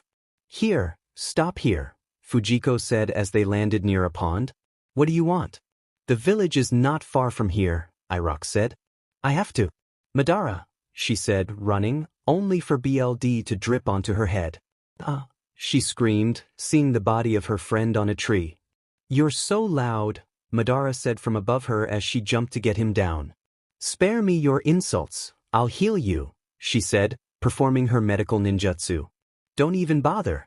I've been here for a while now, I'll die any minute, Madara replied, coughing up Don't say that. I'll heal you and you'll be better, she insisted, wiping away her tears. Stop crying, it's annoying. It's about time I died anyway, he said, reaching for her just as he dropped dead. No. You can't die. There were so many things she wanted to say. Please wake up, she begged, grabbing his hand as it turned cold. Madara, she screamed, her hair shifting to a vibrant red. Just a little bit more and I can take over, the 11 Tails chuckled before Iroh appeared. Let's go, Kanda will need us, he said, shocked by her appearance. The place is in utter chaos. Owen, I will make him pay for what he did to Madara, Fujiko declared, her chakra surging as she landed in front of the toads. Fujiko, you're back. Naruto exclaimed, surprised by her transformation. The overview of the village is horrible, everything has turned to rubble. When I get my hands on Pain, I'll make him regret it, she said, clenching her fists. She's angry, and her appearance has changed, Kanda noted, landing on Naruto's shoulder. Good, now I don't have to hunt you down, Pain said as he approached them. All 6 of them have assembled together, Fukasaku remarked as the rest of the Pains appeared. Tsunade, he said, recognizing her. I am the 5th Hokage. How dare you trample over the dreams of my predecessor? I won't forgive you. I'll settle this now as Hokage. Tsunade declared angrily. It appears you understand a little about pain. However, I have no need for you right now. The one I seek is. Pain began, only for one of his clones to charge at her, only to be destroyed by Naruto. It's me, he said, glaring at Pain. Don't start fighting without me. I still want to get my punches in, Fujiko said, cracking her knuckles as she walked toward her twin. Fujiko, you look. Tsunade started, staring at her. So you are Naruto Uzumaki and Fujiko Uzumaki? Pain asked, tilting his head. Summoning jutsu. The female Pain shouted. Go for the others, I'll deal with this one and be right behind you. Fujiko said, punching the rhino that charged at them. All right.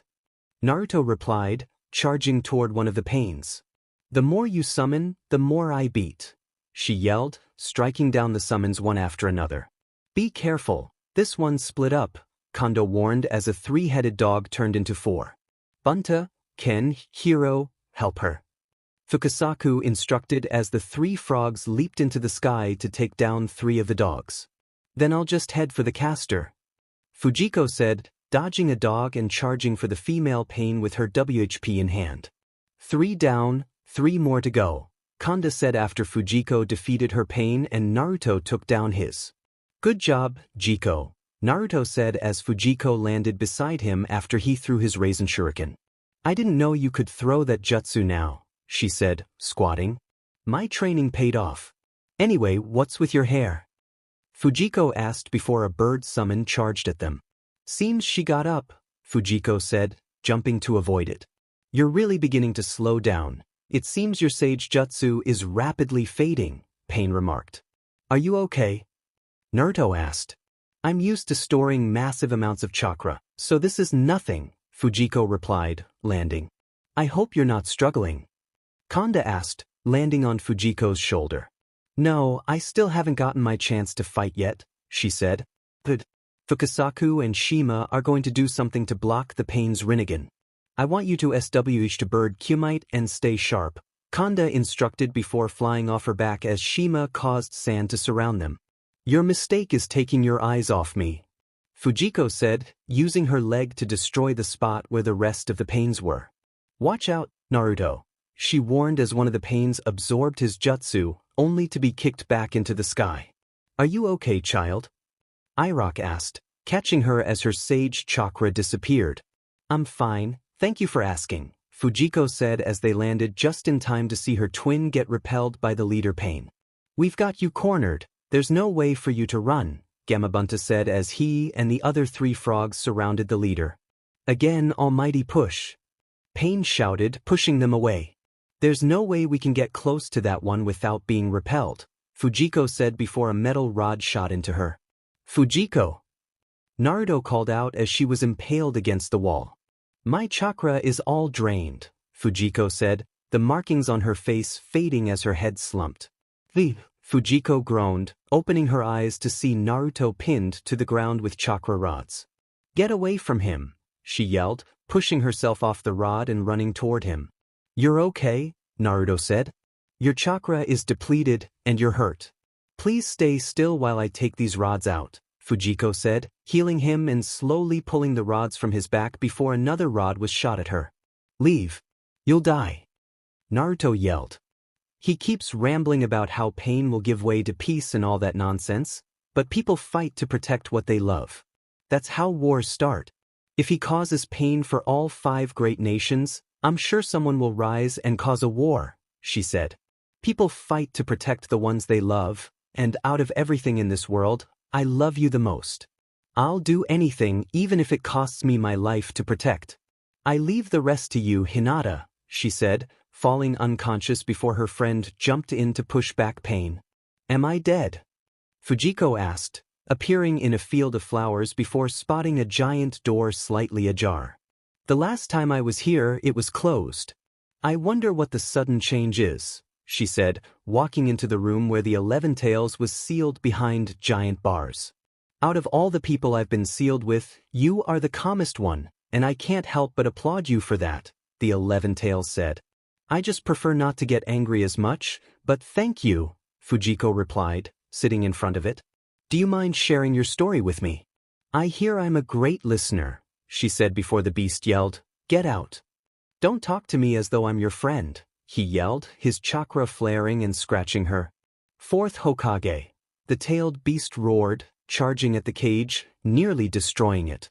Yes, the seal is almost broken, just a little bit more, she said, laughing sinisterly, before a hand was placed on the gate, resealing the beast. UBC, the tailed beast yelled angrily. 4th Hokage. Fujiko said, surprised to see him. Fujiko, the 4th Hokage replied, turning to her. What are you? You're supposed to be dead, Fujiko stated. That was mean but true, Minato Namikaze, the 4th Hokage, said. I'm sorry, Fujiko said. Look at how big you are. You look like me. I really hoped you didn't, though, Minato laughed, with the 11 Tails growling behind him. I'm sorry, but how do you know me? I was born on the day of your death, Fujiko said as they switched to a different room. That's because you're my daughter, Minato said before Fujiko punched him. I don't even know what to say. All my life, I grew up thinking you and Mom abandoned us because we were Jinchuriki. Everyone looked at Naruto and me with hatred in their eyes. I was so happy when the 3rd Hokage gave me scrolls saying my parents wanted me to learn. I spent all day and night with my nose in those sealing scrolls. Then I find out the Akatsuki is after us, the village is destroyed, and the one guy that actually saw me for me is dead. I'm so confused. What do I do? Fujiko cried before Minato hugged her. Fujiko, how old are you now? Minato asked. 16, she replied, wiping her eyes. I see you're a big girl now. Has anyone ever called you the miracle child? He asked. Tsunade said it once before, and so did Kara-sensei a few times, she said. The day we found out Kushina was PRGNT, the hospital told us we were having only one child, who was Naruto. A few months passed, and Kushina had a feeling there was another baby. People thought she was crazy, but she believed and I believe. Then the day came for you and Naruto to be born. You were the cutest baby girl ever. Your hair was red at first, but I guess it changed, Minato said, patting her head. I'm glad, Fujiko said, smiling. Yes, I only have a little time here, so I need to tell you a few things, Minato said, informing her of the 9 and 11 Tails attack 26 years prior to the main story. Sakura, Fujiko said, opening her eyes. Thank goodness you're awake, Sakura said, stopping her healing. Where's Naruto? Fujiko asked. He went off to fight pain. Do you want to go after him? Katsuyu asked. No, Naruto can handle pain on his own, I have faith. We need to gather the injured and heal them. If there are any dead bodies, get them out from the rubble and take pictures for recognition. Katsuyu, keep me on point with Naruto and make sure to relay my message to everyone able-bodied here, Fujiko said, tying her hair up. Later, what is that green light all around him? Rock Lee asked, staring at Fukasaku. Where am I? What happened to me? Fukasaku asked before his wife screamed. It's a rebirth jutsu, Fujiko said, running to his side. What's going on, Guy-sensei? Lee asked. If he's all right then. Fujiko said, as the thought of a living Madara crossed her mind. Fujiko, where are you going? Sakura asked. I'll be right back, I just need to check something out, Fujiko said, running towards where she last saw the man. Madara. Fujiko called out, pushing her way through the bushes. You must be the woman Lord Madara talks about, a young man said, carrying the body. Where are you taking him? Fujiko asked, taking his hands off him. I'm taking him back to his home where he can be buried to rest. Please forget about him and live your life, that's what he wants you to do, he said. I see, so his curse caught up to him, she asked. Yes. All right, may his soul rest in peace, Fujiko said, turning around to cry in silence. With Madara, I can't believe you would feign your death for her. We could have just captured her right then and there, White Zetsu said, de-transforming while placing Madara down. What would be the point? Pain is dead, meaning we'll have to change our plans, so let's go, Madara said before coughing up BLD. With Fujiko, hey, it's Jiko, Naruto said, spotting his twin as he and Kakashi headed back to the village. Why so silent? Kakashi asked before she ran towards them, tackling them to the ground. I'm glad you're okay, I'm so happy I can't stop crying. I was so worried, please don't ever die, she said, nuzzling his face against her chest while crying. I can't breathe, Naruto struggled to mutter out. Let's head back to the village, Kakashi said, getting Naruto on his back. Yes, she said, wiping her tears away. They've all been waiting for you to return, Kakashi said as the villagers cheered. You're finally being noticed, Fujiko said, grabbing her twin's hand as he got down from their sensei's back. What's this? Naruto asked as a few children ran towards him. I relayed what transpired between you and Pain to everyone, Katsuyu said. Kakashi-sensei, Fujiko said, grabbing the sleeve of her teacher's shirt. What's wrong? He asked. I can't stop crying, she said, bursting into tears. You rarely cry, it's a bit refreshing to see you cry, Kakashi said, patting her head as she cried. Please watch over us from above, Fujiko thought, wiping away the tears that continued falling. Fujiko, I can't believe you're still crying, Naruto said, using his sleeve to clean her nose as they sat on a piece of building wood.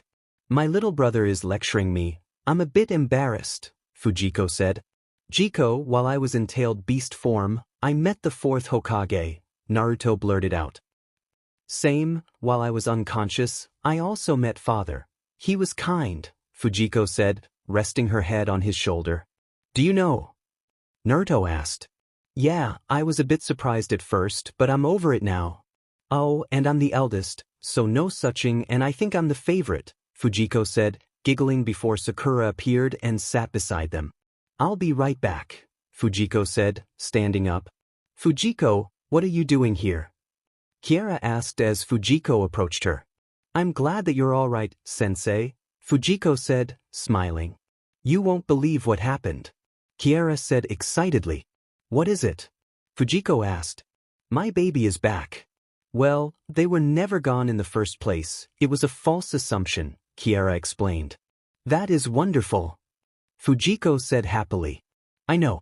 Anyway, is Tsunade up yet? Kiara asked. No, she's still in her coma, Fujiko informed her.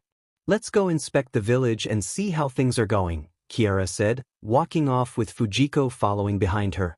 I need you to be quiet, Danzo, Kiara said as she entered the tent where Tsunade was resting, finding Danzo and 3 Umbu shinobi inside. Lady Kiara, the blonde woman said, surprised. What do you mean? Danzo asked, turning to her. You heard me.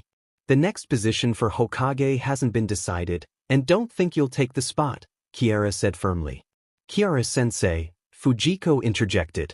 Fujiko, step outside, Kiara instructed, and Fujiko complied. Kiara-sensei, what do you plan on doing? Fujiko asked as Kiara exited the tent. That man, Danzo, is up to something. I want to confront him, Kiara said, entering another tent. I'll go look for Naruto, Fujiko said, heading off to find her twin. Kia! Fujiko screamed as she entered the tent where her brother was. What's wrong? Kakashi asked, alarmed. What happened to his face? And where are you going injured like this? Fujiko asked. The injury was caused by a cloud ninja, Sai informed her. We're heading to find the wreckage. Let me handle one thing at a time first. Please tell me why 2 cloud ninjas attacked Naruto, Fujiko said. They wanted information on Sasuke, but he refused to tell them, Sai explained. Okay, so why are you looking for the wreckage? Fujiko asked.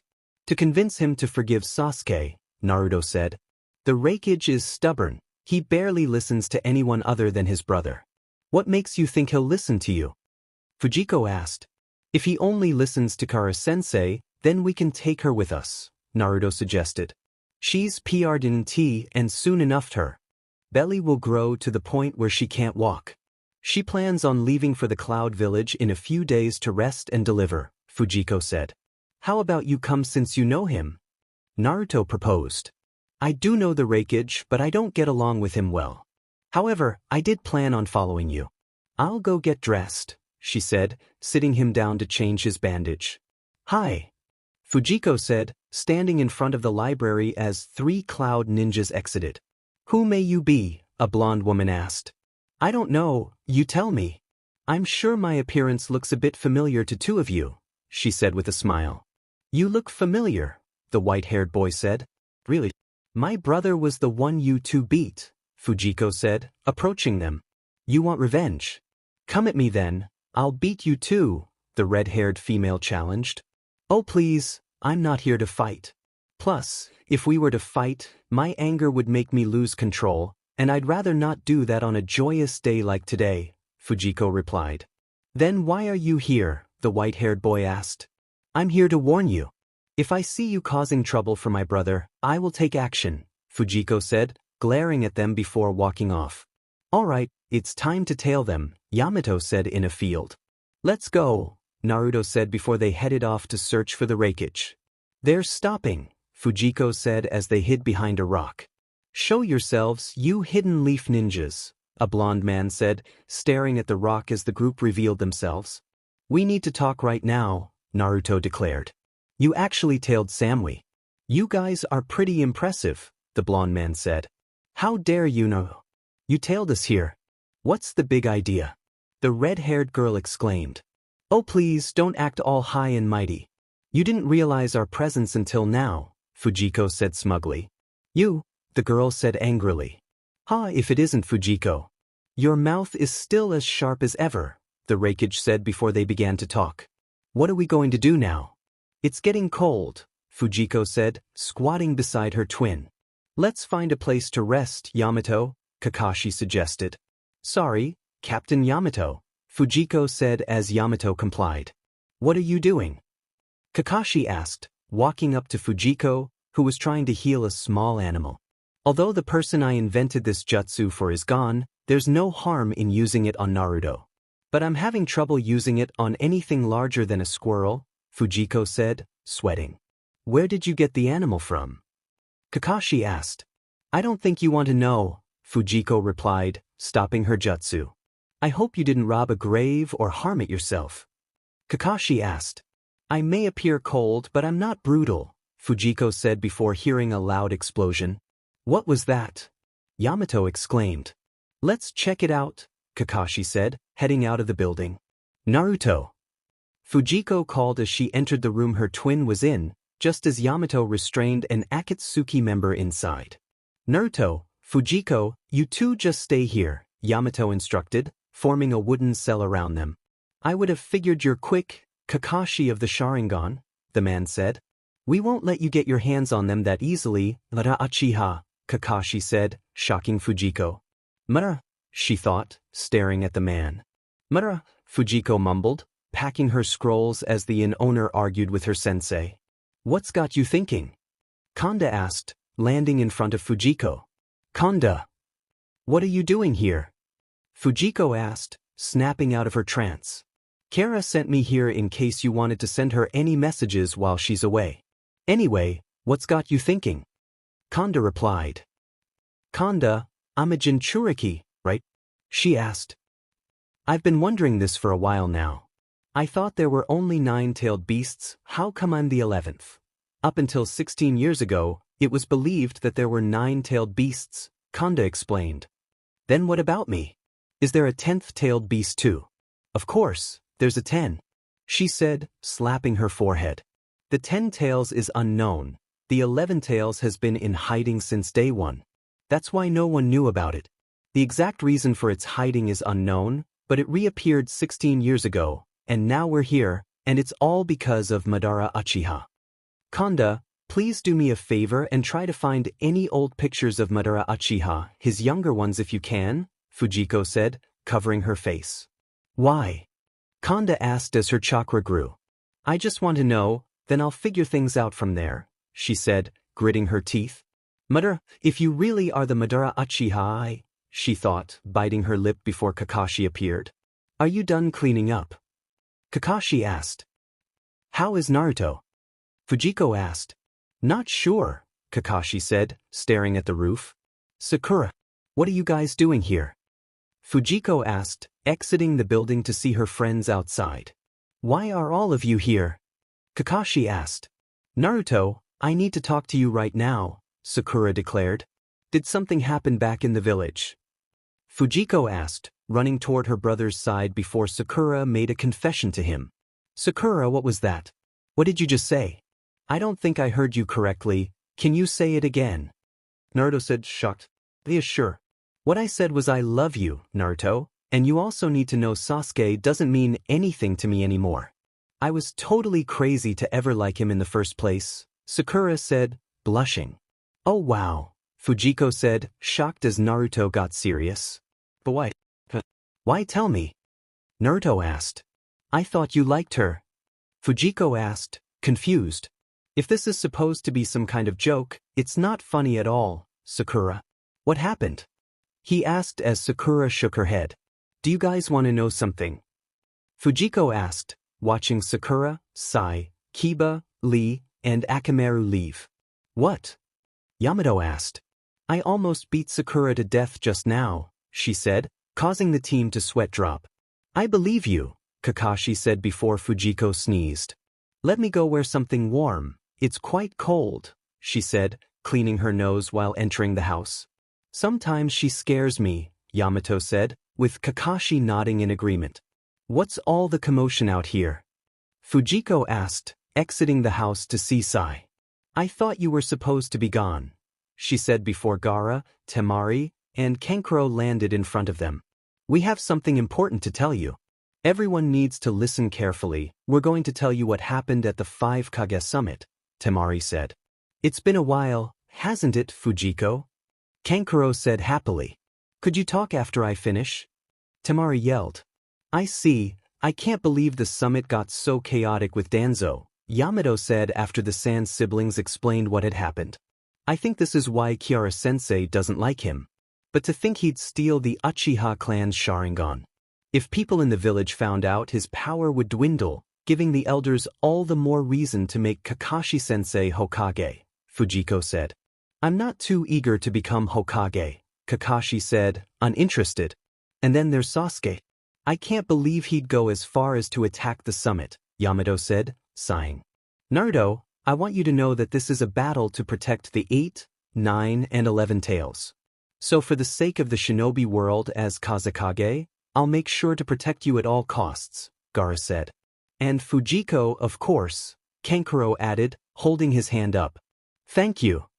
Fujiko said, high-fiving him as Gaara continued talking. We should leave now, Temari said as they turned around. Time skip. Thank God you're awake, Fujiko said, placing a basin of cold water beside her twin. Kakashi and Sai. Naruto asked as Yamato side-eyed him. I see, Naruto said, staring out the window. You should lay back down, Fujiko said, placing his head down on the pillow. Yeah, when you get better, we'll leave for the village, Yamato said as he slept. I'll go make something for him to eat when he wakes up, Fujiko said, heading out the door. Where do you think you're going? Fujiko asked, leaning by the door. You don't have to follow me, Naruto said, packing his equipment. How can you say that? You're going after Sakura, aren't you? She asked. She's going after Sasuke, she'll get killed. Plus, I have to try and bring Sasuke back, Naruto said. Why do you care for Sasuke even more than you care for me? I am your flesh and blood, yet you care for someone who has tried to kill you multiple times. If I tried to kill you and betrayed the village, would you come after me the same way you do for him? Fujiko yelled before Naruto covered her mouth. I love you, Fujiko. Sasuke is the only person other than you that I relate to when it comes to being alone. He's like a brother, and I don't want him going down the path of darkness, Naruto said. I'll go with you. I'll use the excuse that I want to go shopping, and you find a way to get past Yamato. I'll see you in the forest, Fujiko said, exiting the room. Got you, Fujiko said, wrapping her WHP around Sasuke as he prepared to attack Kakashi. Fujiko, Sasuke said, glancing at her. Good one, Fujiko. Sakura cheered, pumping her fist in the air. Your eyes are filled with a lot of hate, and I can understand that, but don't you think wanting to destroy the village is a bit much? Fujiko asked, tightening her grip on him. You don't understand. You never had a family to begin with. Sasuke yelled, shutting his eyes in pain. You're wrong. It's because we had no family that I understand. You have no idea how Naruto and I suffered, being hosts to monsters that attacked the village and killed several people. The villagers looked at us with contempt in their eyes. They looked at you with pity and sadness. They're two different things, Fujiko explained. Fujiko, Naruto said. I would have thought you would cherish the memories of your family and become a great shinobi so that no one would ever have to go through what you did. But instead, you became one of the biggest burdens to everyone in the village. Her words shocked everyone. Huh, Sasuke laughed, pulling her closer. Must be nice talking. Ever since I can remember, you've been the academy genius. Even in my family, they talked about you. I was happy knowing someone that smart, but hearing you say that is heartbreaking. He grabbed her cheek. She gasped as he kissed her, shocking everyone. Kakashi thought, that's right, no matter who you are, no one can get over their first crush, while Sasuke playfully stuck his tongue in Fujiko's mouth before she punched him away. Chapter end. Sakura, you really need to be careful with your weapons, Fujiko laughed, rubbing Naruto's back after giving him the antidote to her poison. Okay, Sakura replied nervously. Oh yeah, by the way, Kakashi-sensei, who is she? Naruto asked, turning to the red-haired girl on Kakashi's back. One of Sasuke's comrades, Sakura said, looking at her. I'm not anymore, the girl said. I'm going to take her back to the village to question her, Kakashi said. Alright, back to the hidden leaf then, Naruto said, heading off. Naruto, not that way, Kakashi corrected. You said we're heading home, and the village is that way, Naruto pointed out. We forgot something in the land of fire, right, Sakura? Kakashi reminded her. Oh yeah, Sakura said before a wooden cage formed under Naruto. What do you think you're doing here, Naruto? You're supposed to get back to the village with me, and you made a hole in the inn floor, Yamato said. You made me chase you and apologize to the innkeepers again, Yamato added, recalling earlier events. Fujiko was here too. Naruto whined. She's more responsible and relaxed than you are, he yelled, causing Fujiko to giggle. I hope you're not mad at me, Sakura, Fujiko said as she headed back to the village with Kiba, Akamaru, Lee and Sai. It's alright, I guess I've known, Sakura started before Kiba interrupted. I did what you said, I found Sasuke and for what? Kiba asked angrily. Calm down, Kiba, Kakashi said. Well, don't act like you're the hero here, Sakura. You told us to keep this a secret from Naruto, but Dai went and babbled it all, and on top of that, Sasuke got away, Kiba said. Kiba, just shut it, man up, and stop whining, Naruto said, turning to him. Hey, speak for yourself. You're the one who went on a rant, Naruto. Kiba shot back, pointing fingers. Even if you were awake, Kiba, you wouldn't have been able to beat Sasuke. No offense, but you're not strong, Fujiko joked. Arg, Kiba groaned angrily. Kiba's right, Nar. You're way too simple-minded to form such complex thoughts, Sai said, laughing. Sai, what's your problem? When did you ever develop a sense of humor? Naruto asked, turning to him. I actually kind of like this new Sai, Fujiko said. Why, thank you, Sai replied, causing Lee to laugh before Naruto began arguing with the boys. Finally home, Fujiko said, spotting the village entrance. What do you plan to do? Kakashi asked. I first have to check up on Tsunade, then I'll go see Kiara-sensei. If she doesn't need help packing, she might assign me some work around the village, Fujiko said, spotting Shikamaru, Ino, and Choji by the gate. I heard from my father about Sasuke, Shikamaru said as they approached. Yeah, we talked, and not only that but I fought with him too, Naruto said. You fought against him? Really against Sasuke? Shikamaru asked. I'll tell you all the details later, but first, would you do me a favor and gather everyone together for me? I have something I want to say to all of them, Naruto said, staring at his feet. You're back, Fujiko, Kiara said as Fujiko entered the tent where Tsunade was. I thought you already left, Fujiko said, sitting beside her. After the news of Danzo, those old fools asked me to stay here and help with paperwork. I'm glad Danzo is dead, but now I'm left with all this paperwork until Kakashi takes up the seat. I want to go to my boyfriend, Kiara whined, rolling on the ground. Please stop, Lady Kiara, Shizen said, sweat dropping, before Guy entered the tent. Fujiko, I need your help, Guy said. What is it, Guy? Fujiko asked as he whispered into her ear what he wanted her to do. All right then, I need to head to the Yamanaka flower shop. I'll see you later, Kara-sensei, Shizen, Fujiko said, heading out of the tent. I hope I'm not late, Fujiko said, landing at the top of Hiruzen's Hokage stone face. As Guy-sensei battles it out with his rival, I will fight as well, Lee said, doing push-ups before the ground shook. I think that's them, Fujiko said, standing to the side with her bouquet of flowers as Guy and Kakashi ran toward the finish line. Lee, who crossed first? Guy asked, stopping as his students got nervous.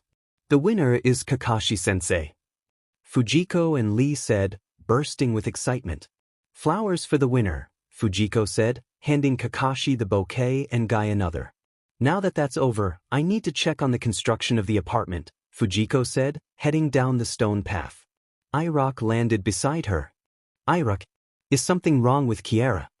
Fujiko asked as she walked down. Kiara told me to get you. It seems like Tsunade is awake, Irok said, shocking Fujiko as she ran towards the hut where the Hokage was. I heard Tsunade is awake, Fujiko said, entering the hut. Just Tsunade eating like there's no tomorrow, Kiara remarked. If I don't eat to replenish my chakra, I'll turn into an old hag. Tsunade said, scarfing down a bowl of rice. I'm the P-Arginin T1, but you eat as much as I do in a day, Kiara replied. Aren't you past the age of Memps? Tsunade asked. Are you calling me old, you hag? Kiara shot back, glaring at her. Hag, you're going to look like a pig in a few weeks, Tsunade retorted. At least I still look appealing naturally, unlike some people I know, Kiara said as they glared at each other before Kakashi entered the room. Oh yeah, I've been meaning to give you this for a while now, Fujiko, Kiara said, rubbing her belly. What is it? Fujiko asked as Kiara took out a scroll from her pocket. A scroll? Fujiko asked, disappointed. It's the key to the seal that's keeping the tailed beast in place. Now that Tsunade is awake, I'll be relieved of paperwork and able to head to the Land of Lightning to safely give Bart. I think it'll be better to have the seal stay with you, Kiara explained, yawning. The key to the 11 tails. Fujiko asked, staring at the scroll. Yes, just try not to accidentally release the seal, otherwise, you could be in trouble, Kiara warned as she walked away. You saw the Great Lord Elder? Tsunade asked. Yeah, he used a reverse summoning jutsu, Naruto said, confused. And we went through all that trouble, Shikamaru added. Lord Fukasaku could have at least let me know beforehand, Tsunade said. Yes, but still, it's a relief you're okay, Naruto, Kakashi said. Why did the old frog want to meet you anyway? Fujiko asked. The Great Elder had something to tell me, a prophecy, Naruto said. About what? Tsunade asked. Well, I'm going to some cool resort and meet an octopus, Naruto said excitedly, leaving the group dumbfounded. Fujiko let out a laugh. What's wrong? Tsunade asked. It reminds me of someone I know, Fujiko said. You know an octopus? Naruto asked. His name is Killer Bee, the Raikage's younger brother and a Jinchuriki, Fujiko said, drawing Tsunade and Kakashi's attention. He also said I'm going to end up fighting Sasuke, Naruto added. Thank you for sparring with me, Fujiko, Hinata said, using her gentle fist against Fujiko. Anything for my best friend, Fujiko replied, throwing her own punch. How's Naruto? Hinata asked. He's doing well. The construction for the apartment has been going smoothly too, Fujiko said before being interrupted. Lady Hinata, you have a visitor, a man announced as Kiara revealed herself. Lady Kiara, Hinata said, surprised. I wanted to say my goodbyes. I'm heading to the Cloud Village with Iroh, so I wanted to hand you this summoning scroll in case you need a quick way to get around, Kiara said as a Hyuga clan member handed Fujiko the giant scroll. It will make it easier for me to get to places, Fujiko said, opening the scroll. In that case, see you in a few months. I'm going to see my baby daddy, Kiara said happily. 3 days later in the Land of Lightning, Kiara burst into the office. Please, Lady Kiara, there's a Kage meeting in progress right now, the Raikage's assistant, Mabui, said. Hey, I just got back yesterday from the Leaf, and today you're not spending time with me. How dare you? When I get my hands on you, I'll wring you like dirty laundry. Kiara yelled, slamming into the office. Kiara, you should be in bed, A said, walking towards her before she slapped him away. What were you guys talking about, Tsunade? Kiara asked, walking towards her cousin. Please tell your boyfriend why it would be better not to hide Fujiko, Naruto, and B, Tsunade said.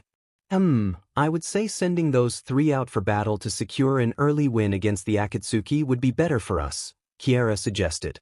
Thank you, Tsunade said. But I can't speak for Naruto or B. Fujiko is still confused about everything, Kiara added. What do you mean? Gar asked.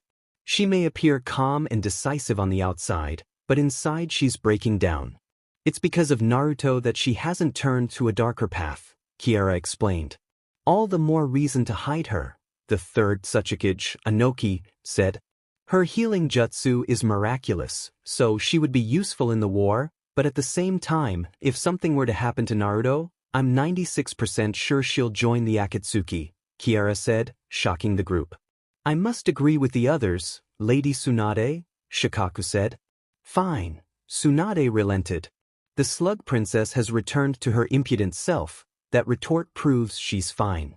Shut up, you old goat, Kiara said, walking towards it. Back with Naruto and Fujiko, he exclaimed, an S-rank mission. No way you're giving us a big assignment like that. That's right, you two and Yamato will go to a site in the hidden cloud, Tsunade confirmed. So is that the resort? Naruto asked. The Great Elder's prophecy was correct. It seems that is the place he foresaw, Tsunade explained.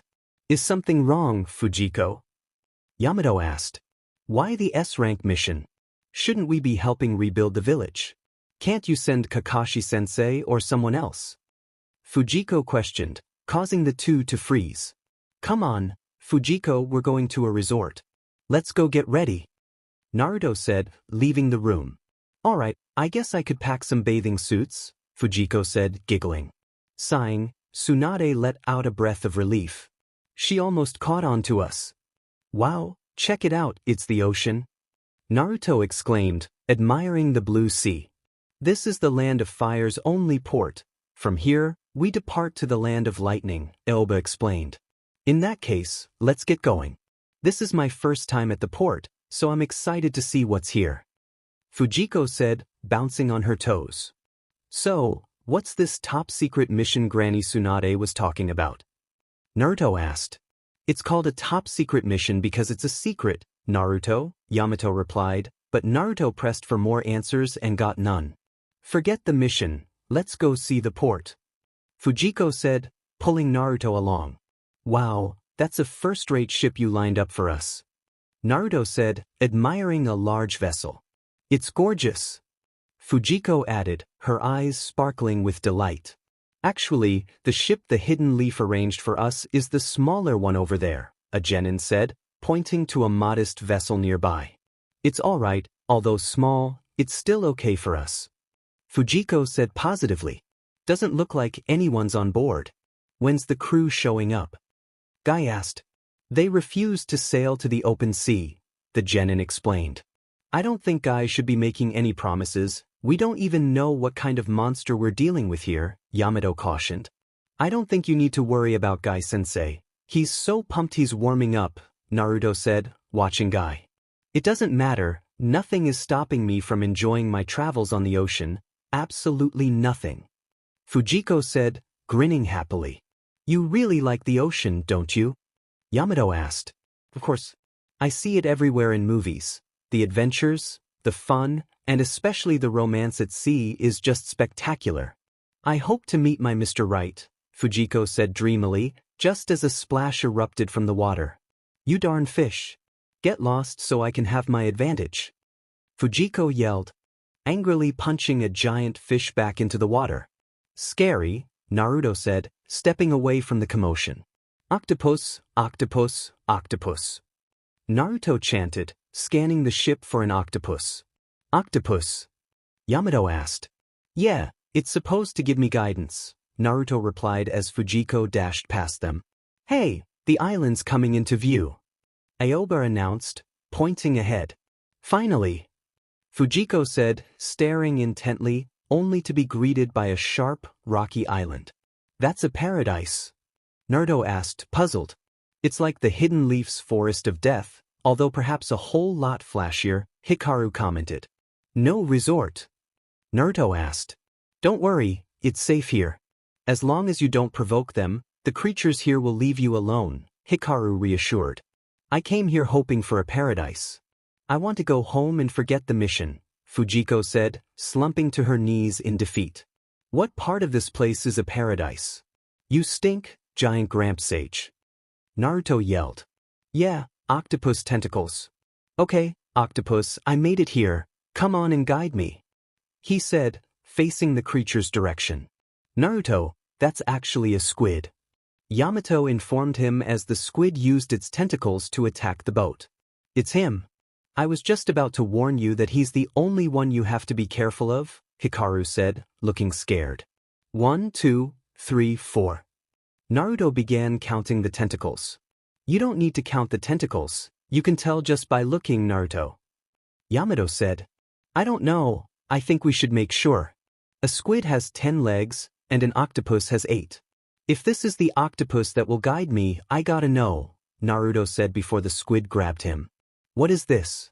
Here comes another one starting off with weird rhymes. Yamato said, confused. It's B, Fujiko exclaimed. It's an octopus. This one's an octopus. Naruto shouted, jumping down after the squid released him. Hey, it's Kiara's student. Fujiko, B said, opening his book. Hey, Octopops, thanks, Naruto said before B started rhyming again. What is he? Naruto asked, bewildered. He's at it again, Fujiko said, sweat dropping. Who is this shades-wearing meathead with the weird rhymes? Naruto asked, a bit disappointed. I'm sorry, guy. Let me heal you, Fujiko said as she stepped onto the island. Thank you, Guy replied, trying to hold back his discomfort. Why didn't you heal him earlier? Naruto asked. If I healed him every day, a few hours later he'd come back sick, and I really didn't want to waste my time healing someone, Fujiko explained. This is not exactly what I call paradise, Naruto said as they walked toward the building where they would be staying, only to be confronted by a gorilla. Stand down, King, these guys are with me, B said, and the gorilla complied. Mr. B stands at the top of the hierarchy of beasts. He's tamed every one of them, Motoi explained, detailing the island sage. Naruto! Fujiko yelled, running to her brother and punching him for using his HRM jutsu. What was that for? Naruto asked, rubbing his face. We're identical twins. Don't use that stupid jutsu with my face. She yelled, punching him again as B slammed his door shut. No! Naruto yelled, undoing his jutsu. What were you doing with B? Fujiko asked. I wanted him to train us, but he wouldn't give me the time of day. He said, stomping off. I'll go check up on Guy, Fujiko said, heading down the hall. You're late, Fujiko, Yamato said as she approached Naruto, who was training. There you are. If you want to train, sit beside Naruto and meditate, Motoi suggested. Why? Fujiko asked. If you want to tame the tailed beast chakra, Yamato explained as she walked toward the center of the island. What is this supposed to do? Fujiko thought, meditating before something appeared before her. They call this place the Waterfall of Truth. I like it, a clone of Fujiko said, revealing itself. What are you? Fujiko asked. I am you, at least the real you, the clone replied. The real me? Fujiko questioned. Of course. The Fujiko that wants to confront everyone for looking at Naruto and me in a nasty way, the Fujiko that wants to take down Madara for deceiving us, and the part of me that wants to destroy everything, the clone said with a grin. That is not me, it's the 11 tails, Fujiko asserted, standing up. Don't put the blame on it. Deep down, you know I'm right, you just don't want to admit it, the clone said, angering Fujiko. I think I need to get rid of you to tame the 11 tails. Water style, water bullets. Fujiko shouted, shooting water from her mouth. Admit it. You're mad at Madara for betraying us. The clone yelled, shooting the same jutsu back. It's not even confirmed yet if Madara Uchiha is the Madara I know. Fujiko replied as the clone punched her. Deep down you know I'm right. Plus, those villagers treat us and Naruto well now after the destruction of the village. Despicable. It makes me want to confront them.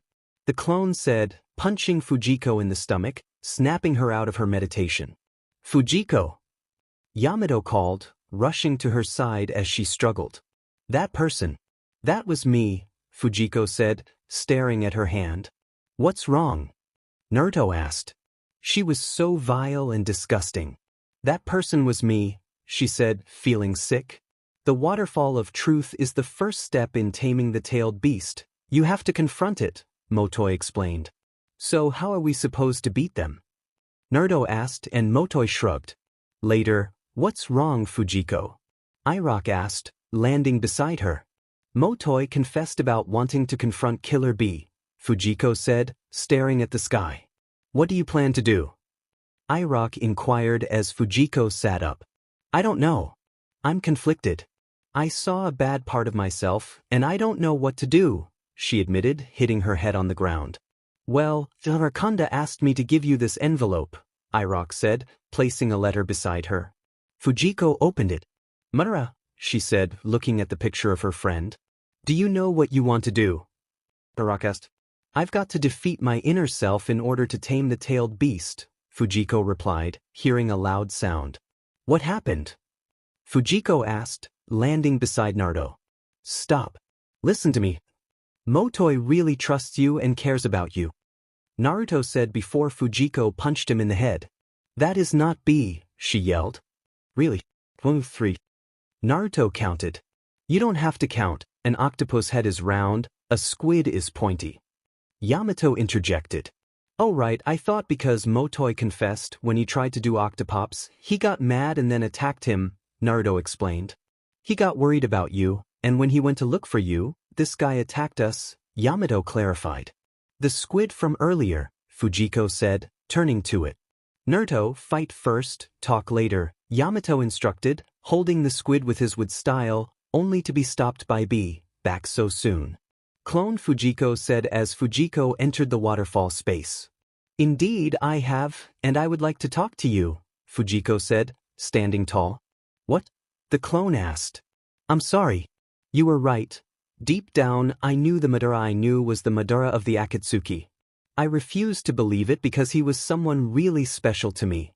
Even now, I don't know what I'll do when I face him, Fujiko confessed, clenching her fist. Then just give in and let me take over, the clone suggested. But what I do know is that we love him, and we can forgive him the same way we forgave the villagers.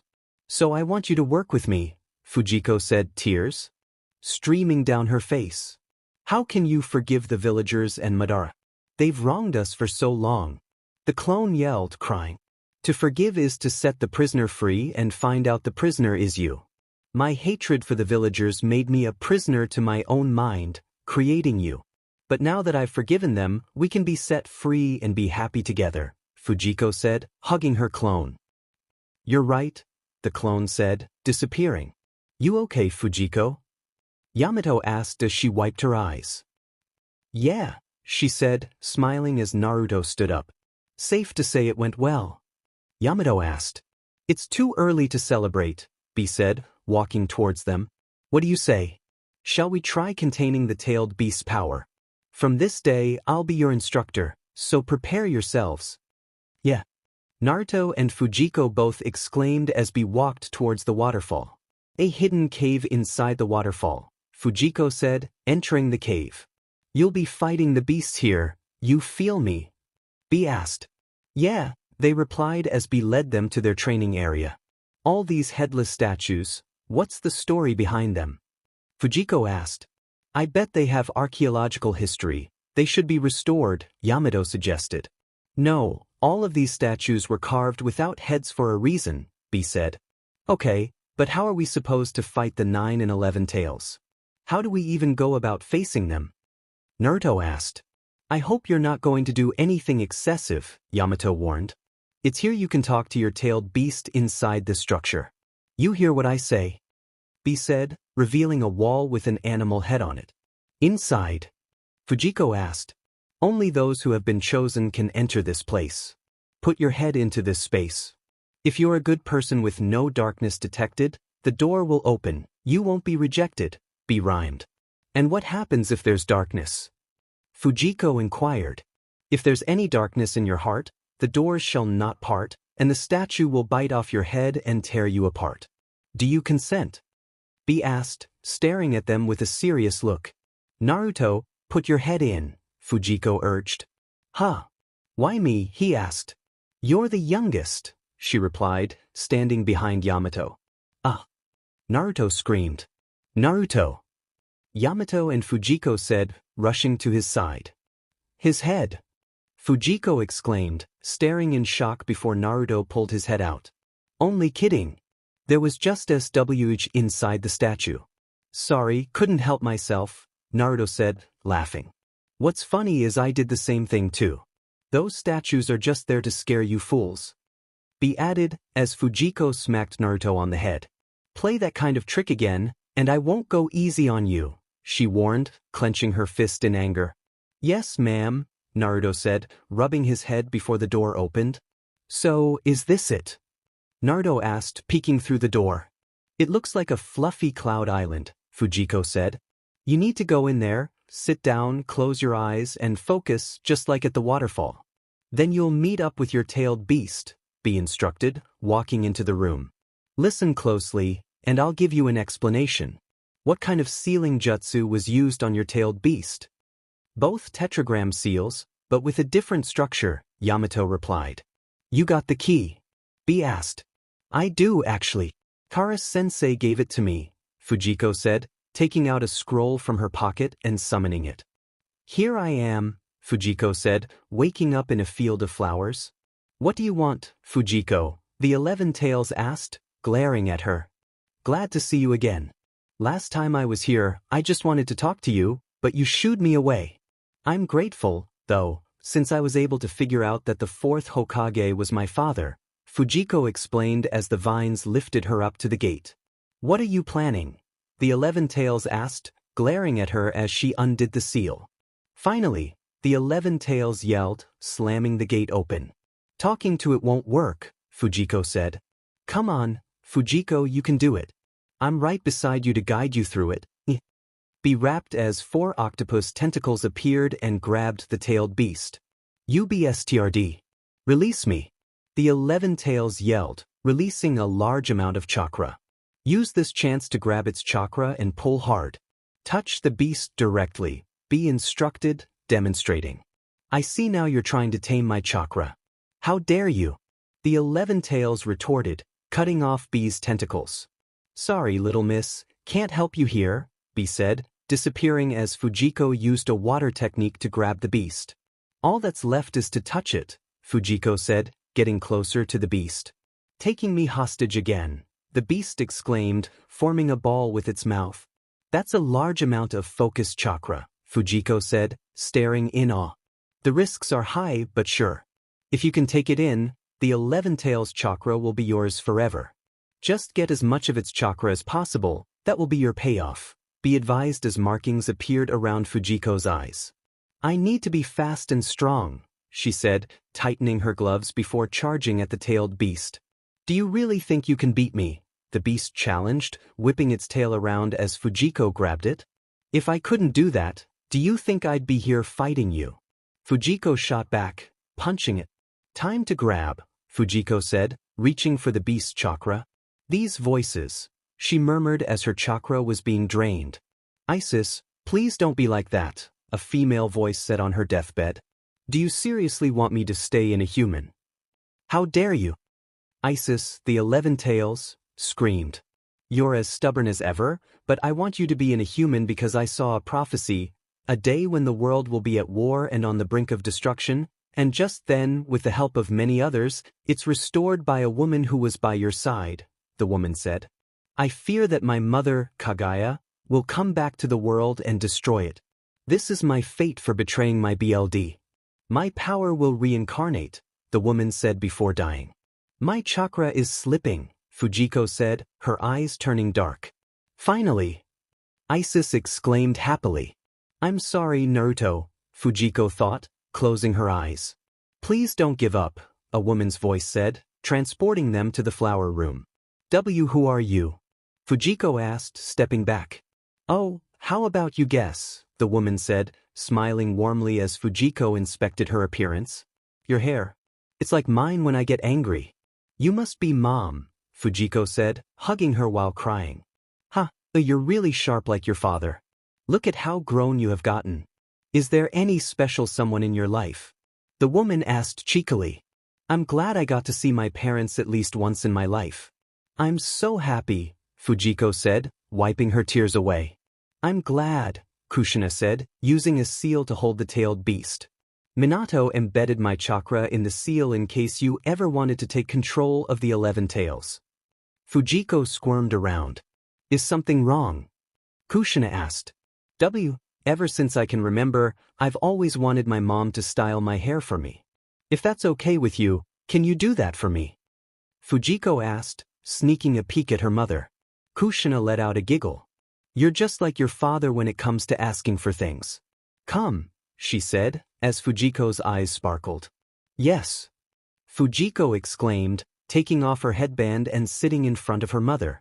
You have my hair, Kushina said, braiding Fujiko's hair. Thank you. I've grown my hair for the past 16 years hoping to have a motherly figure do my hair. Mostly, it's been Kara-sensei, Fujiko said. How is she? Doing thing. Is she still being a lazy sensei?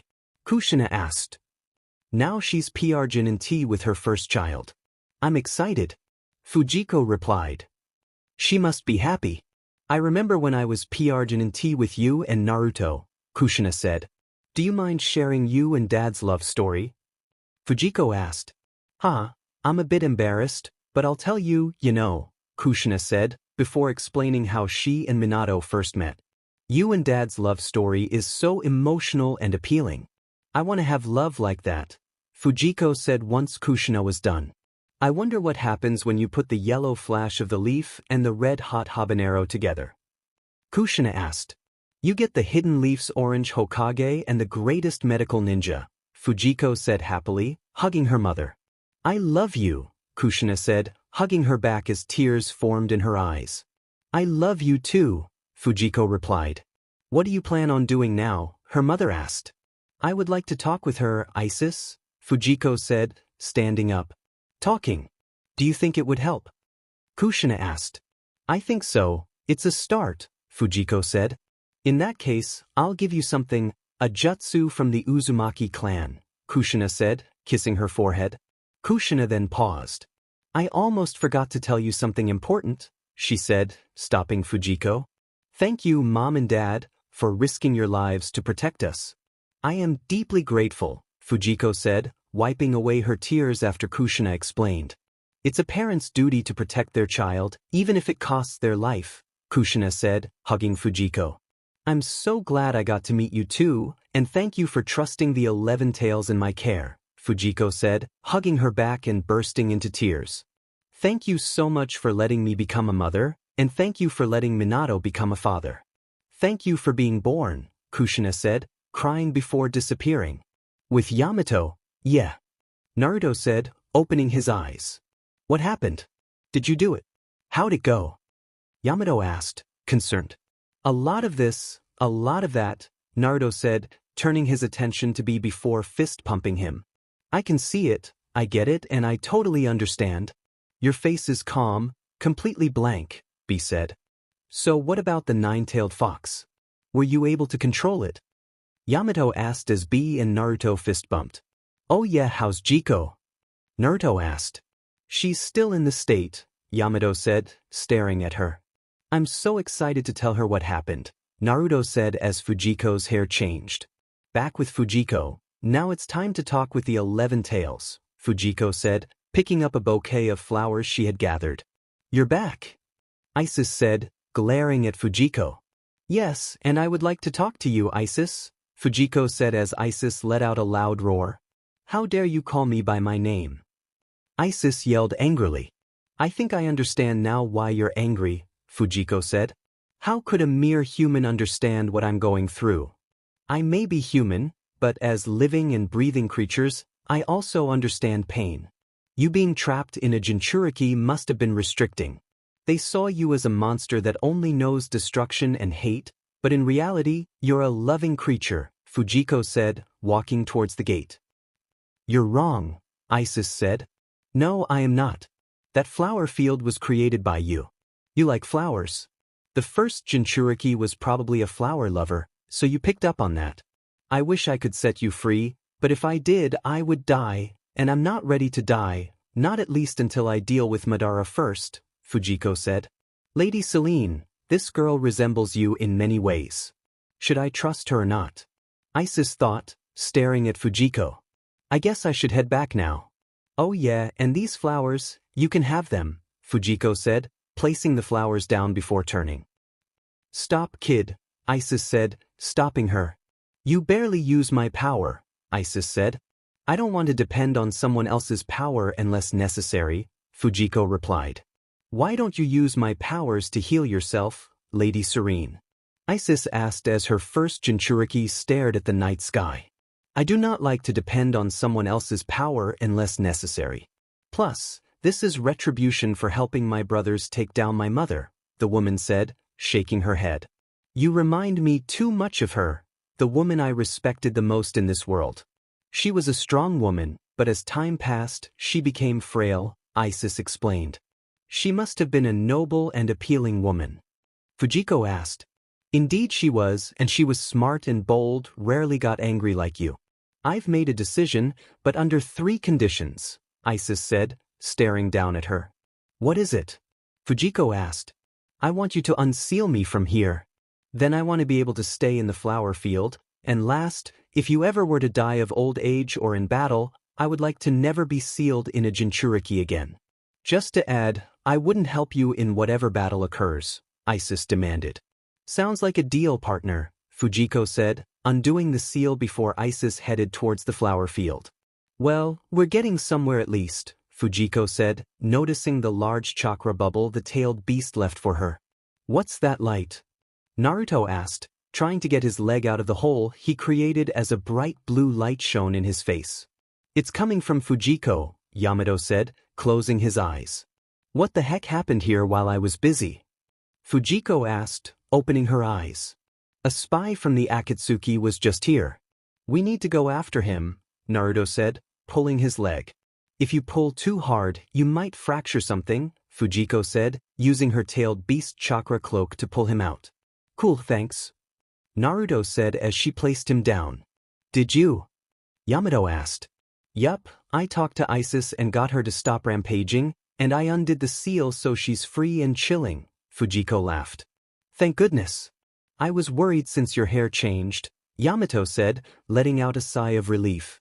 Oh, Mom did my hair for me, and when we get home, I'm going to look for a hair album she made for me, Fujiko said, twirling her finger around the loose strands of hair. Let's head to the others, Naruto said, heading out of the room. Where's the Akatsuki member? Fujiko asked as she left the waterfall. Guy went after him, Elba replied, sensing a large amount of chakra. What in the world is that? Motoist. That's Guy. It's his afternoon tiger attack, Yamato informed. Afternoon tiger attack. What a lame name for a jutsu. I thought Guy-sensei wanted to sound like a young shinobi, not some old dork, Naruto commented. You're sweating the small stuff, but is it just me, or is that attack getting closer to us? Fujiko asked. This is no time for philosophizing. That attack has a large blast radius. It's almost here. Yamato said, bracing himself for impact. Nice one, Bushibrow-sensei. You sure took him down, Naruto said after Guy dropped Kisame for Yamato to restrain. I guess you are capable despite your looks, bushy brows, but that blue sweat of yours sure packs a punch, B rhymed. I agree. Please, after this, go take a shower, Fujiko said, covering her nose. If this goes on, I can get the Akatsuki plan and the leader. I'm not as in-depth as Inoichi, but I'm going in, Aoba said, placing his hand on Kisame's head. Oh yeah, by the way, what kind of information did he want to send to his team? It must have been really important if he hid himself here for so long, Fujiko asked, causing Yamato to sweat drop. He really killed himself to prevent us from getting any information from him, Fujiko said as BLDs splattered everywhere. I guess he figured that he wouldn't be able to escape from us, Aoba said as Yamato fell to his knees. An Akatsuki member strong enough to be paired with Itachi, he was long feared as the scourge of the mist. I never thought he'd go out this way, Yamato said in disbelief. Is he dead? I mean really? Motoi asked as Kisame's sword growled. Well, this fella seems downhearted. It looks like it's for real. He's actually departed, B said, petting Samahata. But still, he died instead of giving up intel on his comrades.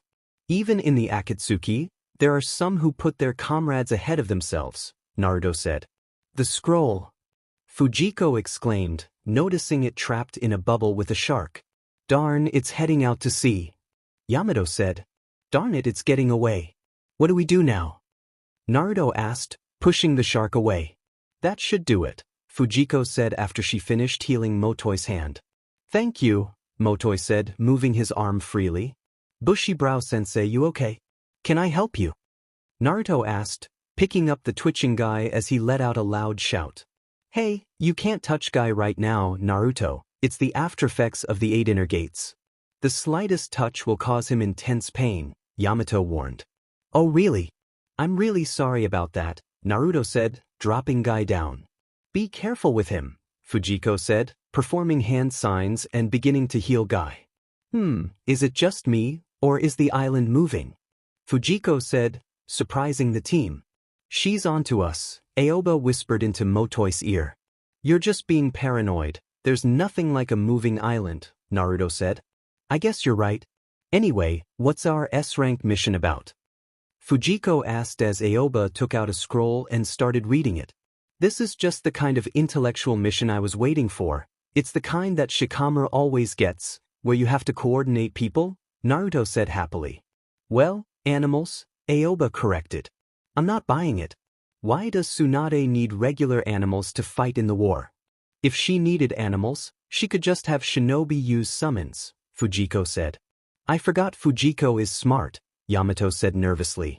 You're ruining the fun, Naruto said, staring at her.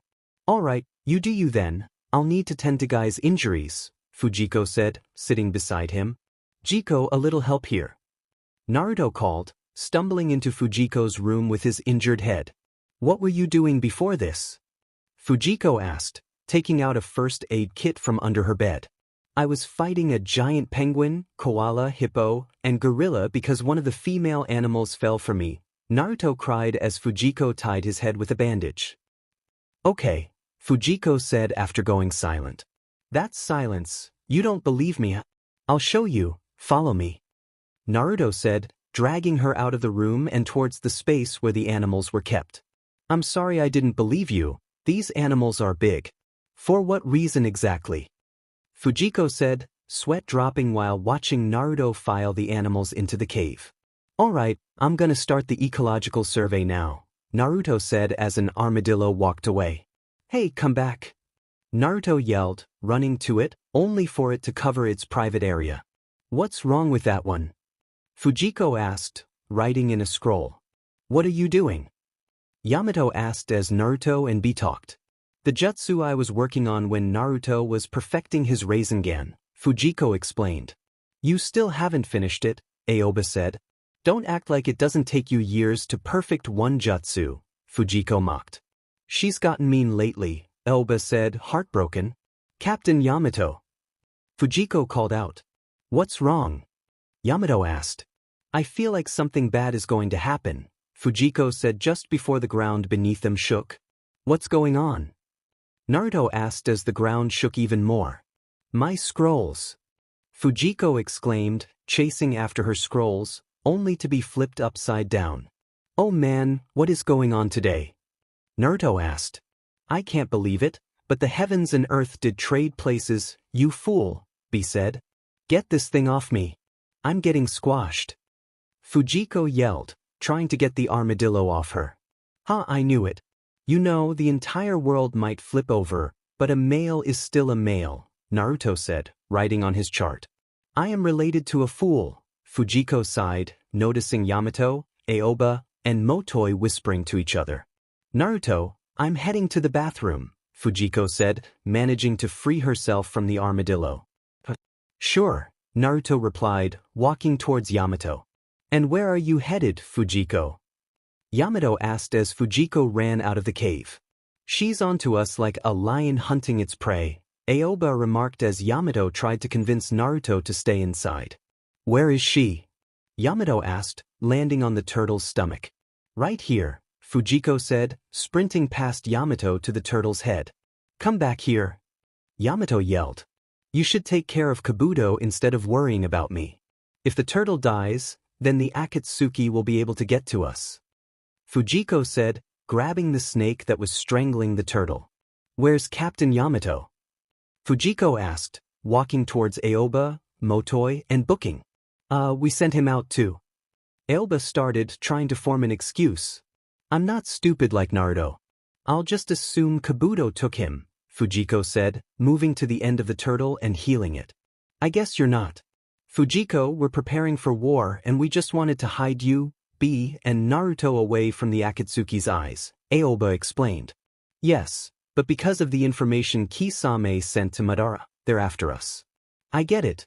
That's why you hid us here, but why not tell Naruto the truth? She asked, sweating.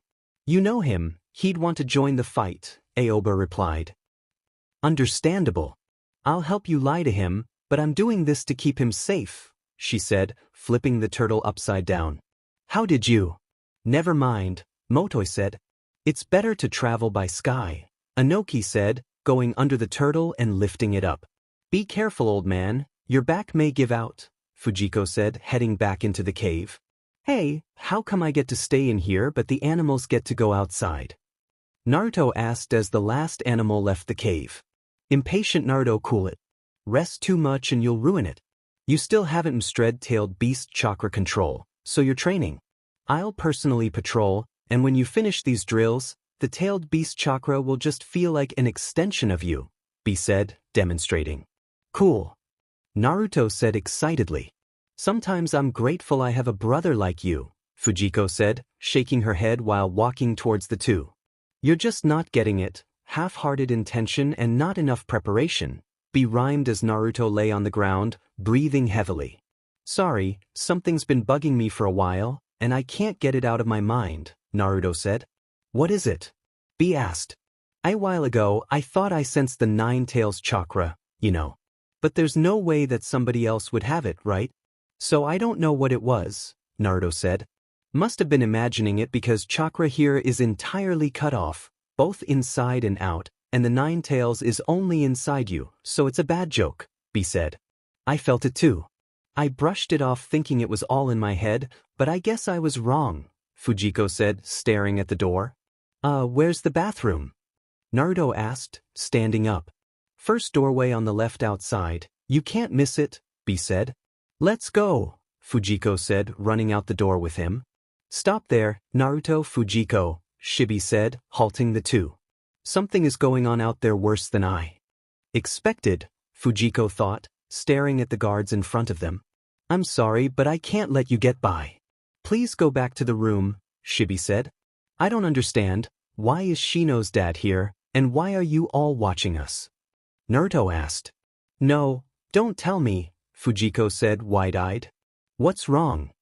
Naruto asked. The war has started, hasn't it? Now I understand the true intent of keeping us here. It was not to keep us away from the Akatsuki before the war started. Fujiko yelled. You're just being paranoid, Fujiko, Irika said, making an appearance. Irika-sensei, what are you doing here? Naruto asked. There's a second mission to accomplish here. This place is quite dangerous. It appears there's a new species living here, and our job is to identify it, Irika said, trying to convince them. You know, I wonder if the nine tails chakra is related somehow. Naruto asked. Oh, maybe. The creature appears to possess the nine tails chakra. I guess there are others out there, although this creature isn't a tailed beast. If you go outside, it'll probably respond to the nine tails chakra you possess, Irika explained. Is this why Captain Yamato hasn't come back here? Naruto asked. Yes, wood style suppresses the tailed beast chakra, and well. Shibi said.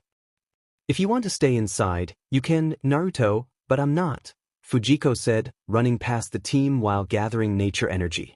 What's going on? Why is all this happening? Naruto asked after sensing what was happening outside the island. War is being waged. Madara has declared war, Irika said. Madara, Fujiko said, clenching her chest while breathing heavily. Why have you been hiding this from us? Our comrades are out there fighting and going through hell without us. Naruto asked. Because the point of this war is to make sure you are protected from Madara, Irika said. I can't breathe, Fujiko said, weaving hand signs to heal herself as Irika and Naruto talked. Your love for that man is incomprehensible, Isis said as Fujiko appeared in the flower field. He encouraged me when I was down. He never saw me as a prodigy or genius. He saw me for me. Although now that I think about it, I've noticed the way he looks at me. His eyes that pierce through my soul when I'm not looking. I was too stupid to understand, Fujiko said, clenching her chest as tears fell from her face. Jiko, you okay? Naruto asked, bending down to her level. I'm sorry, Naruto. If you want to stay here, I'm fine with that, but I must go. If I can't do anything, at least let me talk to Madara, Fujiko said, standing up. In that case, I'm coming with you, Naruto said. You don't have to, Fujiko replied, staring at him. I'm also doing this for our friends, Naruto said, holding her hand. In that case, let's go and save them before things get worse out there. Sorry, Irika-sensei, she added as they both entered the Nine Tails chakra cloak. What is this? Naruto asked, noticing a note in his headband. It's from Irika-sensei, Fujiko said, peeking over his shoulder to read it. Stay behind me, that barrier is strong, Fujiko said, preparing her fist. How can you tell? Naruto asked just as a beast bomb flew past them. What is this? He exclaimed, noticing B. There's a barrier beyond that, and we're going to break it, stat, B said. I already planned on it, Fujiko replied. I'll break the barrier, you two will hit the tail beast bomb, B said as they both entered chakra mode. Wait, I thought we were on an island. This sure looks like land to me, Naruto said, landing on the ground. Mine is stuff you don't need to know. Ready? Let's go, B said, leading the way for the two. All right, Naruto agreed. It's starting to get dark, Fujiko pointed out, staring at the sky. Should we rest for the night? B asked. No, there's not enough time, Naruto replied just as Fujiko fell to the ground. What's wrong? Naruto asked, stopping for her. That chakra. It's so destructive, I feel it's at war with my own, she said, struggling to stand. Are you a sensory type? Because that explains it, B said. Maybe we should rest, Naruto suggested as Fujiko stood. No, we must push forward, Fujiko insisted, running ahead. What, Granny? Naruto said as Tsunade and A landed in front of them. W at a B, B said, staring at Tsunade. B, get your eyes up here. Have some respect for the Hokage. A yelled. What are you doing here? Fujiko asked. We're here to stop you, you will not pass. A declared. Listen, bro, please, you gotta let Naruto go. This is a personal plea, I can vouch for him, B rhymed. Silence. We're fighting to protect you three if you're captured, A said, but Naruto interrupted. The enemy will complete their jutsu, and the world would end. Irika-sensei told us, Naruto insisted. Then why are you doing this? Are you both fools? I would have expected more from you, Fujiko, A said, staring at her. The enemy is the Akatsuki. Earlier I sensed something menacing. Don't tell me you guys can beat it without us. Fujiko yelled. So you sensed it too? Tsunade asked. Of course I did. I'm not stupid. I knew from the very beginning that you were preparing for war, but if I'd known you had already started the fight, I wouldn't have stayed on that island. She said. Then we're going to have to stop you. A said. All right then, Fujiko said as she and Naruto took different paths from the two, only to be countered by the Hokage and the Hokage. I'm not letting you go, Tsunade said, punching her back. Granny Tsunade, you understand, don't you? We can stop this war, let us go. Naruto pleaded. I'm part of the allied shinobi forces, and the orders I've been given are to stop you. Even though I'm Hokage, I still can't act independently on this matter, Tsunade explained. We understand, in that case, we'll force our way out. Naruto declared, running past the Hokage. Sometime later, Fujiko said, I'm glad we were able to get away from the two Kage, but if you two are hurt, let's stop and let me treat you. We're good, what about you? Naruto asked. I just stood by, so I'm okay, Fujiko reassured him. All right then, let's go, Naruto said, both smiling at each other. Naruto, Fujiko, Lord B, please listen. I'm speaking telepathically to you. Now listen, I have intel for you on the enemy battle strategy. Pay close attention, Shikaku said. In that case, start talking, Fujiko said before he began. Then how about Naruto and I create shadow clones and scatter them across the battlefield? That way, we'll be able to help the others while at the same time not coming into close contact with Madara, Fujiko suggested after Naruto and Shikaku talked. How many do you want? Naruto asked. I need to know where the battles are taking place so I can determine how many shadow clones to send, but if I were to estimate, I'll say over 200, she said, noticing a troop of soldiers. It's B said before Naruto charged at him. Not your friend, more like imposters, Fujiko said, taking out a WHP from her scroll. You tell me which one to attack, and I'll get on it just like that, B said. Attack them all. Fujiko and Naruto both shouted as the Zetsu de-transformed. Rasengan. Naruto yelled, stopping a reanimated shinobi.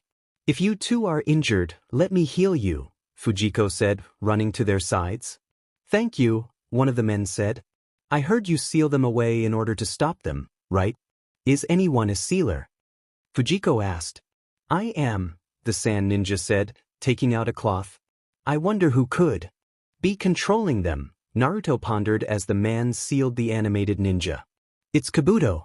Back on the island he appeared with a reanimated Deidara, so I'm guessing he's doing the same here, Fujiko said. Time to go, we gotta catch up to everybody else now, Naruto said. Yeah. Be agreed. There are no more of those things or reanimations beyond here, so you're safe, Fujiko said, going after the two. One of Fujiko and Naruto's clones was probably in the desert battlefield. Are you all daft? The poor man said to attack the clam that's creating the mirage. Fujiko shouted, punching the giant clam. Finally, someone sensible, the Mizukage said, letting out a sigh of relief. It's Fujiko. Thank God. A leaf shinobi cheered happily as she landed in front of them. Oh, shut up. What was taking so long to defeat a man who told you his secrets? She barked. It was so confusing, a man from the hidden stone village said, pouting. Just stop, you're pissing me off, Fujiko said. Sorry, they all said in unison. If you know any sealing jutsu, stay by my side, she said, charging at the Mizukage. You're strong, I'm grateful for that. These idiots were useless, he said. I know you don't want to fight, so we'll seal you away now, Fujiko said, punching his head off before they sealed the man away. I've got to go catch up with Naruto, you guys rendezvous with the others, Fujiko said, running off. Thank God she came, a shinobi said. Yeah, she's pretty, another said. Hey, don't say that about our hidden leafs, appealing Fujiko.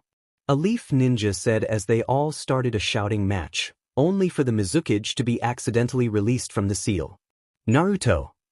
Fujiko said, meeting her brother. I just met with Gaara and Shorty Gramps, Naruto said. Shorty Gramps? Fujiko asked as they headed toward the fifth. Honestly, in the allied shinobi forces, there isn't a stronger shinobi than me, Temari said as Fujiko and Naruto appeared. Yeah, there is. Naruto said, landing in front of them. What are you guys doing here? Temari asked. To help in this war, go Naruto. Fujiko said, landing beside him as he began fighting. That scar on the Raikage's chest, how was it caused? Fujiko asked as they hid behind a mud wall. He was wounded by the Eight Tails when he fought him, the Cloud Shinobi said. Is something wrong, Jiko? Naruto asked. He stated that it was the most shameful moment of his life. He never spoke of it any further, not even the fourth Raikage knows that happened, Dodai said. If he got wounded fighting the Eight Tails and the Eight Tails' strongest jutsu is Tailed Beast Bomb, Naruto said, preparing for the attack. Dimmin' it, I still can't do it yet. Naruto said after his failed attempt. It's because you're not in Tailed Beast mode, Fujiko said. Hey, bendy guy, I gotta talk to Octopops and the Eight Tails. How can I get in contact with them? Naruto asked. You can go through the comm core, then if Captain Inoichi Yamanaka connect you with Lord B, Dodai said. So you want him to find a comm core. How do they look? Fujiko asked, staring at the Raikage. Luckily for you, I'm one, Dodai said. Naruto, watch out. Temari yelled as the rock they were standing on collapsed. Get the comm core guy away and talk to B, I'll take care of this one. Fujiko said, using a rock to throw herself toward the Raikage. All right. Naruto said. Don't underestimate me, Raikage. Fujiko said, kicking the man away. It worked just like I thought it would. Naruto said after defeating the Raikage as the crowd cheered. That was quite a sharp move, Dodai said, appearing beside him. When I talked with him, the Eight Tails fell forward, ready to attack, Naruto said. By falling forward, he must have stabbed himself with his own power. That's why no one knows much about that scar. The BSD was embarrassed. Fujiko said, laughing. I guess this shows the Lord Third Spear is more powerful, Dodai said. All right, gather all your gravely injured shinobi and bring them here. There is not enough time to take them to the medical corps. I'll heal them, Fujiko said. You heard her. Temari said as they did as told.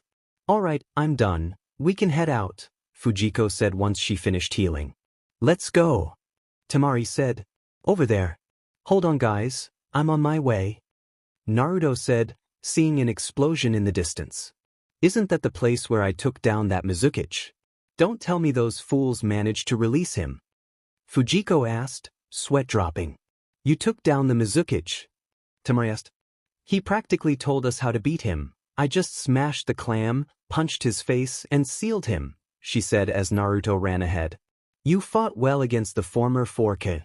Victory is ours on this battlefield, Inoki said, walking up to the team. Okay, are you done healing them, Fujiko? Temari asked. Yeah, take them to the medical unit for medicine, bandaging, and possibly stitching, Fujiko said. Yes, ma'am, the shinobi said. Those that can still fight, stand by for orders from HQ. Lord Tsuchikage, you should get medical help, Temari said. No, I'm fine, all right, Inoki said, though he groaned from the pain in his back. Don't overdo it, old man, Temari said. Sigh, someone take him there, Fujiko said, letting out a sigh. I sense one of those Zetsu guys, Fujiko said, meeting up with a group. Hey, guys, where are all of you headed out to right now? Naruto asked, running up to one of the Zetsu in disguise. To provide logistical support to the second company, the man said. Is that so? Fujiko asked before Naruto punched him away. Okay, you guys are good to go, there are no fakes here, Naruto said. You've been a big help, thanks, a leaf shinobi said, stopping to thank the two. Hey, is there anyone that can transmit to HQ? Naruto asked. No, sorry, the man said. What's the closest camp from here? Fujiko asked. I think there's someone in the southern camp, the man said. Okay, thanks, Naruto said, running off. Get a ninja that can contact HQ. Fujiko ordered, reaching the southern camp. Shikaku, are you there? Are Shikamaru and the others okay? A little while ago, I suddenly stopped sensing their chakra. Naruto asked worriedly. Naruto, can you hear me? Shikaku asked. What happened to Shikamaru and the others? Naruto asked. We're not entirely sure, but we know the jutsu the enemy used is called the Underworld Transfer Jutsu. It extracts your soul and places it in a special barrier, Shikaku explained. So you're saying they're alive in this barrier, but their bodies are here? Fujiko asked. Yes, Shikaku replied. Then what happens if their bodies die before their souls get to them? Will they never return? She inquired. Yes, Shikaku said. We can just track down their souls and save them, Naruto suggested. There is no one who can do that, Shikaku said as he and Naruto continued their discussion. You can do something, Isis suggested. I cannot, Fujiko replied. If I'm not wrong, Lady Selene was able to revive souls from the dead. Your chakra is very similar to hers, Isis pointed out. Yeah, but they're not dead. It's very faint, but those 5 are still alive. The problem is we can't find them because of a barrier, Fujiko said, scrunching her face. Aren't you the child of miracles? You should be able to do anything. Surprise me, Isis challenged as Fujiko exited her mind. Shikaku, I have a plan, Fujiko announced. What is it? Naruto asked, turning to her. I am not entirely sure, but if I try hard enough, I think I'll be able to find Niji and the others, she explained.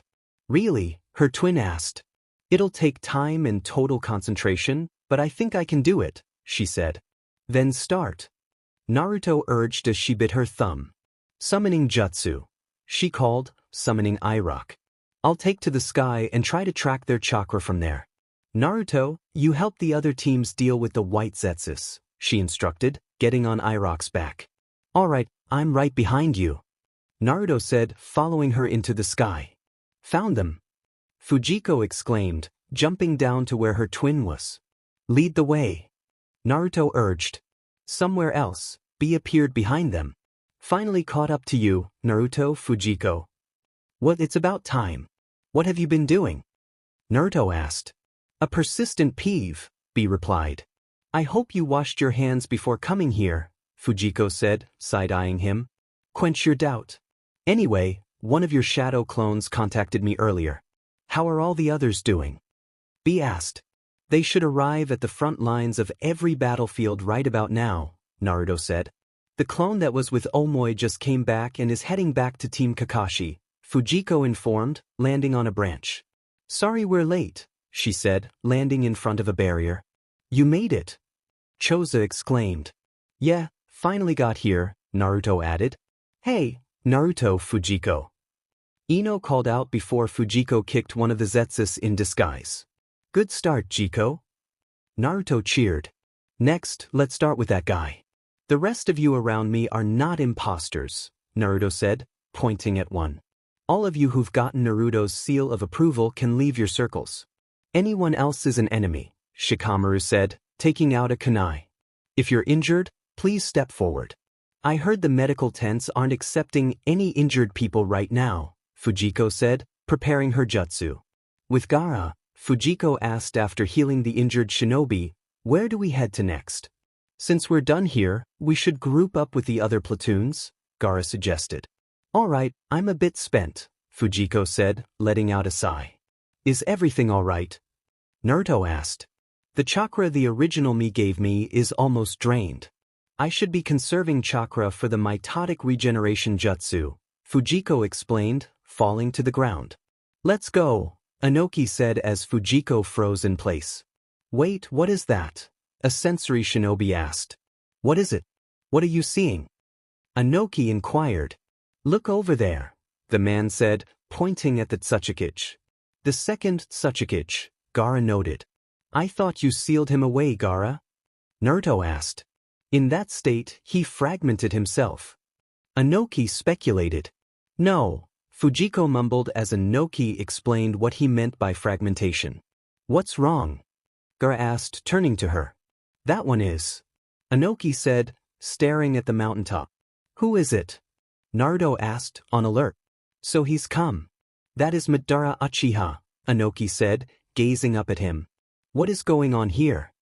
Gaara asked, snapping Fujiko out of her state of shock. What do you mean? Naruto asked. Take a look at his eyes. He's a reanimated shinobi. The reanimation jutsu brings the dead back to life, which means he's been dead, Gaara explained. Wait just a second. HQ reported Madara elsewhere, approaching in another direction with the Jinchuriki, isn't that correct?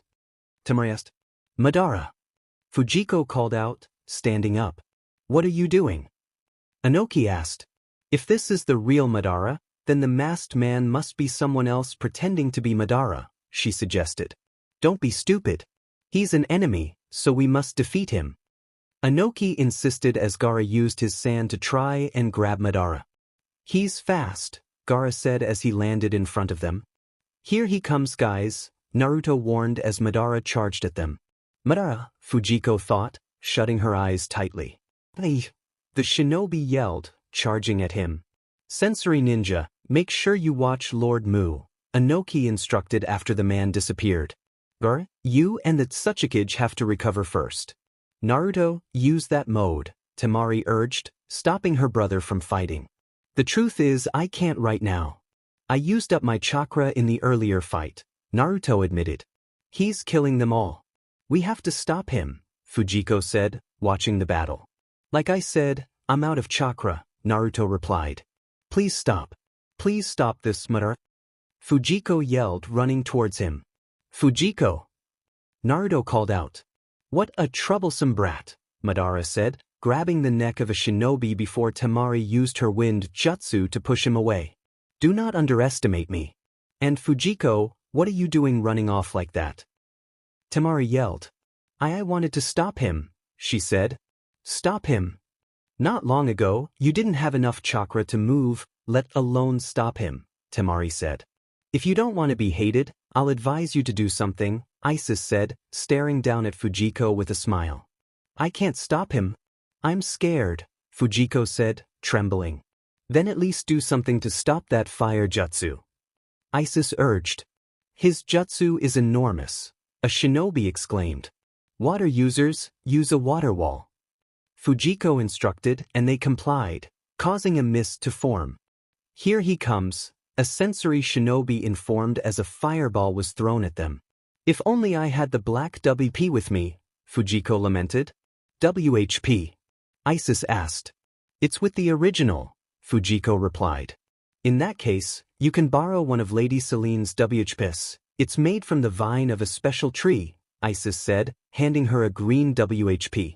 I know you're strong, Madara, so please try to resist Kabuto's control over you. Fujiko said, grabbing Madara's hand with her WHP after Gaara stopped him from attacking a shinobi. Who said I'm being controlled?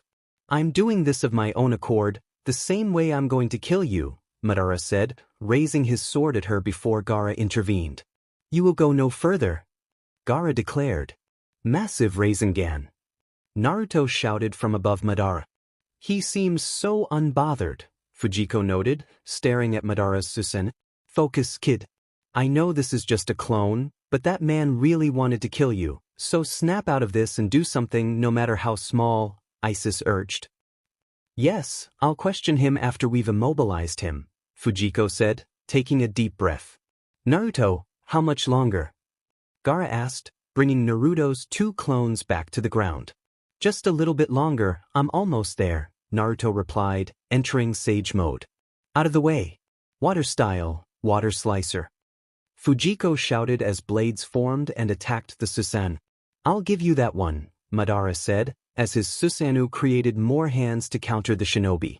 My chakra is low, Fujiko said, falling to her knees. Sorry about that.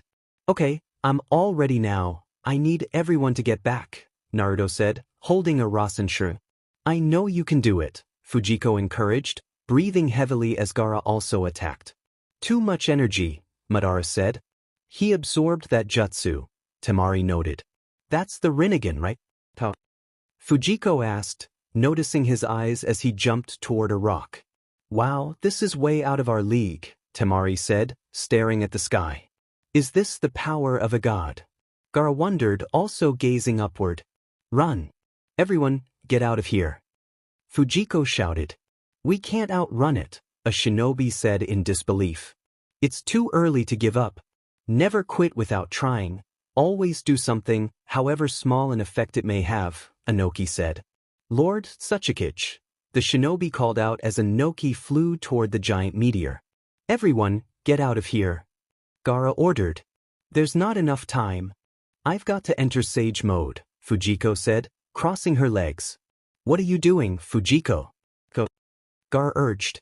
Those guys won't be able to make it out in time. The old man is right. Never give up without trying.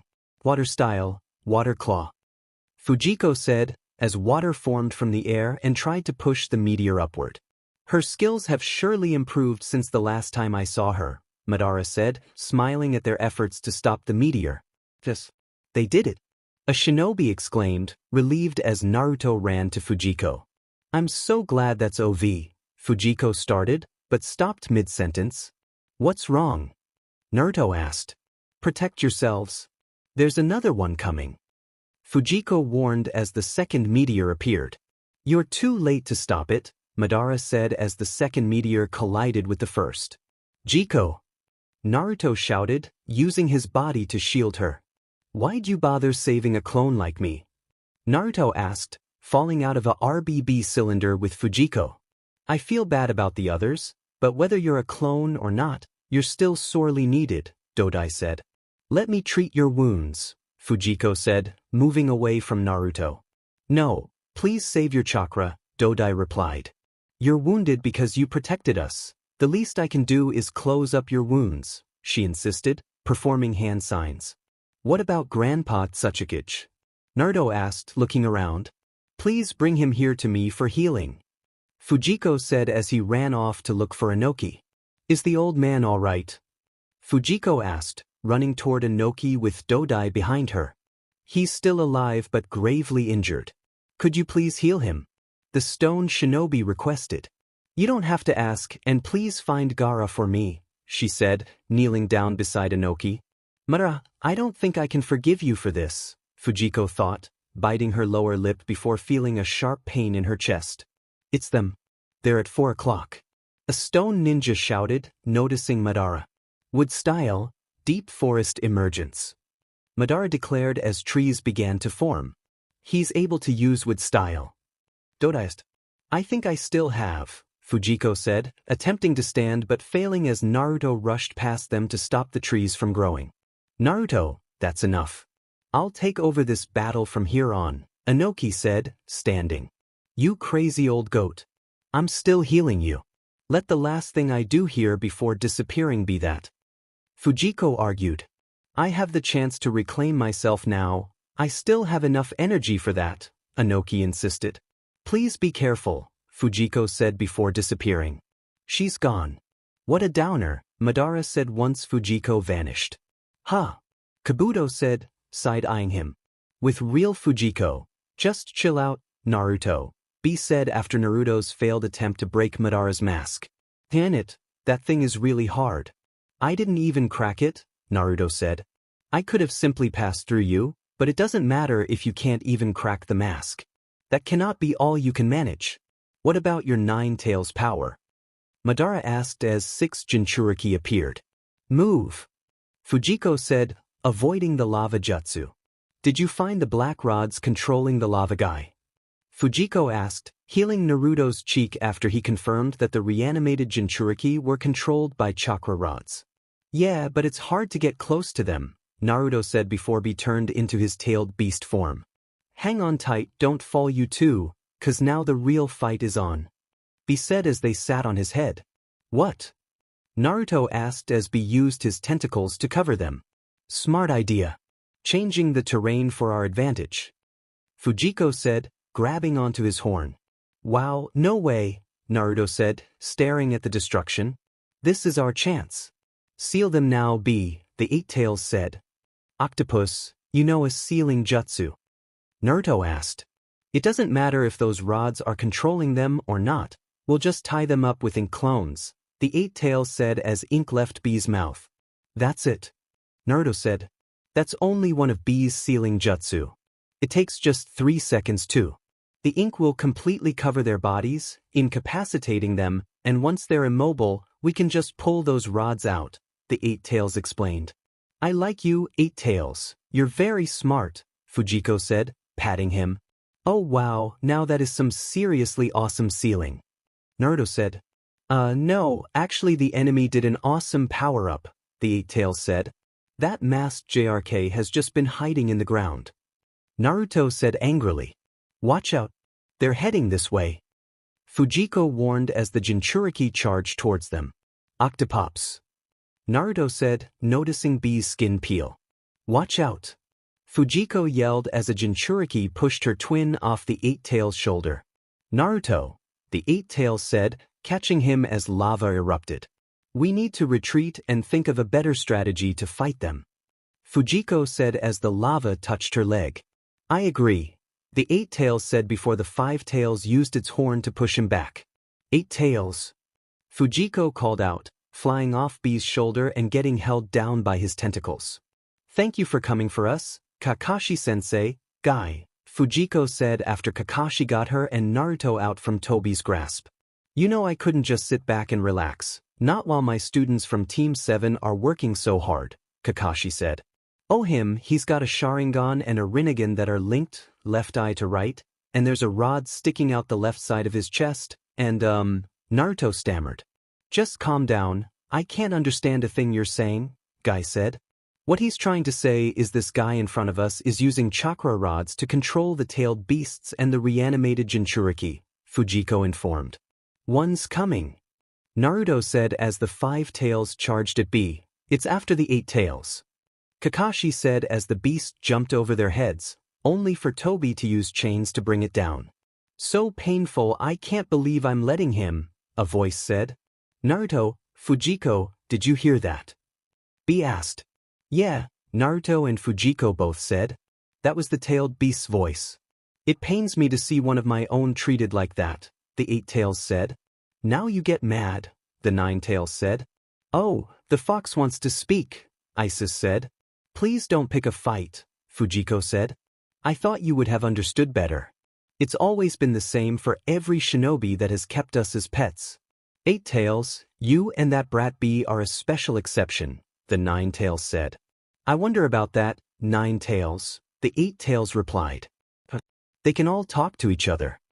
Naruto said, staring at his stomach. I think it's a tailed beast thing, Fujiko said. I know you 9 tails, you, the 8 tails started before getting interrupted. You talk too much.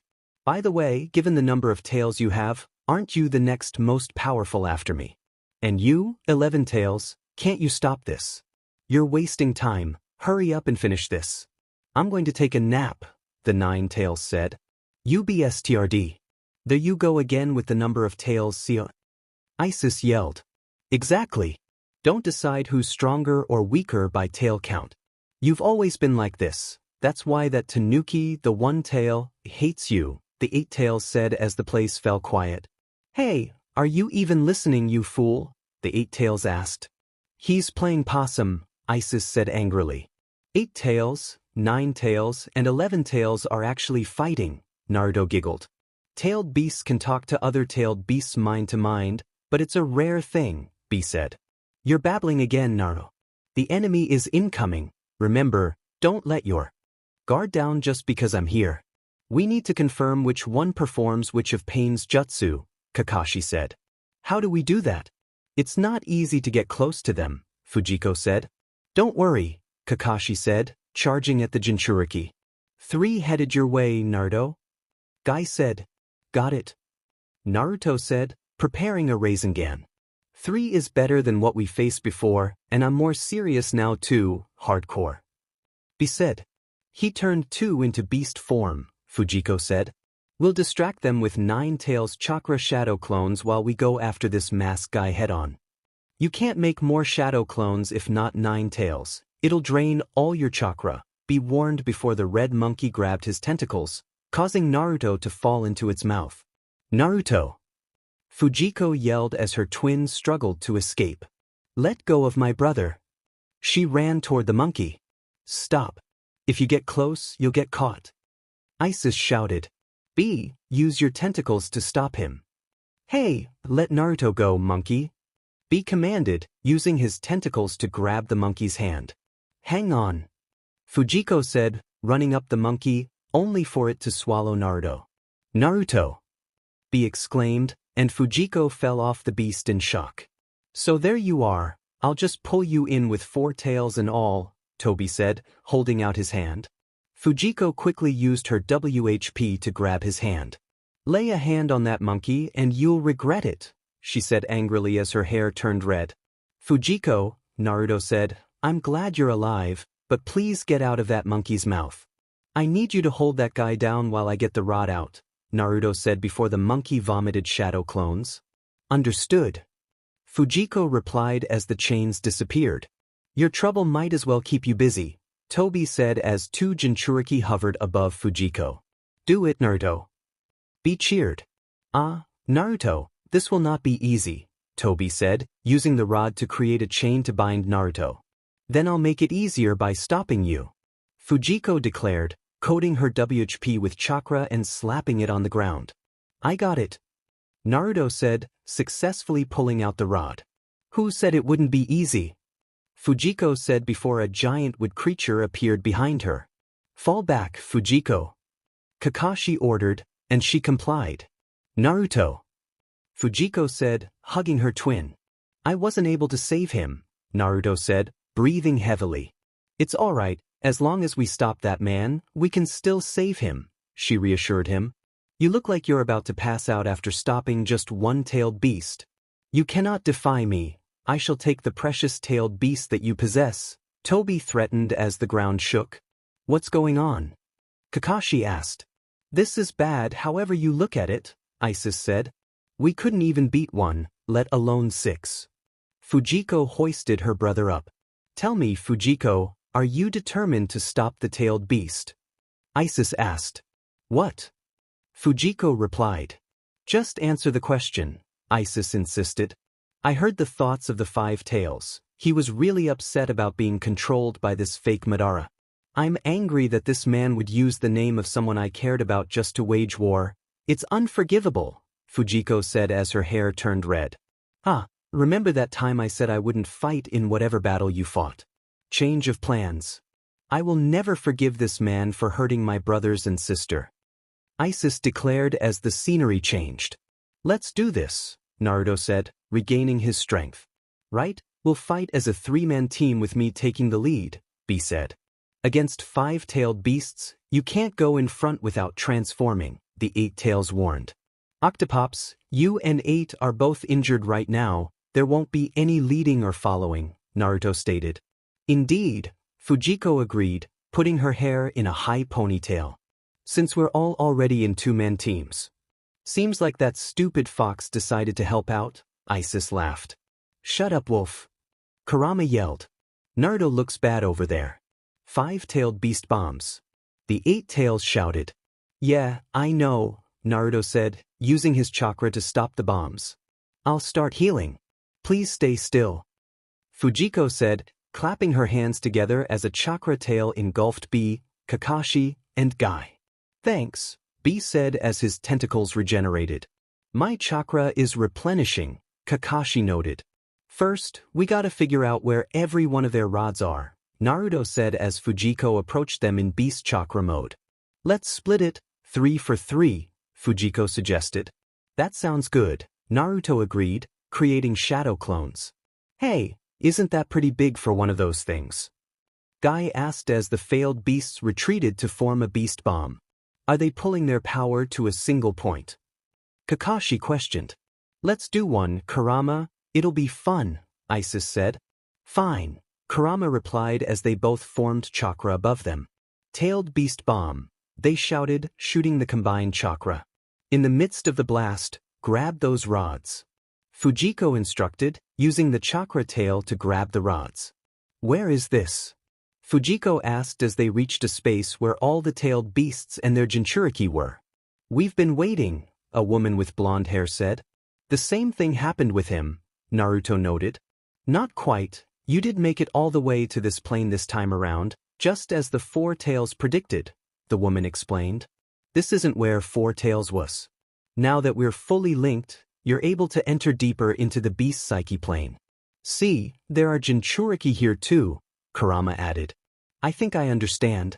Somehow, while we were pulling out those rods, you pulled us into your subconsciousness and now we're here, Fujiko said.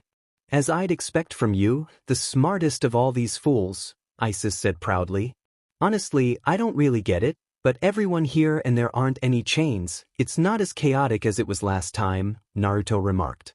That JRK in the mask cannot penetrate this deep, a beast stated. Welcome and thank you.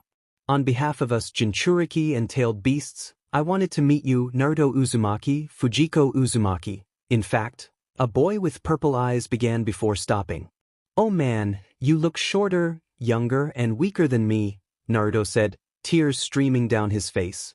What are you talking about, you idiot? Fujiko asked, sweat dropping as she side-eyed him. Being a Jinchuriki is hard. You must have had it rough knowing what you went through, and now just look at you, you're already dead, Naruto cried. Clean your face, Fujiko said, using a handkerchief to wipe his nose.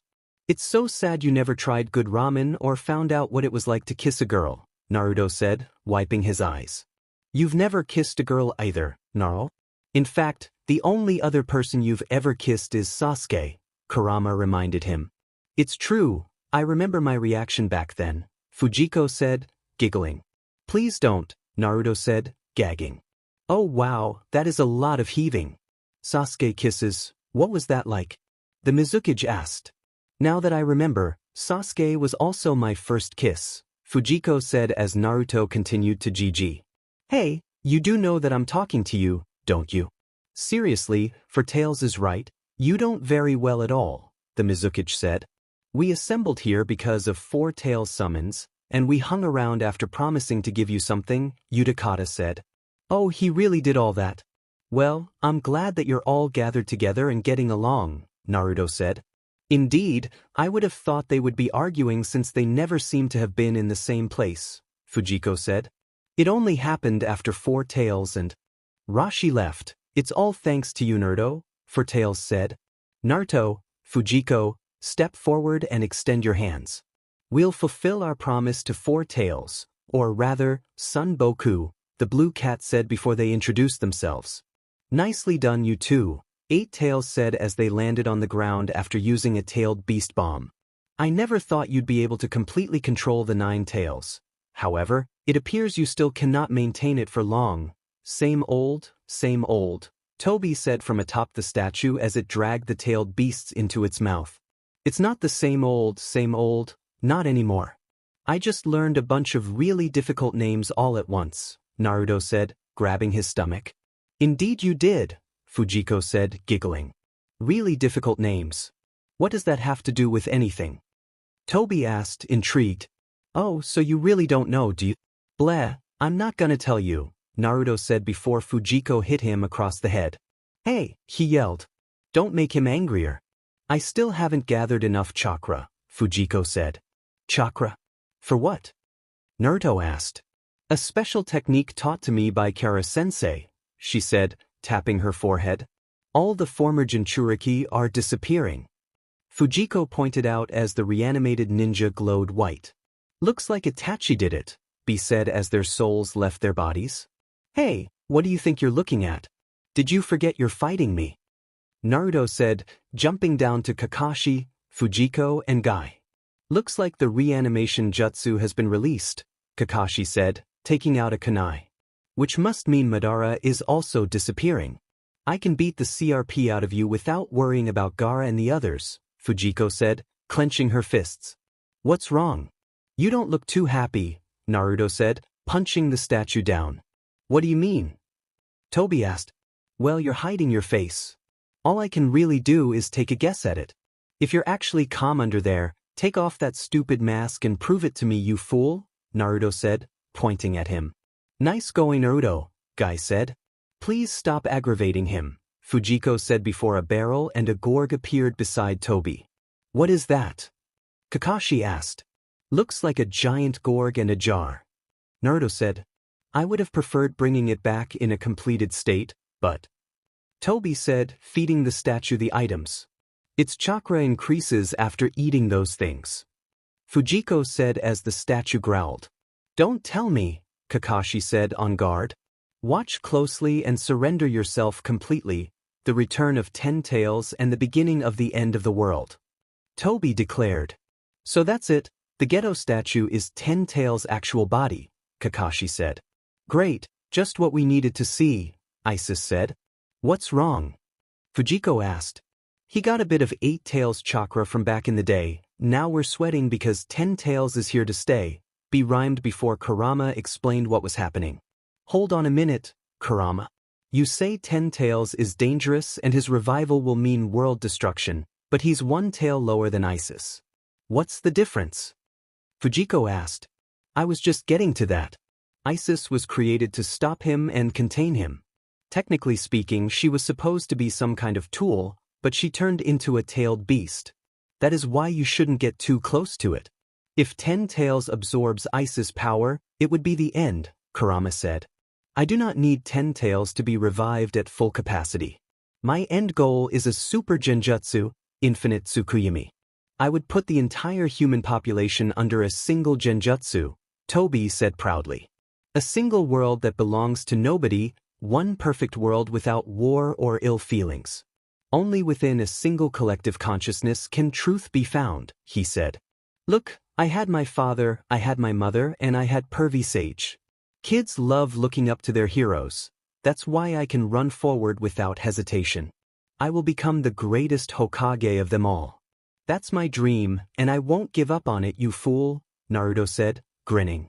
Yeah, well, when you do become Hokage, I want you to remember me because I was your biggest supporter from day one, Fujiko said.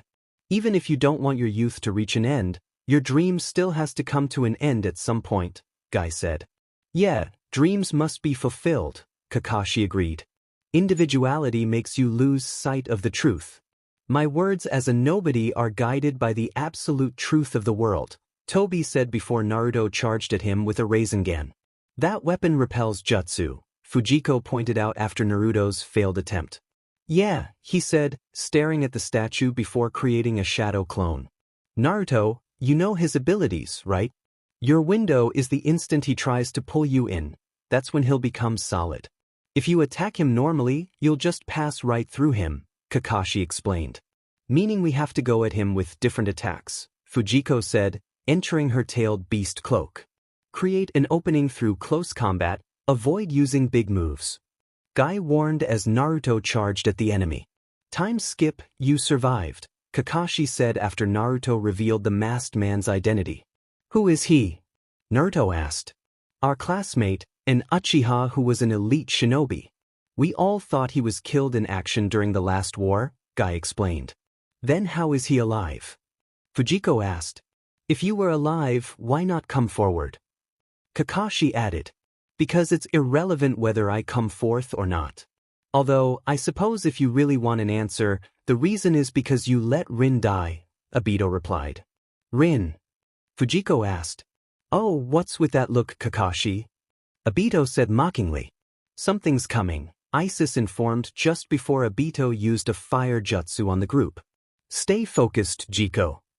Naruto said, protecting them from the flames. Suddenly, someone landed beside Obito. Hey, wait, what is? Guy said, confused as the smoke cleared. Looks like you're having fun over here, Obito, Madara said, revealing himself. Madara. Wait, if he's here, what happened to the 5 Kage? Fujiko asked, staring in shock.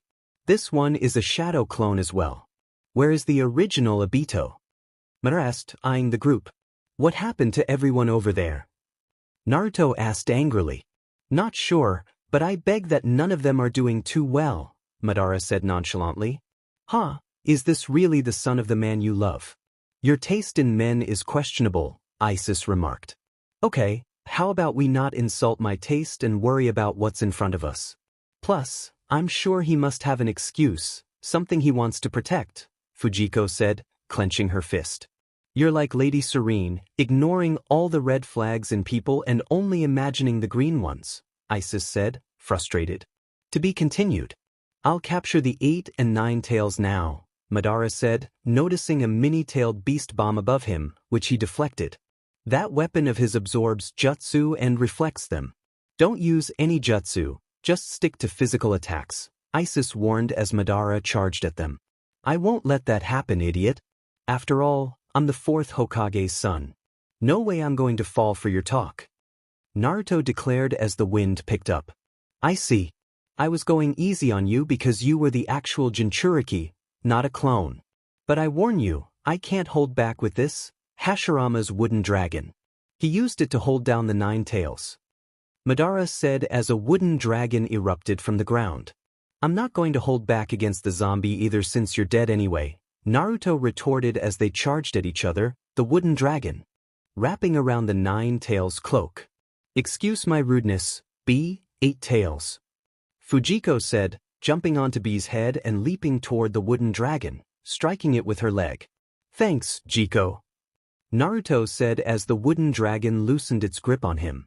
Leave tailed beast cloak mode, the dragon is absorbing your chakra. Fujiko urged before the dragon grabbed her and B. Why are you weak? Isis asked as Fujiko fell to the ground, sweating and shaking. Chakra, Fujiko muttered, breathing heavily. If you're out of chakra, just take mine, Isis suggested. I'm trying to speed up the creation rebirth jutsu, she said.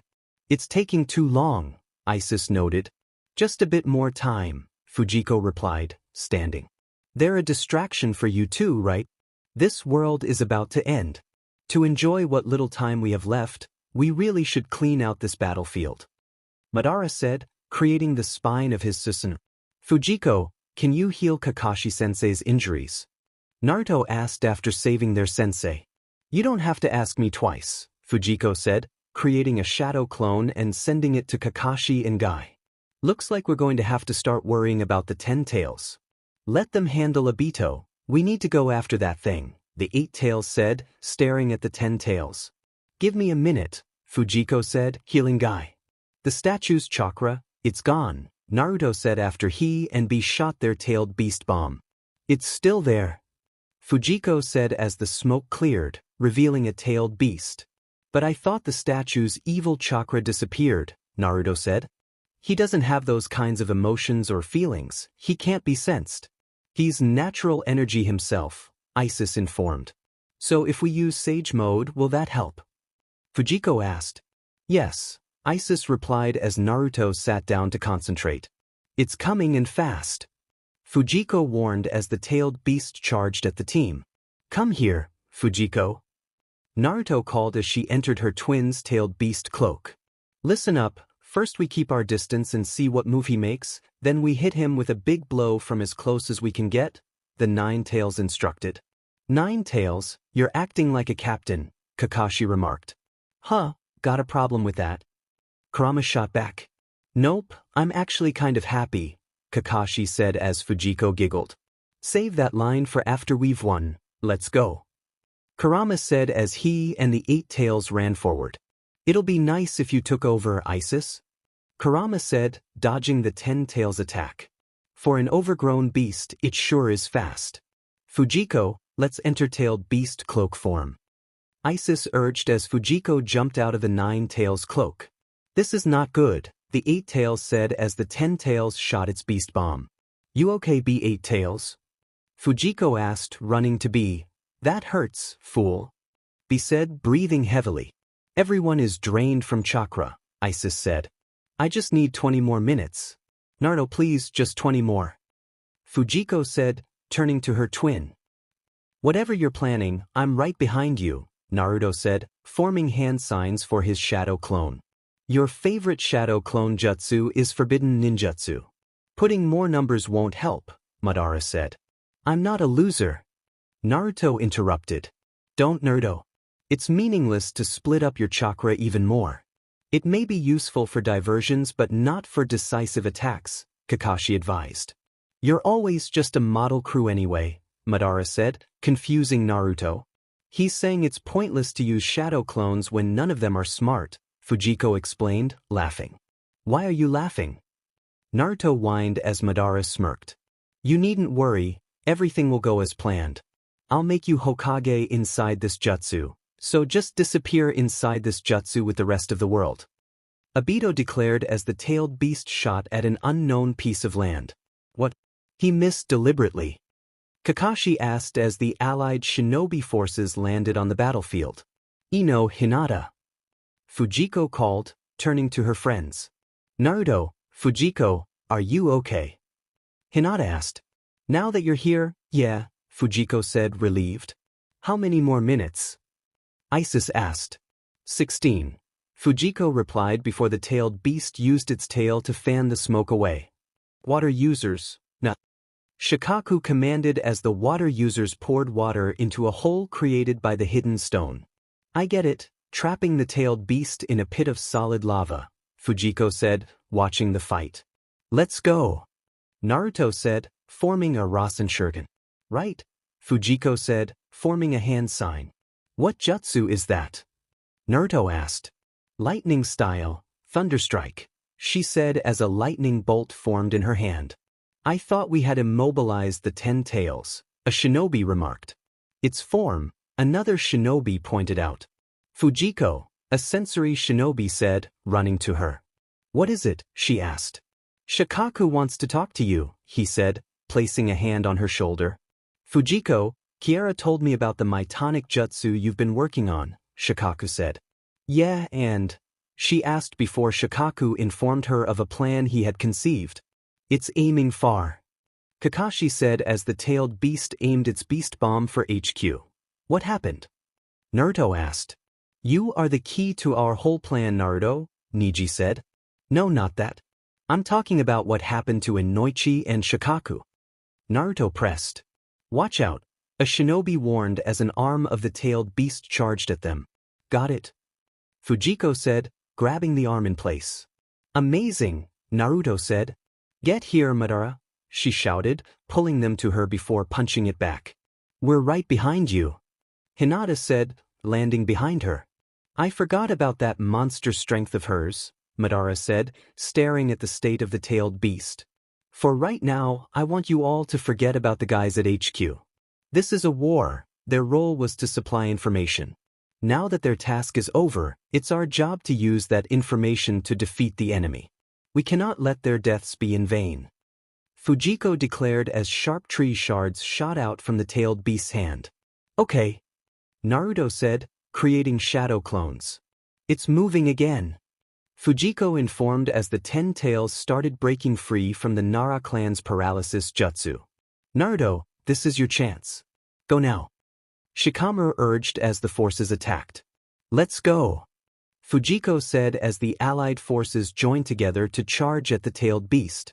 I'll take the right side, Lee said before Naruto threw his shuriken.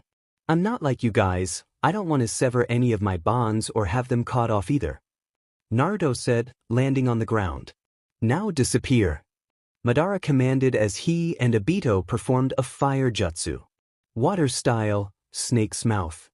Fujiko shouted as a water snake formed beside her and charged at Madara and Obito. Way to go.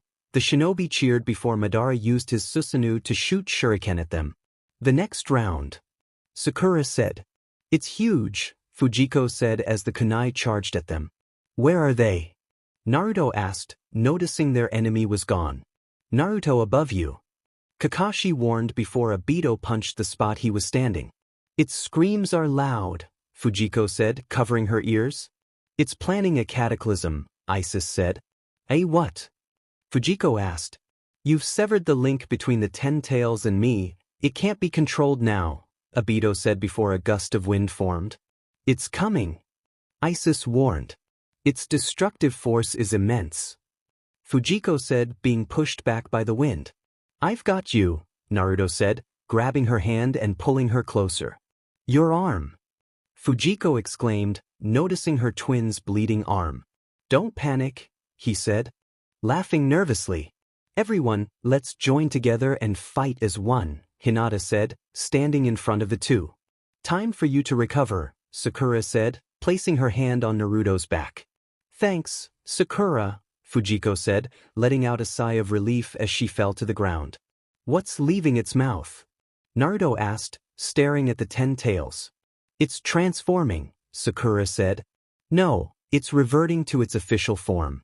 It's almost at its final transformation. If it does so, it's over, Isis warned as the 10 tails formed a bomb. Can we seal it away? Fujiko asked. How do you want to do that? Naruto replied. I know a few Uzumaki clan seals, Fujiko said. How do you plan on doing that? Do you want to seal it in yourself? I won't stay here with it, Isis said. You're right, Fujiko said, staring at the shinobi forces as they formed an earth-style barrier. It vanished. Sakura said as the attack left. Am I too late? Minato asked, appearing in front of Naruto, Sakura, and Fujiko. No way, you're right on time, Dad, Naruto smiled. Who's Dad? Sakura asked. What are you doing here, Dad? Fujiko asked. Brace yourself, I sent the 10 tails attack to the sea, Minato said before an explosion occurred. So, who are you? Sakura asked. Don't worry, I'm an ally. I should be grateful to you for hearing Naruto. So, are you Naruto's girlfriend? Minato inquired. Yeah, I guess you could say that, Naruto replied. Shut your trap. Sakura exclaimed, bumping her head against his before Fujiko playfully punched him down. That spot is for Hinata, she said, irritated. Scary. Hey, Fujiko, Minato said. Hey, Dad, Fujiko smiled. This is a sudden surprise, but it seems like you knew, Sakura remarked. I sensed him in Nine Tails mode. The others should be arriving soon, Naruto said just as the previous Hokages landed on the battlefield. It's about time. I've been waiting, Hashirama. Madara said, landing on a ledge excitedly. So cute, Fujiko mumbled while blushing. Focus. He's the one that caused this war, Isis reminded her. I'll deal with you later. First, I have to stop the 10 tails, Hashirama declared. Sigh, we were never on the same page to begin with, Madara sighed. I repeat, he caused the war. Isis yelled. I know, but he's just too handsome when he's like this, Fujiko said.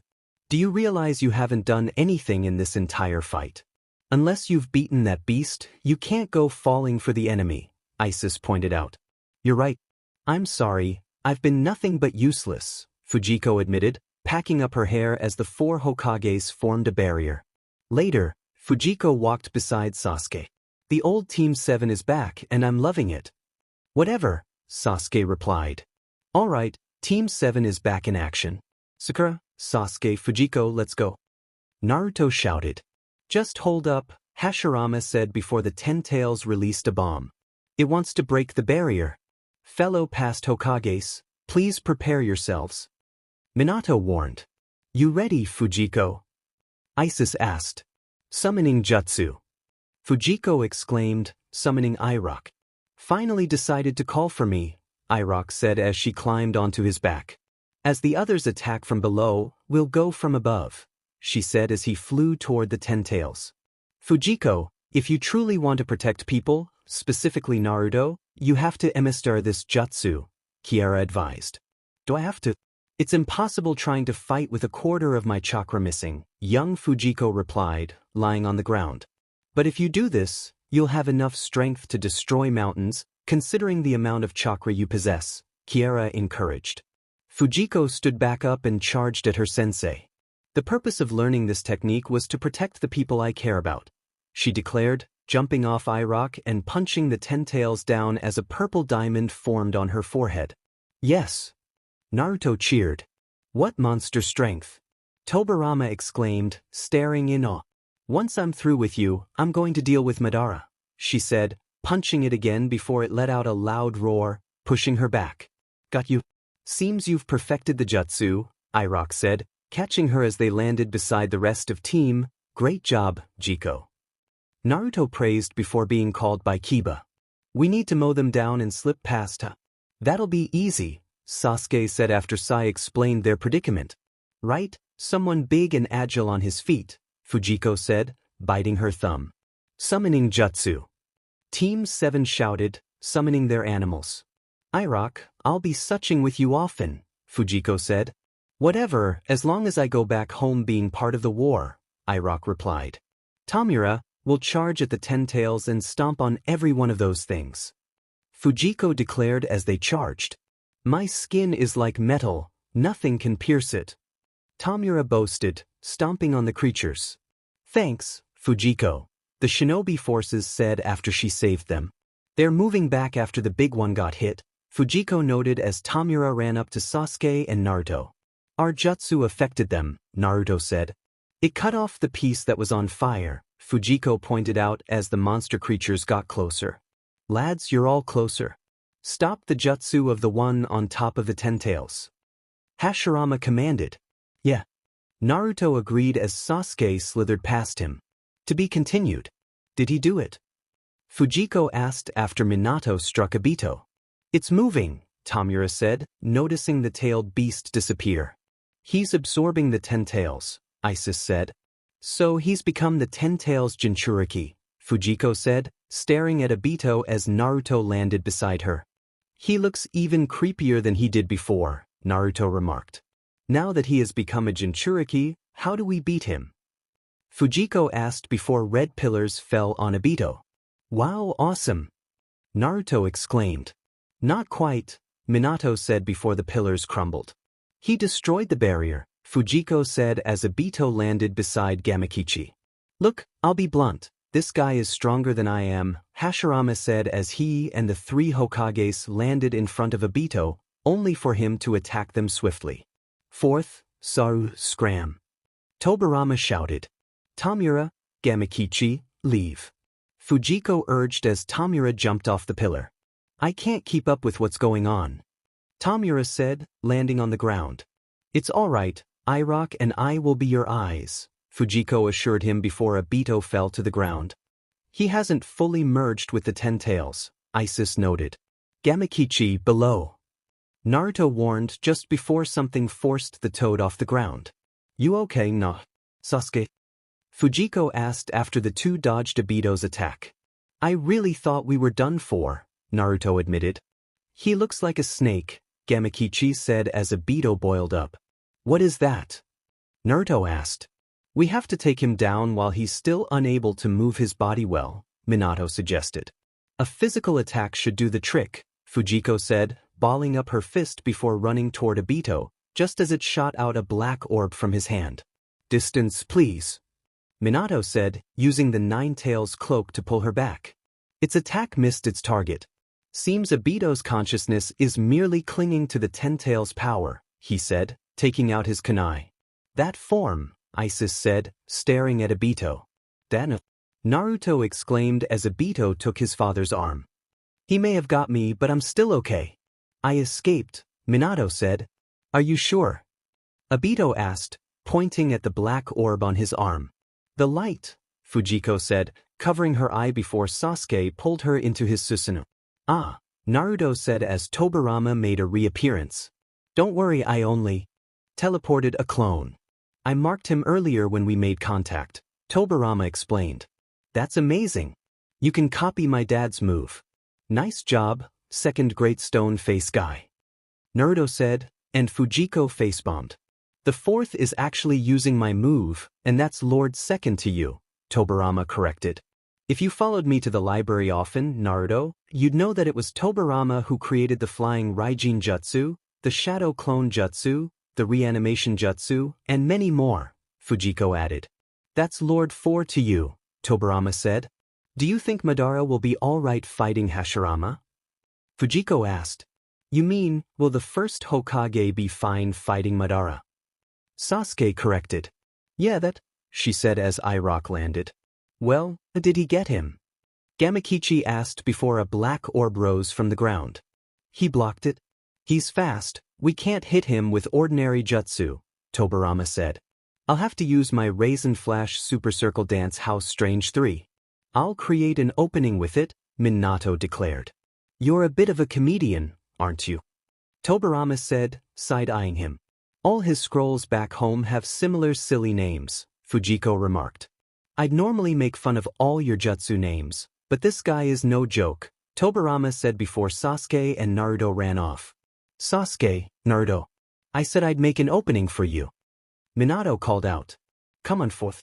A clone's flying Raijin will be too slow. Let's combine our Raijin, go ahead and put your mark on me, Tobirama said.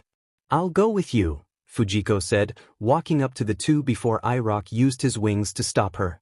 As there being diversions, I'll take you up so you can start collecting nature energy, I-Rock said, shocking Fujiko. I completely forgot about that, she said, jumping on his back. Fujiko, the man now possesses the power of the founder of Shinobi, Isis said as Fujiko collected nature energy. What does that mean? Fujiko asked. He now possesses the power of Hagoromo, the sage of 6 paths. He might be unbeatable, Iris explained as markings appeared on her eyes. You beat me to hit him before I could. Good job, younger brother. Fujiko said, kicking Obito's body away after Naruto used Rasengan on him. You're smart, you catch on well, Tobirama said as she landed beside him. I am the smartest twin, Fujiko said, running up to Naruto. What? He yelled, confused. Don't worry about it. All we gotta do is pummel him with Sage Jutsu, and we can focus on Madara, Fujiko said, staring in the direction of where Madara and Hashirama were fighting. It clearly worked, but look, he's recovered already and he's not covering his back, Tobirama pointed out before a plant grew from the ground. This whole world is already dead, Obito said as the plants created a tailed beast bomb. We'd need one person to teleport each of those with flying Raijin. The fourth and I can get 2, but that leaves 2 others. It's impossible, Tobirama said. Can't we trap it in some sort of barrier like the one from earlier? Fujiko asked. I won't let you, Obito said, creating a barrier. You got the barrier you needed. Naruto asked.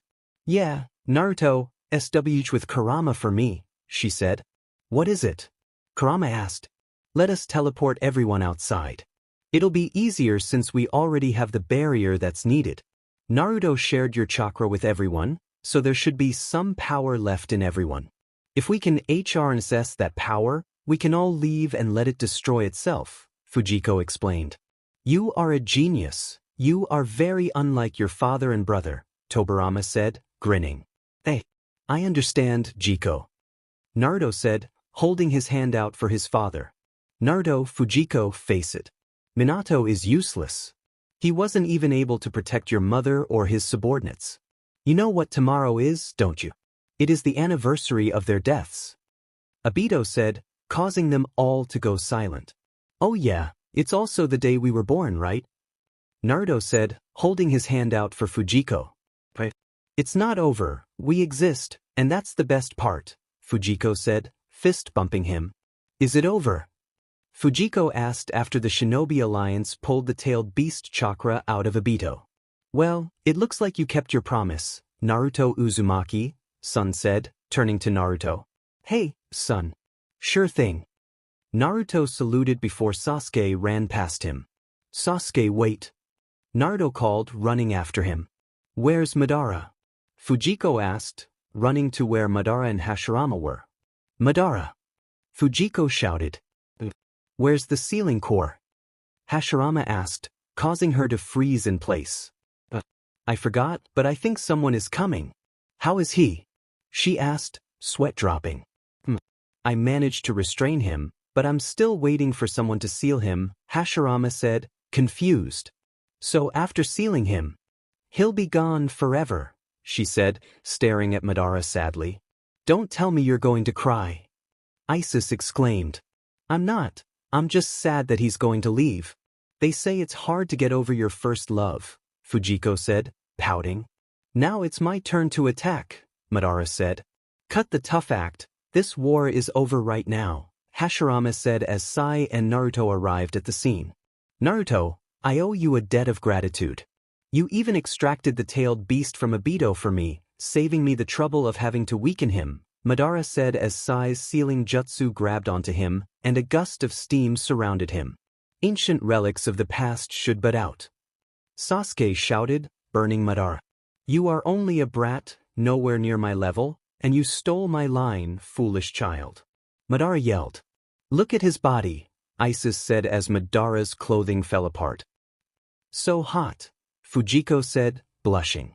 My coming back to life as I have now done is going exactly according to plan, Madara said, biting his wrist and performing a hand sign before kicking Naruto and Sai away from Hashirama. Focus, Isis urged as Fujiko was kicked back. Ah, Hashirama. Fujiko exclaimed, rushing to heal the Hokage. Help fight Madara, Hashirama said, struggling to stand. I don't think I'll be of any help there. Hold up, can I heal a corpse? Fujiko replied.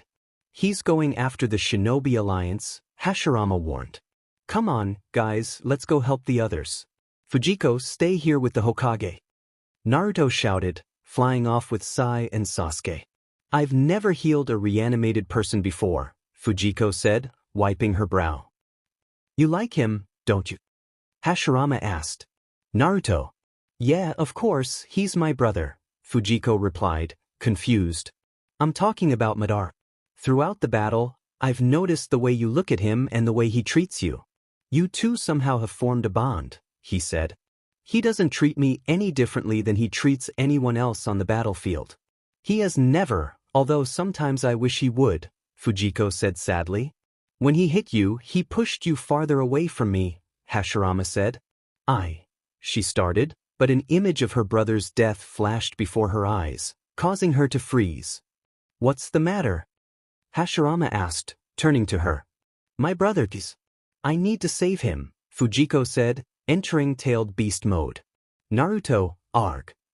Fujiko yelled as a chain grabbed her neck. Leave me and protect yourself, Iris said. I won't leave you. Fujiko insisted as chains appeared to stop the statue from dragging her. Naruto. Gaara yelled, catching Naruto's lifeless body. Naruto. Fujiko screamed, causing the chains to shatter and the 11 tails to emerge. I didn't need the 11 tails, Madara said, catching Fujiko before Tobirama attacked him. Naruto, she mumbled. You should be safe here, Madara said, placing her beside the defeated Tobirama. Please wake up, a woman said, towering above Fujiko in a flowery field. Is this heaven? Wait, Naruto, I can't sense his chakra, or anyone else for that matter, Fujiko asked, standing up.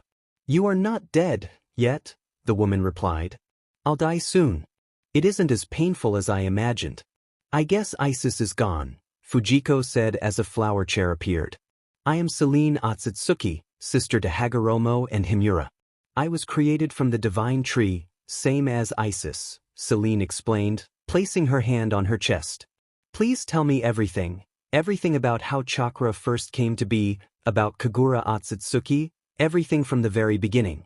Then maybe I will understand what all the fighting is about, and maybe I can understand where Madara is coming from so that the fighting can end, Fujiko pleaded. How do you plan on doing that when you're dead? Celine asked. I'll figure something out. I'm a prodigy after all. I'm smart, I'll figure something out, Fujiko said proudly, causing the woman to smile. Indeed you are. I will tell you everything from the beginning, Celine said before beginning to explain. Later, I'm sorry, but I'm a reincarnation of you. Fujiko asked after Celine explained her past. Indeed you are.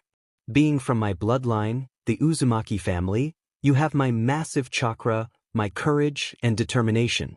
You are very similar to me in more ways than you think, Celine said. You are a wise child, maybe a bit too wise for your age, but that is fine.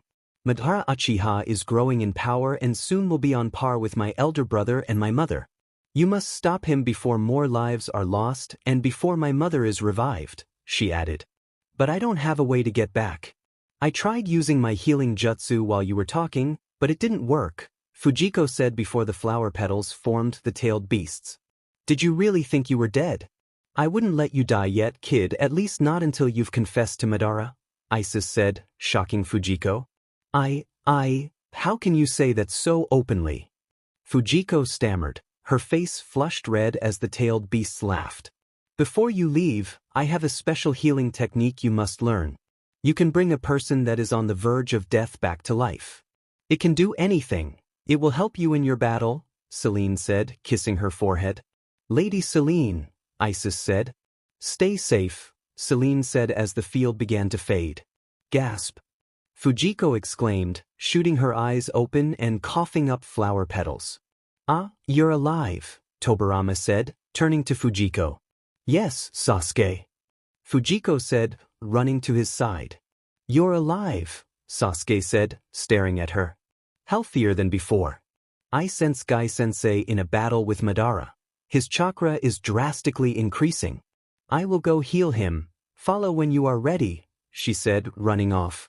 I do hope I am not late, Fujiko said after Naruto kicked the black orb that was about to attack Gai. Can you heal him? Naruto asked. Of course. He just has some minor injuries, nothing I can't heal. Even though his legs are turning to ash, I can still heal that too, Fujiko said, hovering her hand over Gai as a white light shone and completely healed him. All right, I'll fight Madara, Naruto said, turning to face him. Be careful, Madara, Naruto, Fujiko thought. Lee. Fujiko called, carrying Gai to the rest of the team. Fujiko. You healed him. Lee cried. He's unconscious right now because of the lack of chakra. I can't heal that, but he should be fine, she said, sitting Gai down. What do you plan to do now? Gar asked. I need to join Naruto in his fight, Fujiko said. Naruto, Sasuke, Kakashi-sensei, and Sakura.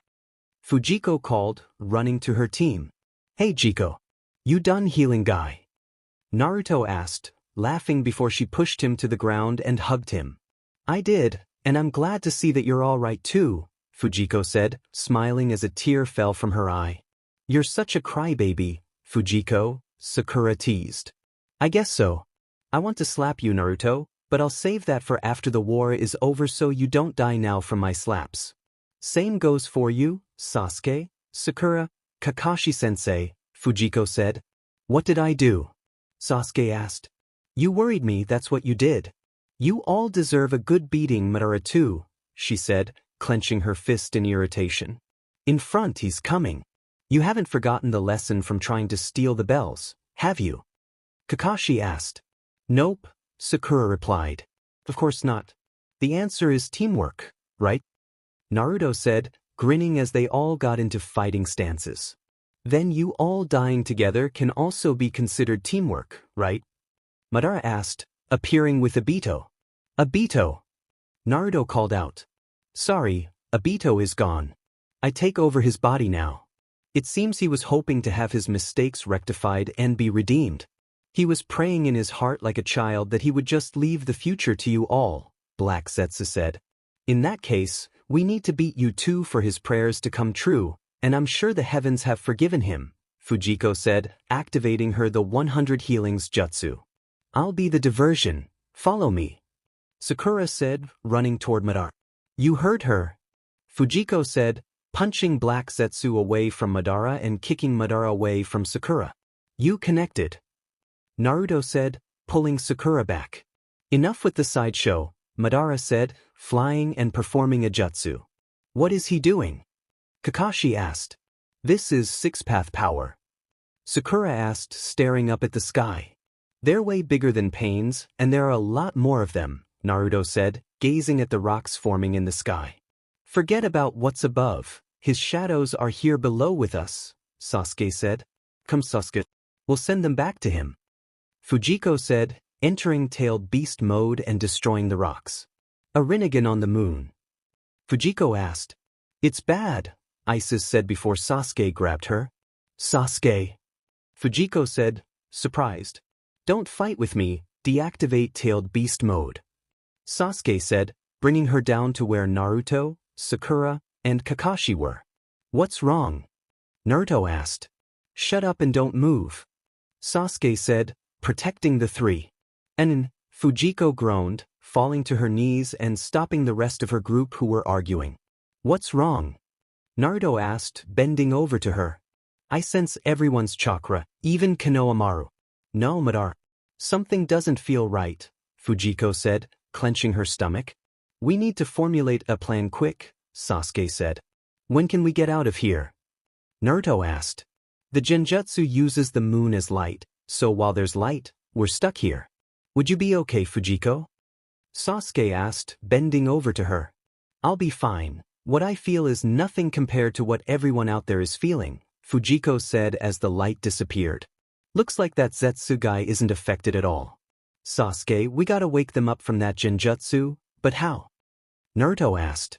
Rinnegan genjutsu can be dealt with using Rinnegan, probably, Sasuke said. So we need your eyes. Please don't let them be taken, Fujiko said. I won't let that happen. All that's left is to get rid of you guys, Zetsu said. Which I, the savior of the world, shall do, Madara said, landing in front of Zetsu. Be careful, we're surrounded on all sides by 4 of his shadows, Sasuke said. I sense them, Fujiko said. I've transformed hell into heaven. I've finally corrected Hashirama's mistake, Madara said proudly. What do you mean his mistake? Sakura asked. You hidden leaf. Shinobi may not want to admit it, but Hashirama ultimately failed. He did not reform the shinobi world, Madara explained. You're wrong. Nothing about any of this is peaceful, Fujiko said. Fujiko, Naruto said. Darkness cannot exist without light, and the same goes the other way. It is impossible to want a world with just peace and no darkness. It's imbalanced. Kaguya didn't know that, and look what it did to her. A woman once considered a goddess was turned into a demon by the power of the divine tree, she said. You know this. You told me once that in light there is darkness. In a happy family, there's the black sheep. Don't let anyone fool you. This is not the way to get true peace, she added. Good, Fujiko, talk to him, Kakashi said. No one is fooling me. Madara yelled as she got closer to him. The stone tablet under the Uchiha shrine. You were saying that. You are a nice person. I know that you knew I was a Jinchuriki, yet you didn't hurt me. So you must be nice, and the way you desperately wish for peace must mean you truly care, no matter what you say.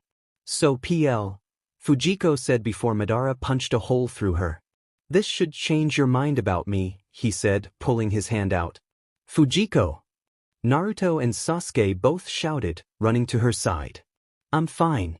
I think, Fujiko said, breathing heavily and activating her 100 healings jutsu. You need more than that to heal yourself. I'll take care of her, Sakura said. She cared enough to believe in you. Naruto said, glaring at Madara. It's time you woke up. It's all over, Madara said before Black Zetsu made a hole in his chest. What's going on? Sakura asked. Madara, Fujiko said, struggling to sit up. Stay still, Sakura said, pushing her down before hearing Madara scream. But he's hurt. He's in pain. I can feel it. It hurts my heart seeing him like this, Fujiko said, clenching her stomach. Fujiko, stay still. Let me finish healing you, and we can go help him, Sakura said, increasing her chakra before a surge erupted from the ground. We beat her, Fujiko said, falling to the ground after the fight with Kaguya was over. You okay? Kakashi asked as she patted her stomach. I think I broke something. Actually, I broke a lot of things, Fujiko laughed. You'll just heal yourself, Isis said. I don't think I can move again, Fujiko said as Sakura helped her stand. Really? Not even to see Madara? Sakura whispered, her eyes darting to her friend. Where's Naruto? Fujiko asked, just as Sasuke ran up to them. He said he had something to do. Sasuke replied. Hey guys. Naruto called out. So it's done? Kakashi asked. Sealing complete. Now it's happily ever after, great news. Naruto grinned. You're right, Sakura said, stretching. Oh yeah, how are we supposed to get out of here? Kaguya brought us here, but now that she's sealed away, how do we get back? Fujiko's question caused the team to freeze. You're right. Naruto panicked, and before they knew it, they all disappeared. Welcome back home, Naruto, Fujiko, Minato said. Dad? Naruto replied. Naruto, who are they? Sakura asked, pointing at Celine and Hagoromo. That's Six Paths Super Gramps, Naruto said. And that's his sister, Celine, Fujiko added. Naruto, Sasuke, and the rest of you, you all did great work saving the world, Hagoromo said. Yes, thank you for doing what we couldn't, Celine smiled. Hey, Kurama. Were you lonely being away from me like that? Naruto asked, running to Kurama. Of course not, I had half of me inside you, Kurama replied, clenching his fist. He's as stubborn as ever. I still wonder how you two are related, Isis said as Fujiko walked to her. I don't know either, but we make it work, Fujiko said. Madara groaned. Go see him, Isis urged. I can't. I don't know what I'll say to him. He'll soon die anyway, so it's fine. Given time, I'll forget about him, Fujiko said, staring at him with a smile. Come, let's go, Celine said, grabbing her hand. Madara is a Jinchuriki of the 10 tails, different from the other tailed beasts. He won't die, Celine said as they approached Madara and Hashirama. Would you like to talk to him first? Hashirama asked. No, go first, Celine replied. Is that you, Hashirama? Madara asked weakly. Yes, Hashirama said. I guess neither you nor I were able to achieve what we wanted, Madara said. It's never that easy. Our job is merely to do all that we can while we're alive and then bequeath the rest to future generations, Hashirama said. He's right. Life is about living how you see fit. Don't try to do what you can't handle, Celine said, kneeling beside Madara. The world is filled with different kinds of things and people. You'll be alive to see that, Celine added. I do not deserve that, Madara said, coughing. True, after all you've hurt and killed so many people, but it's not too late to fix things. Make wrongs right, rebuild nations, fix homes, reunite families. Of course, you have to start small, and the first thing you should do is apologize to the person closest to you, Celine advised. I'm sorry, Hashirama. I was confused and manipulated, and I hurt so many people. Forgive me, Fujiko Uzumaki, Madara said, feeling tears well up in his eyes.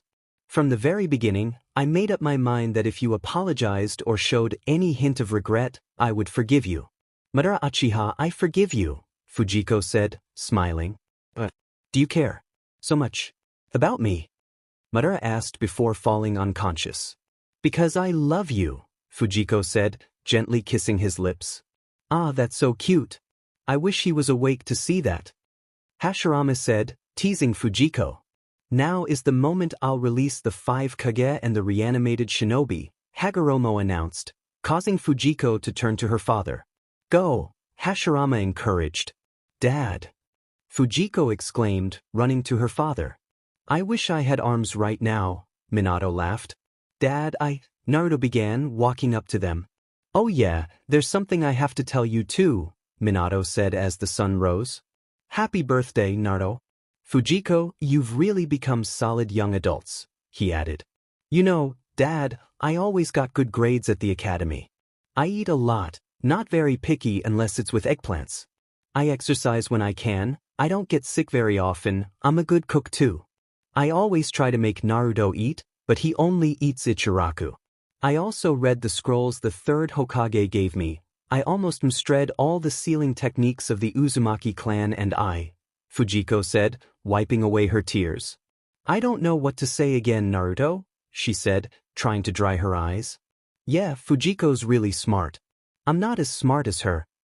I eat a lot. I'm not picky. Tell Mom I bathe almost every day. I even go to the Leaf Hot Springs sometimes. Let's see what else. We managed to make a whole lot of friends, and they're really good guys, Naruto added. We don't drink either. Jiraiya tried making us drink, but we knew better. Gambling. I gamble a bit, but I'm learning to control myself. Make sure you tell Mom I'm trying, Fujiko said as they continued sharing their lives. Tell Mom when you see her over there that she doesn't have to worry about us one bit. Tell her we're doing our best, Naruto cried. Don't you worry, I'll make sure I tell her about everything, Minato said before disappearing. Later, there they are, Sakura said, reaching the area where Naruto and Sasuke were lying after their battle. Of course they'll be here, Kakashi said. They're injured, Fujiko noted, jumping down to her brother. Jiko, Naruto said weakly as she and Sakura healed his arm. Stay quiet, Sakura instructed. Sakura, Fujiko. I'm sorry, Sasuke said. You're sorry. It's about time, you idiot, Sakura said, wiping away her tears. Hold on, Fujiko said, slapping Naruto and Sasuke. My injuries. Naruto screamed. Fighting here and now, losing your arm. Are you crazy? I understand why you did it, but to the point of limb loss. She yelled. She's mad, Sakura laughed, cleaning her tears. Let's free the others, Naruto suggested. Naruto. Fujiko yelled, running to her brother. Hey, Fujiko. Naruto grinned. I brought Gaara and the others with me, Fujiko said, walking to her twin with Gaara and his siblings. Hey, Gaara, Naruto greeted. Naruto, once again it seems that you've saved me, my friend, Gaara said, shaking Naruto's hand. Yes, once again, he added. How are your injuries? Kankuro asked. Can't say I'm in the best shape of my life, Naruto replied. Tsunade and Gaara-sensei said they're going to use Hashirama's cells in Madara to create an artificial arm for you, Fujiko said. Madara? We've got to hold a meeting on what to do with him, Ace said. Do you plan to kill him? Fujiko asked. I say we kill him, A replied. I need to go heal Guy-sensei, Fujiko said, walking toward the hospital. What do you plan to do? Isis asked. If I talk to Tsunade or Kakashi-sensei, maybe they might lighten his punishment, Fujiko explained. They reveal that the red-hot days of summer are here. Guy exclaimed before feeling a pain in his back. Guy-sensei, what are you doing? You're hurt and shouldn't be moving, Fujiko said as she entered the room. He was talking about youth, Tenten remarked. Forget that. Your injuries are severe. Although you should be back to normal after a couple of months, you won't be able to walk for some time, she said, taking out his charts. You're a goddess. Lee cried, jumping to hug her as she dodged his advances. You guys are a mess, she said, smiling as he and Guy talked. Look at the time. I need to go see Madara and check his injuries, Fujiko said, leaving the room. Poor Fujiko, she really likes Madara. Too bad he might die, Tenten said. Lee, Tenten, I have a plan. We are going to beg Kakashi to spare him, Guy said proudly. But he started the war, Tenten pointed out. Yes, but for Fujiko we'll do that, Guy insisted, and Lee agreed. Fujiko, you're back again today, a guard said as he entered Madara's cell. I came to check on his injuries. I'm guessing he hasn't woken up yet. She asked. Nope, still asleep. I wonder why you bother with him. He's going to die anyway, the guard said, leaving the cell. I won't let them get you, she said, bending over to kiss him just as he shot his eyes open. What are you doing? He asked, startling her. Nothing, I swear. She exclaimed, falling to the ground. I guess I'm still alive. Have you been healing me? Madara asked. Yeah, Tara-sensei left you in my hands, she replied, and they both fell silent. Madara, Fujiko mumbled. What do you want? Madara asked, turning to her. I want to tell you something important, Fujiko said. Which is, he prompted, just as a guard entered the cell. I love you, Fujiko whispered. Later, you wanted to see me, Kakashi-sensei? Fujiko asked as she entered a room filled with her classmates, Madara, and the 5 Kages. What's wrong? She inquired. We've been thinking, and I've heard a lot of pleas from people in the Leaf and other hidden nations that we should spare Madara, Kakashi explained. What? Madara exclaimed, shocked. Yup, everyone that has come to me said the same thing. We should forgive Madara since you care for him. Shikamaru agrees, Kakashi continued. Yup, it'll be helpful to have someone with power and wisdom to help rebuild the great nations, Shikamaru added as the others nodded in agreement. Madara Uchiha, you owe your life to the young lady, the Mizukage said. I don't need your sympathy, Madara retorted angrily. Don't be so stubborn, and don't aim to be Hokage just because you're older, Naruto said with a grin. Shut up. But since you all are begging me so much, I'll do it, Madara said, his cheeks flushed. Some time later, my hair has grown longer than I expected, Fujiko said as Hinata trimmed her hair. You have really nice hair, Hinata complimented before hearing a tap at the window. I need to talk to her, Madara said, entering the room as Hinata left. How did you know where Hinata stays? Fujiko asked. They still stay in the Hyuga mansion from long ago. I'm going on a mission for a while, and I wanted to give you my gratitude for what you did, Madara said, bowing his head. Please don't bow, I didn't do anything. I didn't know my friends went to the 5 Kage to plead for forgiveness for you, she replied. Still, thank you. I should go, he said, turning to leave. Madara, I'll be here waiting for you, so don't get yourself killed, she said, smiling happily. You underestimate my strength, he said before leaving the room. A mission to find a wedding present, huh? Kiba said. The Hokage gave us a wonderful opportunity to find a gift, Shino added. Naruto and Hinata are the first ones in our group of friends to get married after all, Sakura noted. And Fujiko is next, right? Ino asked, turning to Fujiko. Yeah, but that's in a year. Madara said once he comes back from his mission, we would have to start planning for the wedding. He wants a wedding in the old Uchiha mansion, Fujiko said, stroking her hair, embarrassed. I'm all fired up. I can't wait to pick a gift. Lee exclaimed excitedly. Do you already know what you're getting? Tenten asked. I have no idea.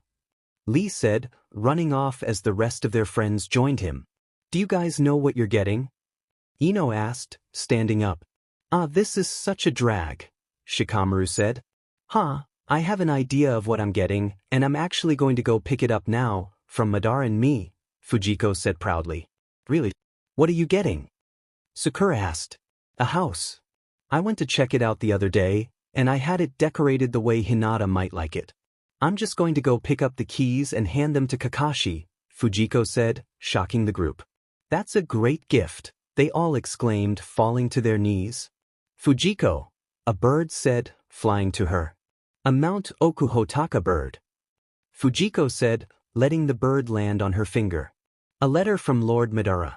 The bird announced as Fujiko untied the letter. Big sis Fujiko.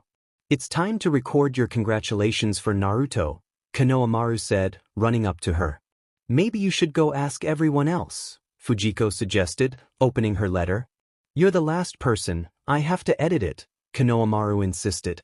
Please, Konohamaru, can you come back later, she asked.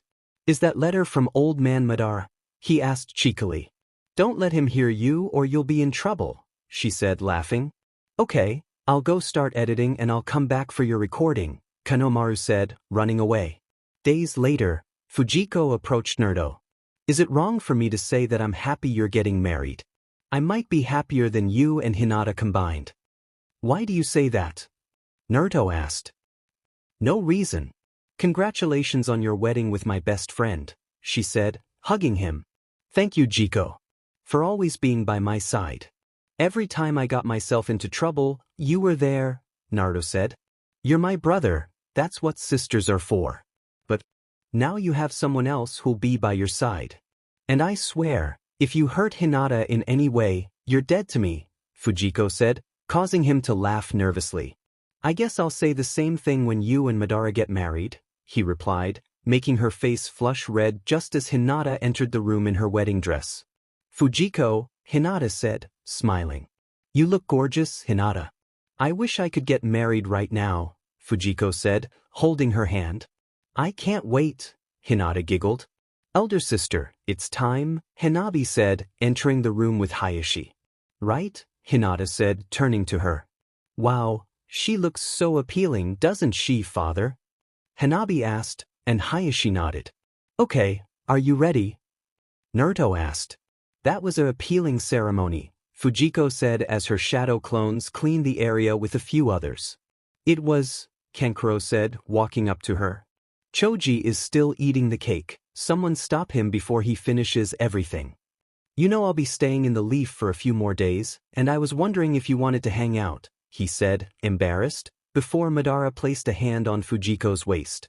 Sorry, she'll be occupied with wedding preparations, Madara said, and Kankuro left. You should be careful around that one, Madara said, and she kissed his cheek.